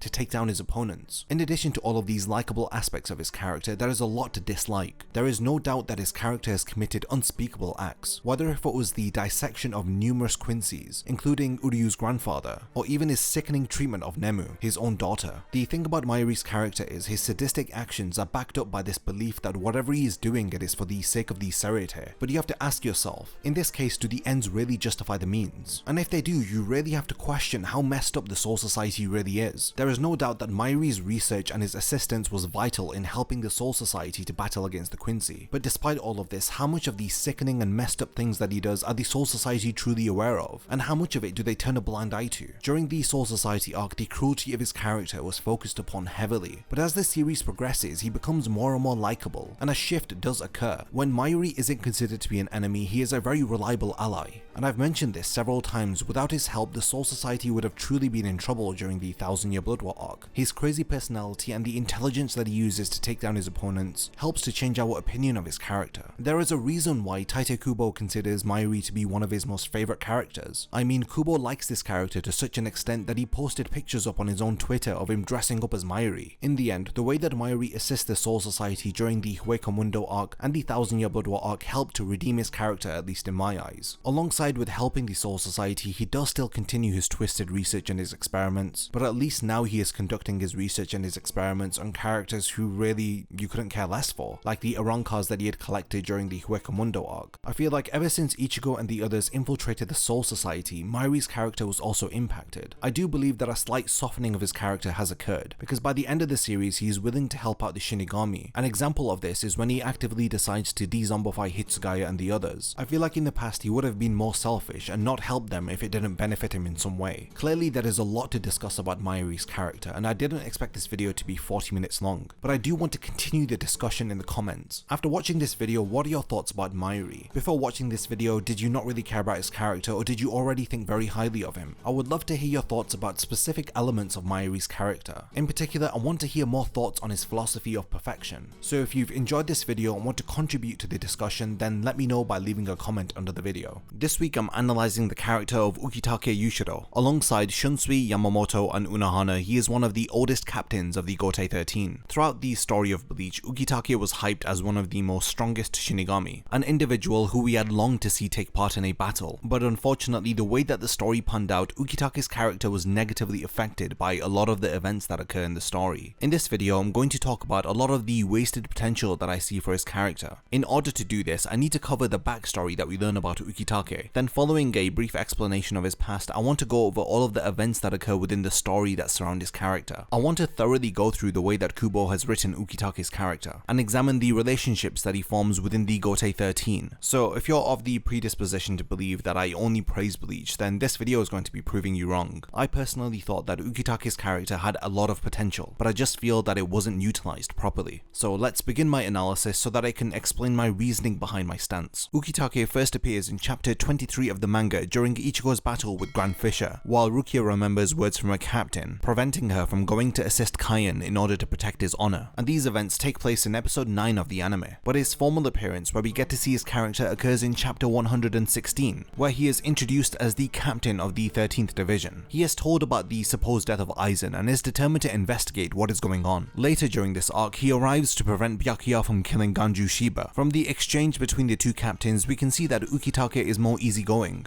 as he tells Byakuya hasn't he inflicted enough damage upon Ganju. You can see the contrast between the two captains as Byakuya remains very stern and serious. It is here that we learn that Ukitake is the captain of Byakuya Kuchiki, so we can see that even he is personally invested in the execution of Rukia. He questions why Byakuya has drawn his Zanpakuto here as it is forbidden, but Byakuya tells him that they are currently under a wartime exemption. But Ukitake questions Byakuya's excessive measures, whether if it is necessary for a captain to draw his Zanpakuto facto against a weak intruder. Ukitake is a very kind and forgiving man. Like how I described Unohana as the maternal figure of the Soul Society, I feel that Ukitake is the paternal figure, as he cares a lot about his subordinates and he gives respect to even his underlings. And it is his attitude which makes it so easy for other Shinigami who are lower ranked than him to come to him to seek his advice. At the start of the series, his personality is very similar to Sosuke Aizen, as they are both very kind and gentle. He is so kind to the extent that you may feel that he is harboring ulterior motives, and this is thanks to Aizen, who is instilled within us trust issues after seeing how kind he was to Momo. The most notable features of Ukitake's appearance are his green eyes and his long white hair. You can see that his hair wasn't always white because of his black eyebrows, and it is strange for him to have white hair which is commonly associated with old age, considering he isn't that old relative to the lifespans within the Soul Society. There is a reason why Ukitake has white hair, and I'll go over this when I talk about his past. I have briefly spoken about Ukitake's personality, but among the captains of the Soul Society, he is one of the most well respected. He has a strong sense of morals and will not let any harm come to his underlings, and he follows through with this even if it means breaking the rules of the Soul Society, which he demonstrates firsthand by opposing the execution of Rukia, and along with Shunsui he orchestrates a plan to destroy the Senkaimon. In addition to this, Ukitake is a very good judge of character, and we see this through his assessment of Ichigo and his friends, as he doesn't deem them to be a threat to the Soul Society, and he is able to distinguish the difference between Ichigo and Ginjo Kugo, the previous substitute Shinigami, and I'll talk more about this when I speak about the Fullbring arc and Ukitake's involvement within the story of that arc. Ukitake also cares a lot about the well-being of his underlings, and we see this when Rukia is training with Orihime in chapter 231. He was perceptive to the fact that Rukia had been feeling very lonely, but ever since she had begun her training with Orihime, he notices that Rukia is no longer feeling this way. Now, one thing most people note about Ukitake's character is that he is always ill or poorly during the entirety of the series. There is a very important reason for this. We find out about the chronic illness that Ukitake was born with during a flashback within the Thousand Year Blood War arc. So let's now begin breaking down and examining his character by starting off with his backstory, which is revealed to us in chapter 616. But before I speak about this chapter, I want to talk about something that is mentioned about Ukitake in the Bleach character data book called Souls. This book was first published in 2005. This is important because we learn important information about Ukitake's character, and it reveals that these elements had been planned from the very beginning. The character data book states that Ukitake's hair had turned white because of the lung disease that he had contracted when he was a young boy,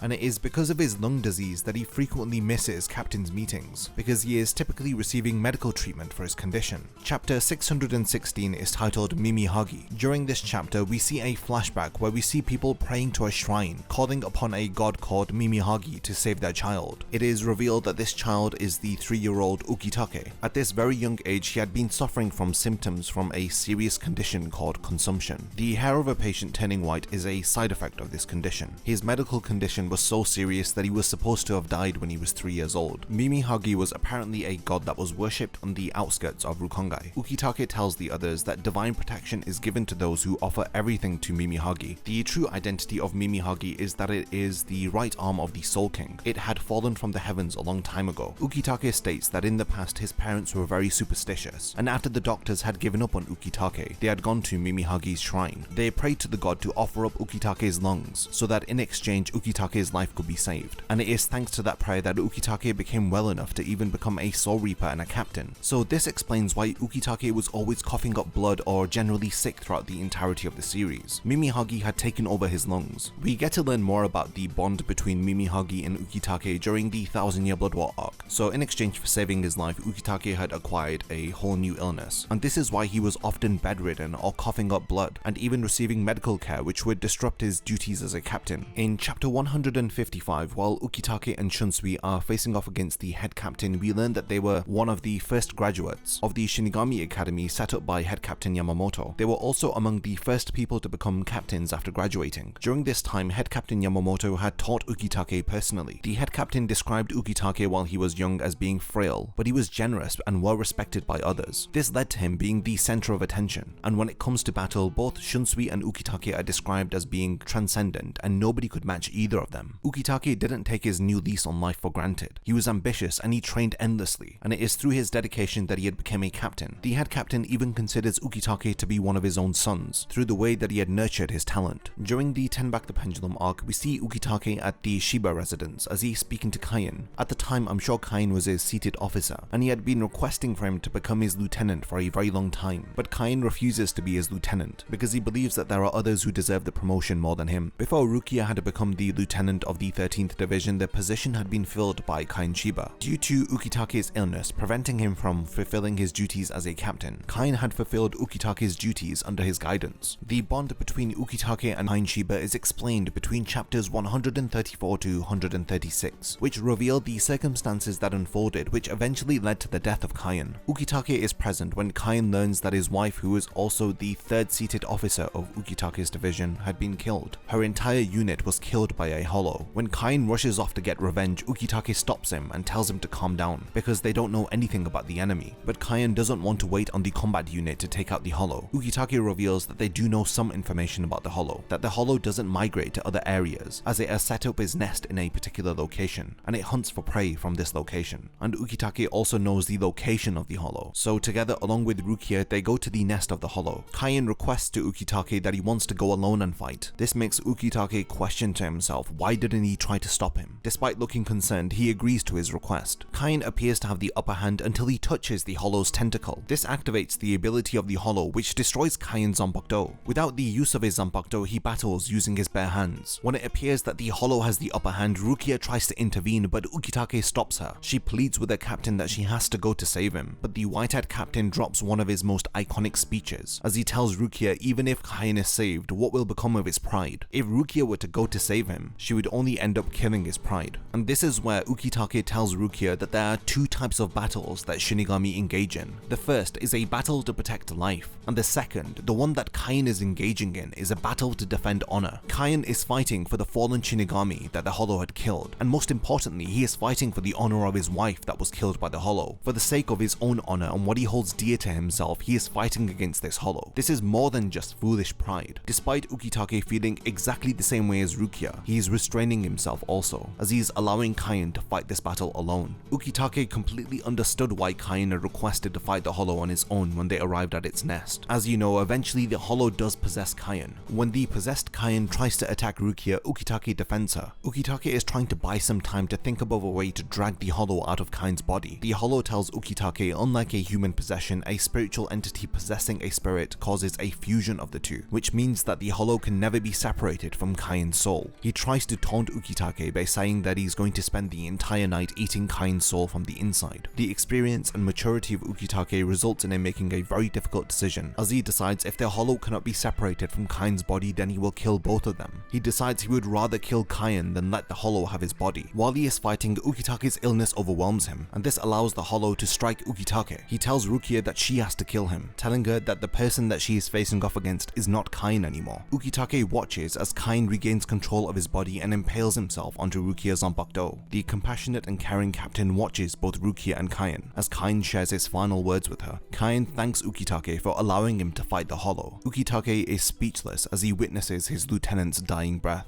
This moment that occurs in the past impacts Rukia heavily, and it is Ukitake's words that Rukia remembers when Ichigo is fighting against the Grand Fisher early on in the series. When you think about it, Ukitake is a very pivotal character, as he is the captain of Rukia, the one who is responsible for her actions. This is what leads to him not being able to stand aside and allow the execution of Rukia. He is among one of the captains who actually questions what is going on, and we even see him question Byakuya in the Soul Society arc, when he tries to disassociate himself from Rukia, and shows little to no care about her well-being when Ukitake tells Byakuya that the date of her execution is being moved up. He tells Byakuya in chapter 134, and he is surprised to see that Byakuya is completely fine with this decision, and he tells Ukitake to not bother him with such petty matters. Because of how much he cares for Rukia and he is able to put himself in her shoes, he calls Byakuya heartless for his lack of compassion. He questions if Rukia's execution even means anything to him. He tries to convey to Byakuya the severity of the situation, as he says by tomorrow noon his sister will be killed, but through overly exerting exerting himself out of passion, his illness once again overwhelms him, which results in Byakuya advising him to look after his own health and not worry about somebody else's. Even while Ukitake is in pain and he is clutching onto his chest, he tells Byakuya that once you allow one of your own to die, then 2 or 3 or even more will make no difference. He has contempt for the way that Byakuya is behaving, and it is at this moment where Ukitake wonders what would Kaien do if he was in his position, and he realizes that Kaien would have chosen the path of greatest peril. And I am sure that it is this train of thought that leads him to oppose the Soul Society and Head Captain Yamamoto in order to protect his lieutenant. In chapter 149, we see the extent of the actions that Ukitake is willing to undertake in order to save Rukia. Since the Central 46 had ignored him, he was left with only one choice. We learn that Ukitake is in possession of the Shihoin clan's shield. We learn that he has unsealed it in order to use it as a weapon to destroy the Sokyoku. In chapter 151, he arrives at the execution site shortly after Ichigo does. Together with the help of Shunsui, the 2 captains destroy the Sokyoku. In chapter 153, they face the consequences of their actions,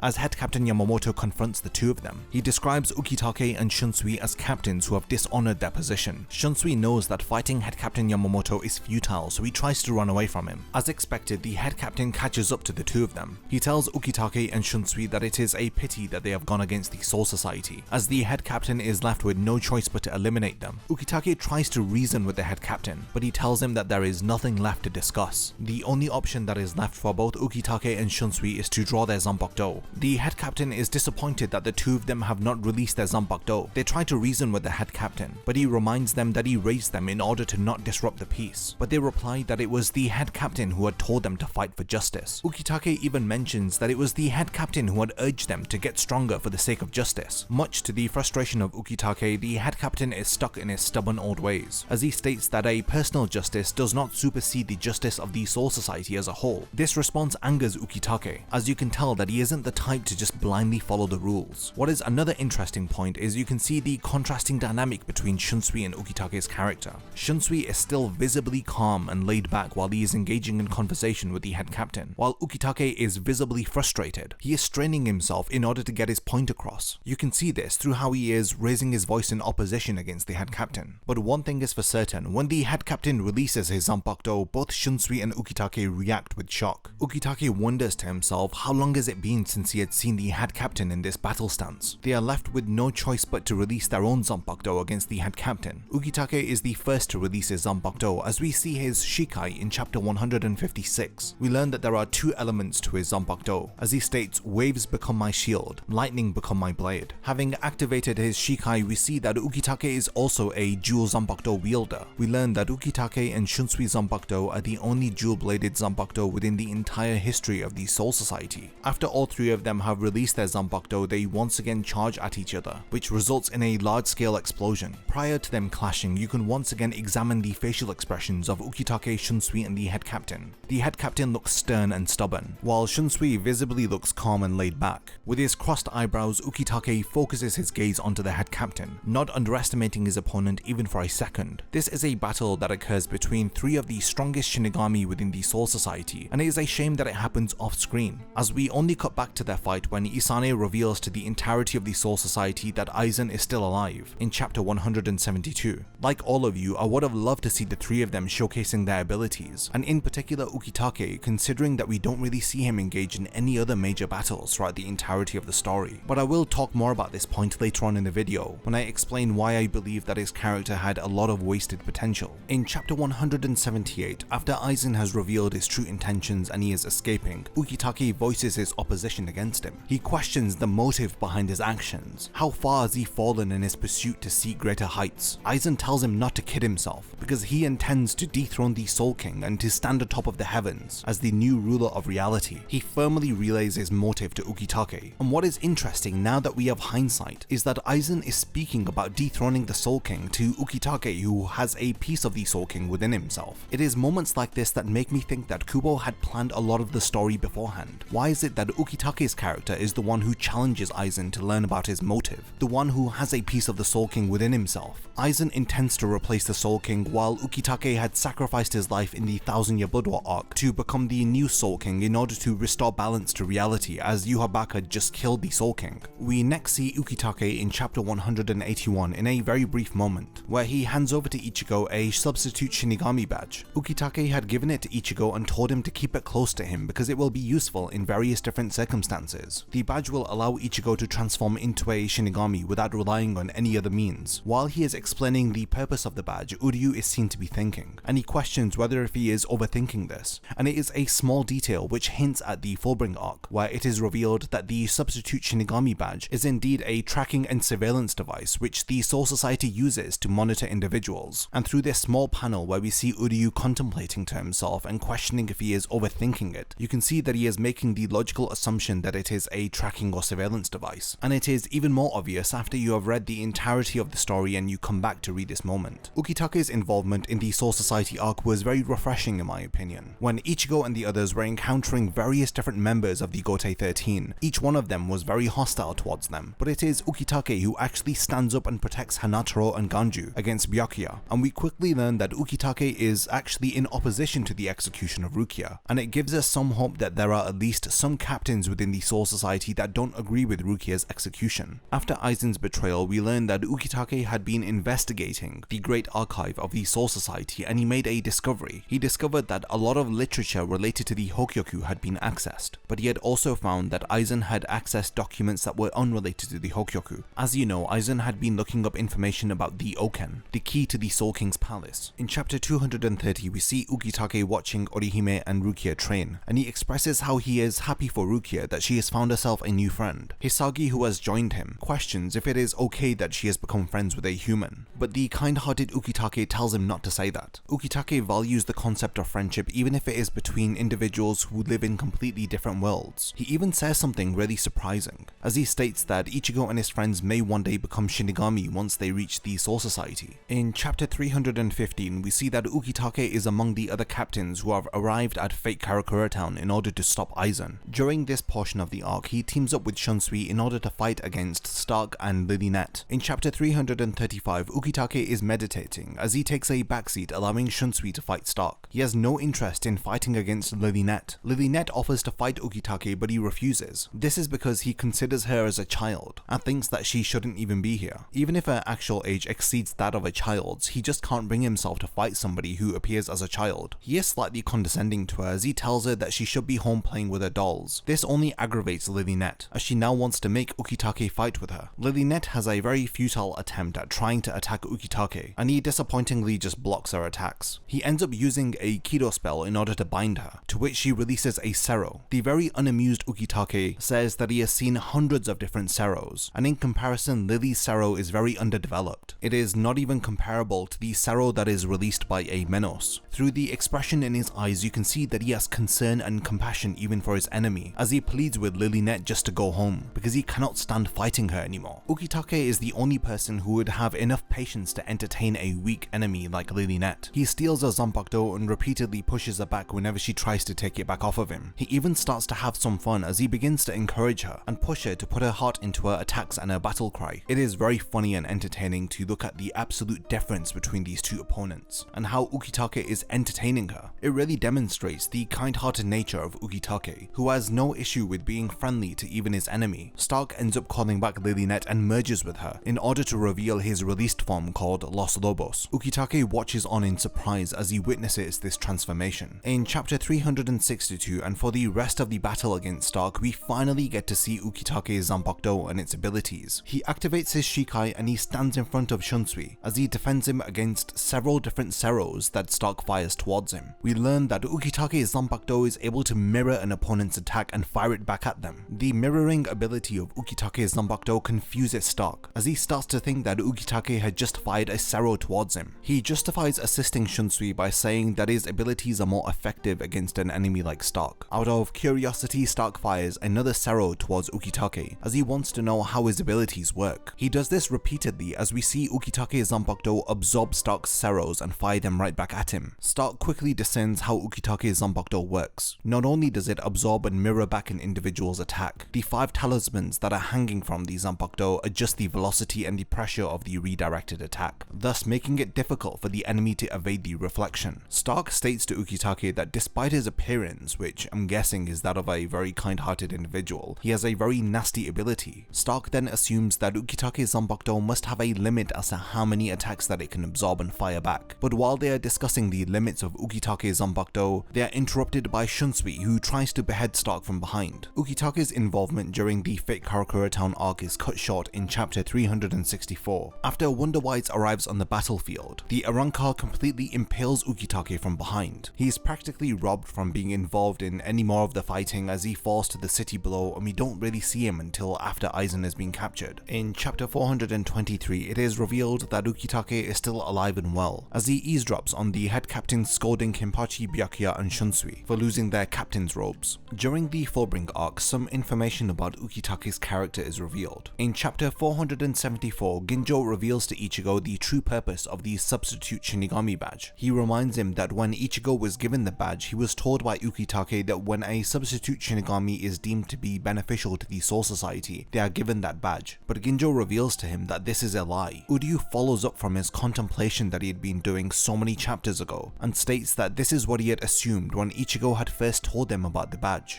Ginjo reveals to Ichigo that the true purpose of the badge is to monitor and control an individual. Because of this badge, the Soul Society is able to locate Ichigo at any moment. In addition to this, they have been able to control Ichigo's spiritual pressure. He further adds that the badge is used as a communication device to the Soul Society. It absorbs and analyzes the person's spiritual pressure. He tells Ichigo that all of the people from the Soul Society that he had trusted and thought would not deceive him have been lying to him this whole time. The Soul Society had given him that badge so that they could monitor and control him. Ginjo reveals that the person who is behind this plan to use the badge as a monitoring device is Ukitake. He tells Ichigo that he was fooled by the person who loves peace more than anybody, telling him that the kind-hearted captain lied to him, because the aim of the Soul Society is to monitor and control an individual. The substitute Shinigami, according to Ginjo, are nothing more than pawns. Ichigo obviously reveals that he was skeptical when he had first received the badge. He did indeed question what Ukitake had told him, but the fact of the matter is Ichigo didn't want to be suspicious of Ukitake, so he just kept his suspicions to the back of his mind. But he did ask himself, why was he suspicious of Ukitake? After all, the captain is a lot smarter than he is. If Ukitake was really trying to deceive him, then he could have done so without Ichigo even knowing. And this is what leads Ichigo to believe that Ukitake had given him the substitute Shinigami badge for the reasons that he had stated. But eventually Ichigo had realized that the substitute Shinigami badge didn't do the jobs that Ukitake had stated it would do. Ukitake had purposefully misinformed him to allow him to come to this conclusion. After all, he did tell Ichigo to keep the badge close to him at all times. He concludes that because Ukitake had made him realize this on purpose, he allowed Ichigo to choose whether if he wanted to become a substitute Shinigami in order to protect the people that he loved or turn away from the Soul Society and his Shinigami powers as a whole. And of course, as we know Ichigo's character, he had always wanted the strength to protect people, and it is for this reason that he had accepted the substitute Shinigami badge as more of a token of membership to the Soul Society rather than as a monitoring or surveillance device. All of this comes full circle in chapter 479 as we see Shunsui approaching Ukitake. He tells him that Ichigo had left with the substitute Shinigami badge. Shunsui did indeed ask him about it, but he reveals to Ukitake that Ichigo trusts them, so he's going to hold on to it. Ichigo's very mature response leads the two of them to realize how much Ichigo has grown as an individual. There are different purposes for giving the substitute Shinigami badge. Ukitake had realized that Ginjo was a dangerous individual, so they had given him the substitute Shinigami badge in order to monitor him. But in terms of the next substitute Shinigami Ichigo, it was an entirely different case. Ichigo, after all, risked his life to save Rukia. Ukitake had known that he wasn't a bad person, so he had given him the substitute Shinigami badge as a token of appreciation. And this is what Ukitake realizes in chapter 479, that Ichigo was able to look past Ginjo's deception and realize that the Soul Society are not against him. Ichigo is also right, Ukitake is a very intelligent person, and it doesn't suit his kind-hearted nature to deceive Ichigo, somebody who has been good to him and his lieutenant. So when it comes to Ukitake's character during the 1000 Year Blood War arc, in chapter 495 we get a glimpse of Ukitake facing off against one of the Sternritters. We don't really get to see the identity of the Quincy that he is facing off against, because similar to most of Ukitake's battles within the series, they are all off-screen. So during the first Quincy invasion, the remainder of Ukitake's appearances are all reactionary shots, whether if it is him sensing the spiritual pressure of the head captain or reacting to various different pieces of information that are being relayed to all of the different Shinigami. In chapter 547, when the Quincy begin their second invasion, we see Ukitake at a shrine. His location is on the outskirts of Rukongai, and in hindsight, when we look at where he is at the same shrine that his parents were praying to Mimihagi in order to save his life. I feel like Ukitake's final moments in the story are very rushed, and they unfortunately fall victim to the fact that Kubo could not properly complete the 1000-Year Blood War arc due to his failing health. We next see Ukitake in chapter 605. We see Ukitake speaking to Shunsui, as he states that a procedure called Kamikake, which translates to Divine Vow, was successful, and this was something that Ukitake had done in anticipation for the Quincy second invasion. The only hint of Kamikake that we get is this mysterious shadow that appears behind Ukitake. Shunsui appears to know exactly what Ukitake has done. Shunsui teases his friend by saying that maybe now he'll be able to push himself to his full potential while in battle. In chapter 613, we see Ukitake taking care of the casualties. Because of him constantly receiving medical treatment, he had learned a lot about medicine, and through using his medical knowledge, he was able to assist the Shinigami here by treating as many Shinigami as he can so that they are fit enough to join the battle again. So the big reveal about Ukitake's character takes place in chapter 616, and this is after Yhwach has killed the Soul King. Now that the Soul King has been killed, reality is now unstable, and this leads to Ukitake stating that he will take the Soul King's place. The shadow that we had seen earlier now forms behind Ukitake's back. He explains that the shadow forming behind him is called Mimihagi. He tells Mimihagi that he is forsaking his organs. Like I mentioned earlier on in the video, Mimi had taken control of Ukitake's lungs in order to keep him alive, and the ritual that he is doing now is allowing Mimihagi to take control of all of his organs and his body. This ritual is called Kamikake. Now that Ukitake has performed this, all of his organs belong to Mimihagi. Ukitake has become the right arm of the Soul King. Ukitake reveals that he had been anticipating this moment from the day that he had found out that he survived. Ukitake is more than content to sacrifice his life for the sake of the Gotei 13. It is an incredibly noble sacrifice. That is until we get to chapter 621. Yhwach ends up absorbing Mimihagi and takes all of its power. As a result of this, Ukitake's body collapses to the ground, revealing that he has in fact now died. In the end, his sacrifice amounted to nothing. Now obviously I've talked at length about Ukitake's character for almost 30 minutes now, so why did I say at the beginning of the video that I feel like his character had a lot of wasted potential? As the story continues, you can see that Ukitake's character was dealt with a short straw. The first example of this is when he teams up with Shunsui to battle against the head captain, and I mentioned this when I spoke about the Soul Society arc, but all of their battle occurs off screen. Then during the whole Arrancar invasion and the Huecamundo arc, we don't really get any significant involvement from Ukitake's character.